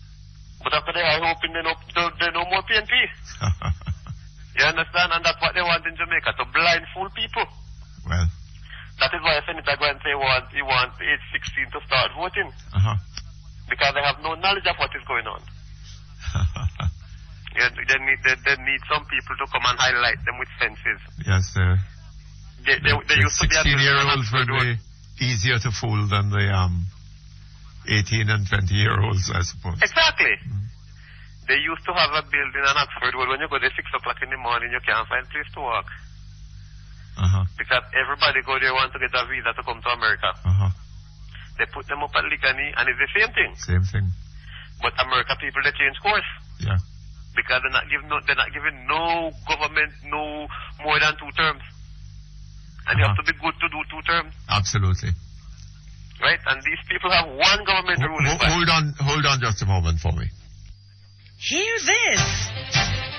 Let Astrosan Castor Oil Hair Grower help your hair regain health and beauty. Distributed by Lasco and available at leading beauty stores and pharmacies island-wide. Astrosan Castor Oil Hair Grower. Good Jamaican product, greater value. The time by Astrosan Castor Oil Hair Grower is 2:00. Today's weather brief is brought to you by the Manchester Co-op Credit Union, where service exceeds expectation. The Manchester Cooperative Credit Union 1977 Limited invites you to take advantage of their wide range of products and services. Get all your financial needs fulfilled through a safe and reliable partner in Mandeville, Christiana and Porus. Manchester Cooperative Credit Union, a steady partner in a changing world. Now for today's weather brief. There there is a weak surface trough west of Jamaica. This afternoon, expect sunny and windy conditions. Over the next 3 days, look for mainly sunny and windy conditions, except for isolated showers or thunderstorms during the afternoons. The information for today's weather brief was supplied by the National Meteorological Service of Jamaica. Today's weather brief was brought to you by the Manchester Co-op Credit Union, where service exceeds expectation. As part of ongoing efforts to improve service to their customers, the Jamaica Public Service Company, the JPS, will need to suspend electricity supply in order to carry out maintenance work tomorrow, Thursday, July 12, between 8:30 a.m. and 5 p.m. in the following areas of Westmoreland: Retrieve, Brighton, Robbins River, and Beeston Spring. JPS apologizes for the inconvenience caused by this outage. Every effort will be made to restore supply as soon as possible. For customer service information, please call 1-888-CALL-JPS. That's 1-888-225-5577. When it comes to top quality, when you want great taste, find food for your family, Eve on your plate. Get value for your money, top quality, great taste. Find food for your family, Eve on your plate. Eve Foods, lots of nutrition, a fine food tradition. Find food for your family, Eve on your plate. Eve, the first family of fine foods. Think comfort. Think Carrier, the world's most trusted brand in air conditioning. More homes, hotels, and businesses use Carrier air conditioners because they have a proven record for the coolest, most reliable, and energy-efficient units on the market. All teamed with great service and affordable prices. Call CAC 2000 Limited, 1-888-991-5921, and refresh yourself. Carrier, turn to the experts.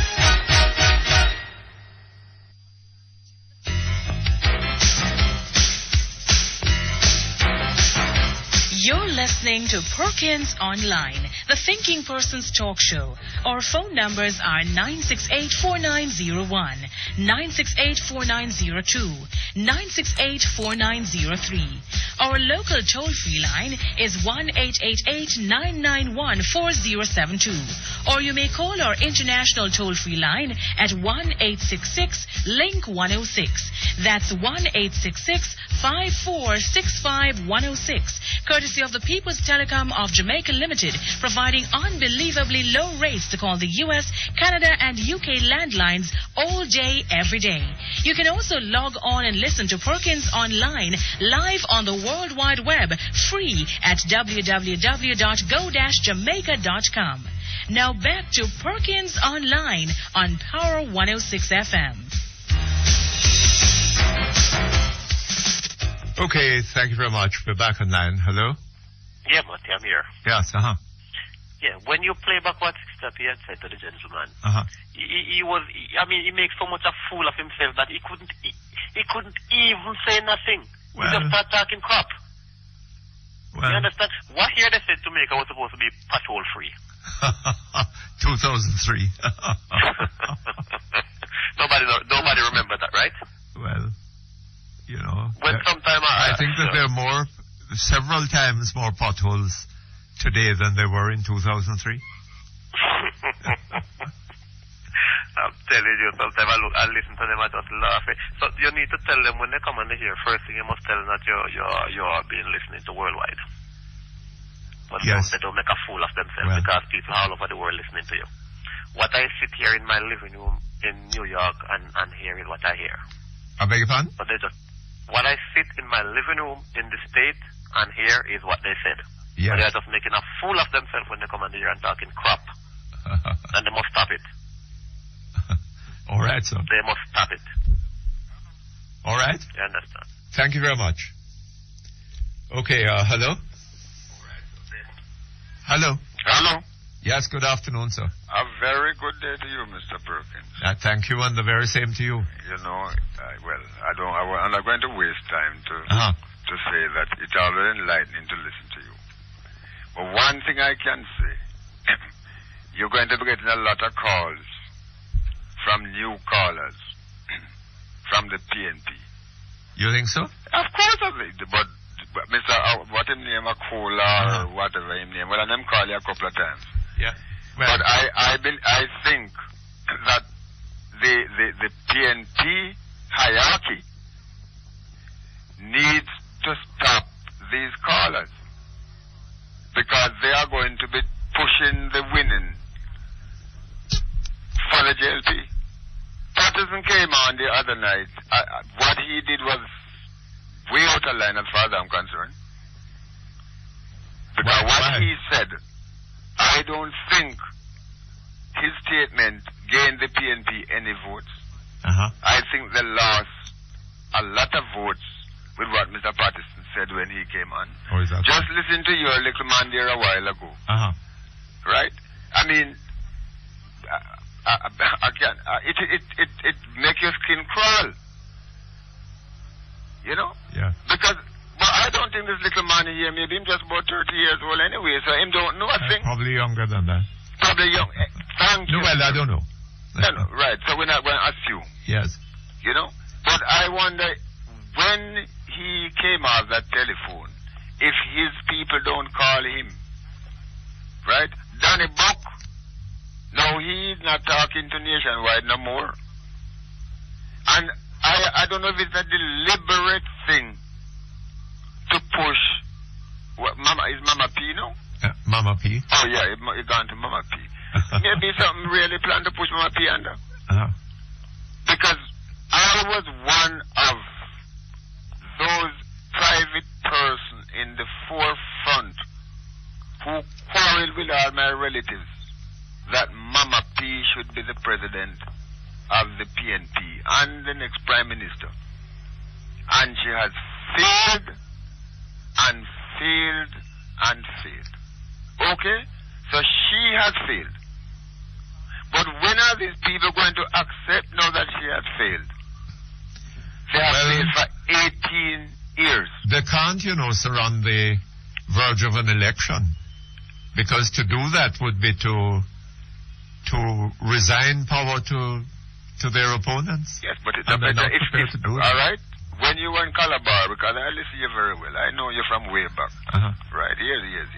But you travel. Oh, that is one thing. You're not going to change, no? Eh? No, I said you are one thing. No, you are going to follow. What is the PNP thing? What? We're not changing our...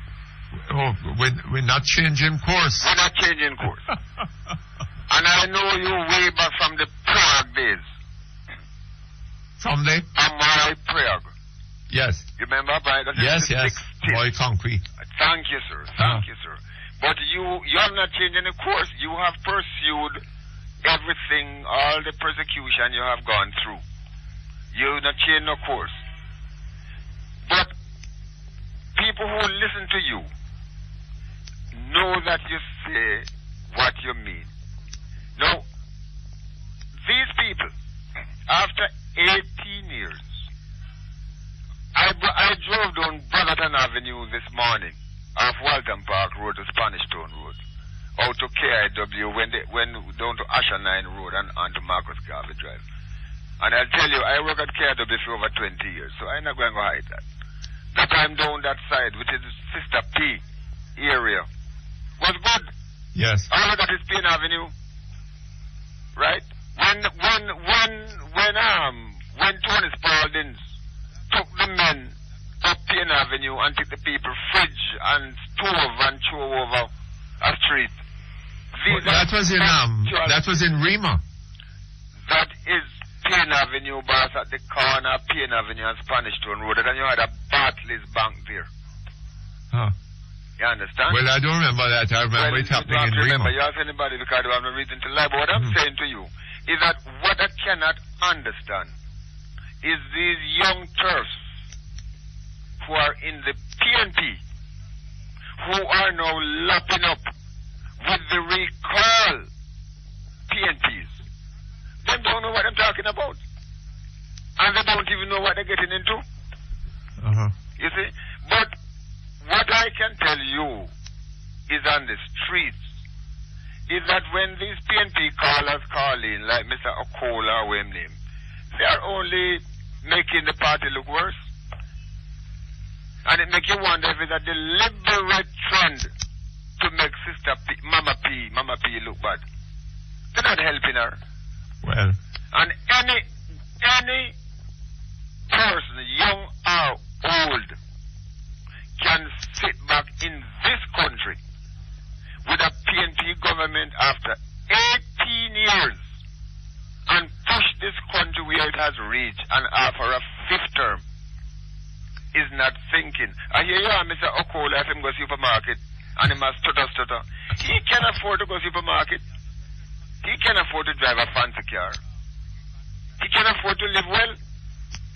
Well, I don't know. I gather that they're considering bringing back a gas tax. I heard that on the radio. When was it? This morning? But the possibility exists. Yes. Right? I have nothing against Omar Davis. I know him very well. Not a problem. I have no problem with that. But what he has been doing is wrong. The track that they are It's not only wrong, sir, it has been disastrous for the country. The track they are on is wrong, boss. The track they are on is wrong. And what amazes me, and I will say this loud and clear, I'm from St. Elizabeth. I went to school barefooted. Yeah. My name is John Smith. I don't have to hide it. John Smith from Thornton in St. Elizabeth. I have no problem with that. Mr. Patterson admits that he went to school barefooted. Did Mr. Patterson think about the poor men, the poor boys who are going to school barefooted? How can you Did Mr. Patterson admit that he went to school barefooted? Yes, of course he said. They never hide that. He said that until his aunt moved him to Darliston. But the thing is, how can these guys sit in the House of Parliament and have a school in Jamaica with a pit toilet? Even if you don't have water running there, you must build tank. Yes. You see? And when you hear these young guys come and they talk and they're telling you how things are pretty, and you know that you go in the country parts and the Kingston area and you look at things and people, they're begging you at $20.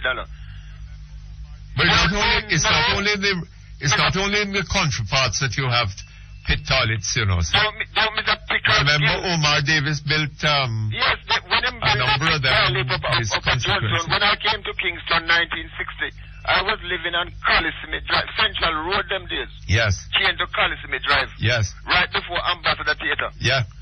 Right? And up there he is now and giving people pit toilet when him just got here and have it on television. And these people are jumping up, and there are other people and programs that try. But you can listen, man. And I see where you try, and there are other people and programs that try. But you can lead a horse to the water, my friend, and what more can you do? Yes. But the hypocrisy must stop. This country in the 60s to the 70s, look where this country was. Look where it is today. Yes. And I would, some of my friends said to me, the JLP can't send no more and thing. I'm not going to lie. I voted for Michael Manley in 1972 because there was a fighting between Shearer and Seaga and Wilton Hill and all of them. I voted for Seaga in 80. Yes. When them talk all kind of this and that. And I voted for Bruce in 97. But I voted around the ideas and for the change. And sometimes when you go on the street or when you listen to these callings... Hold on just a moment for me. You're listening to Power 106 FM. The time is now 2:15. Power 106. Ricky want to set up the house with the best from top to floor. But when him open up in wallet and him looking at the money, him sorry him never have more. Ricky don't matter stop you from do it. We say the best hardware you can get it. When the price is nice and you get advice, the choice could only be to us. Stewart's Hardware and Home Center, Maitland Lionel town and all harbor, where the price is right and the customer is always first. US Hardware. Teamwork requires a common goal, a firm commitment, and the willingness of everyone to play their part. Operation Kingfish relies on teamwork. Your call, your voice, your support is helping in the fight against organized crime. Continue to do your part. Call Kingfish 811, free from any phone. No caller ID, no star 69. It's safe. Yo, Brethren, where are the later? I plan to call my girl in the States. All right, where are the tomorrow then? I plan to call my mother in Canada. What about this weekend? I plan to call my granny in England. Then all them calls are to your people. Them are expensive. No, man, not with the B-Mobile Anyone World Plan. B-Mobile Anyone World Plan? How was that? A plan that lets you make calls from your B-Mobile to UK landlines, the US and Canada for only $999 a month for prepaid. What? Sound like a plan we should have done. Sign up now for the B-Mobile Anyone World Plan and get the special introductory offer of only $999 a month. Call 444-4247 or text the word START to 444-4247. Details in the press. Conditions apply. Me and my B-Mobile, there's nothing quite like us.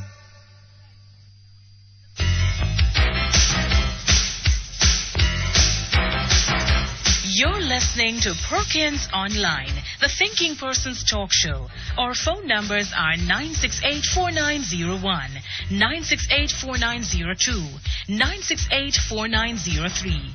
Our local toll-free line is 1-888-991-4072. Or you may call our international toll-free line at 1-866-LINK-106. That's 1-866-5465-106. Courtesy of the People's Telecom of Jamaica Limited, providing unbelievably low rates to call the US, Canada, and UK landlines all day, every day. You can also log on and listen to Perkins Online live on the World Wide Web, free at www.go-jamaica.com. Now back to Perkins Online on Power 106 FM.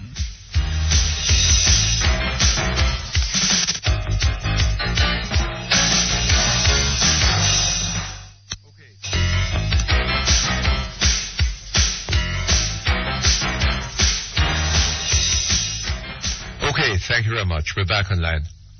Hello? Hello? No, we seem to have lost him. Hello?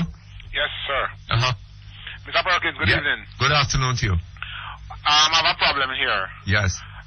Before I tell you what it is, though, I think there has been a lot of allegations about Mr. Paulwell in relation to his fourth cellular license. I think he should come and clear his name. Yes. The next thing I want to talk to you about is that Minister Dean Peart, we went to him from Golden Spring. A number of residents went to him to get some funds to fix a road. Uh-huh. We have been lobbying for the road to be fixed from the time of Vernon Robinson, which is many, many years back. Uh-huh. Faithhome Road is the name of the road. So he allocated $5 million right there and then and sent us down to the works agency to our work supervisor known as Lichmore to fix, to get he said the money was already in the custody of the works agency. Uh-huh. When we went down there... When was this? This was in September of 2006. 2006? 2006, yes. So your road has been fixed and... Sorry? Your road is in wonderful condition now? Horrible condition. Horrible condition? And Mr. Michael Donald, the water commission, he does not send the water truck up there anymore. And that the water truck is the only source by which the people get water, domestic water. Uh-huh. So there is no water being sent to the area because the road is so horrible. Oh my gosh. And then, anyway, we were very happy. But I thought you said Mr. Peart allocated... He did. And when the site visits were done, they did 2 site visits from the works agency. Uh-huh. And then mobilization started and everything. And then we heard that the money has been withdrawn, and we didn't find out where we couldn't find out where it went. So we called to Emily Crooks on a different program, and she got the minister online, who said that he took back the $5 million because the estimate for the road was really 10. And I would have thought that he would have allowed the $5 million to do what it could do and then augment with another 5. He took back the 5 and then he said he put us on that program at the KSAC. Yes. Under the equalization fund. Yes. So that we could get the complete amount of money. But when we called down to the KSAC, we called Delroy Hall at the Roads and Work. He said he don't know nothing about that. We called the town clerk, Mr. Evans. He said he know absolutely nothing about it. We called the city engineer. He said he absolutely know nothing about it. And contact was made with the. Did you call back Mr. Peart? Well, we tried to call him back, and we understand that he's in his constituency. And we have been calling from ever since the money has been taken back from us.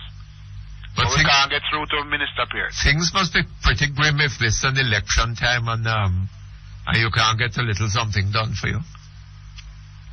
Well, I don't know. Tomorrow, if you could put it on your agenda to invite Minister Peart, if he will come. Why, that is if he will come. And somebody from the KSAC Council down at 24 Church Street. Yes. To say, why is it they don't know anything about it? Because the minister says the money is to come from the equalization fund and the KSAC would have had to sign off on it. Yes. So but I can't sit here not having anything to tell the people. Yes. Well, we'll see whether we can get hold of Mr. Peart. We'll try. Try very, very hard, sir. Okay, good. I'll be calling back several times tomorrow. Okay, all right. Do that. Okay, hello? Hello? Hello? Yes, good afternoon to you. Yes, good afternoon, Mr. Perkins. I was just listening to Mr. Okola, and he was talking about the solid achievements and everything. Tell me something. In 1989, what month were the elections called? February. February 90. Oh, February 90. Okay. No, February 89. February 89. February 89, yes. February 89. Oh, the Jamaican dollar was 5.51 at that time. Yes, It's now 69. That's over 1,000% devaluation. That's one hell of an achievement. That is one hell of an achievement. That's a solid achievement. That's a very solid achievement. Yes. Mr. Perkins, you've been to England a couple of times. God help us, if we have too many of those solid achievements, it's going to be serious. Well, at the same time, the Bajan dollar was 2-1. Yes. Today, the Bajan dollar is 2-1. But then, in 1962, I can't remember. When we separated from Cayman, the Caymanian and Jamaican dollars were on a par. Yeah, 0.83. At 120, 120 US. Yeah, well, it's to one Jamaican, one Caymanian. Well, basically the same 83 cents. 83 cents. Yes. Okay. Cayman remains at where it was. Same thing. And we have progressed. So what is the difference between Cayman, Barbados, and Jamaica? Yes. It can only be corrupt politicians. Well. Anyway, Mr. Perkins, you've been to England a couple of times. Yes. Did you ever go to a football match?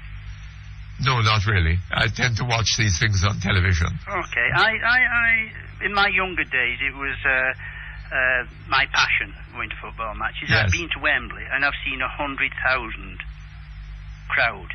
Yes. So that halfway tree one, I'd divide by about 20. Maybe yes. 10. They were covering a very narrow area.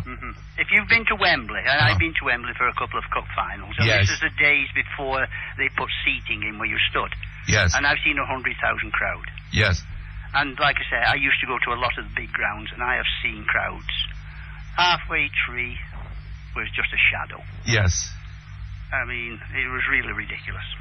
Well, Anyway, I just want to know what is happening with Cayman and Barbados and what is happening with Jamaica. What are we doing different? Look at Bermuda. Okay, Bermuda. Right. And Barbados has nothing. They just have tourism, is all. They have a denser population per square mile than Jamaica. Yes. But They seem to be managing okay. But they have an educated population. Oh, that is, well, it's one of the highest literacy rates in the world. Yes. And I'm a little surprised that they haven't done better than they have. Well, they basically have nothing except tourism. Yes. They have low-yield sugarcane. Yes. Basically, they import a lot of fruits from some of the other islands. Yes. I mean, I lived there for 2 years, and I can tell you the education there is far, far higher than Jamaica. Oh, God, yes. Oh, yes. Okay, Mr. Perkins, just a few thoughts. All right, sir. Thank you very much. Nice hearing from you. Okay. Bye-bye. Okay, hello? Hello? Yes, good afternoon. Perkins? Yes? Yes. I want to know, the government has done a lot for us. Hello? Yes? In the school fee system. It has? Cut the school fee in half so that we only pay half. And I noticed that the school has put on so much money for us to pay more than what the government has taken off. Because take, for instance, your Castle High, we have to pay an extra $5,000 apart from the school fee. Is that fair, Mr. Perkins? Is it fair? Yes. Well, the school will argue that it can't get on without that money. So, and if the government really wanted to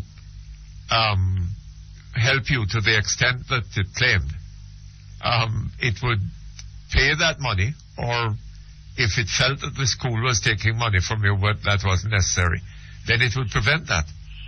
Okay. So I just want to know, let the public know that it is so unfair to us, poor people. We're so glad that the government has cut the school fee in half. And yet, when we go to the school, we have to pay an extra $5,000 for what they call school fee. The school has to be maintained, no? Right, sir? I said the school has to be maintained. Yeah, that is true. Right? Now, it is either that the government is going to maintain the schools, right? Yes. Or, the schools are going to have to pressure you into maintaining it. Okay. Right. Thanks for your time, Mr. Perkins. Okay, Mum. Thank you very much. Okay, do we have time for another? Hello, quickly. Hello? Hello? Yes?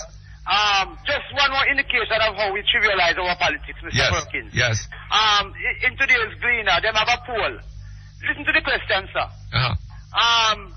If you had the opportunity of riding in a car from Kingston to Montego Bay, which one of the two political leaders would you choose?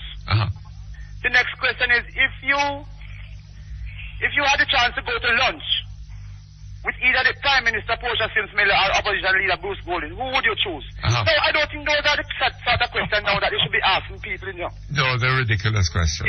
Yes. And I can't understand Jamaican people. If they're looking somebody, Mr. Perkins, to wash some dirty clothes for them, they look for the best person in them district. Yes. They don't look for a friend or somebody the same color or somebody the same political stripe. Absolutely. They look for the best person. So why do they have to look for a particular person? Why they don't look for a special person when they are choosing somebody to do the biggest job in the country, which is to run the whole country for 5 years? Absolutely. Right? Why is that time they say they want a woman or a black man or something like that? Yes. Absolute rubbish. So are these sort of question that this Portia is asking? Portia is bound to win. Yes. You see, because all about personality is not about running the country, sir. All right, sir. Thank you very much. I have to leave you, Okay, that brings us to the end of Perkins Online for today. We'll be back hopefully tomorrow, usual time, usual place. We look forward to your company. So long. You've been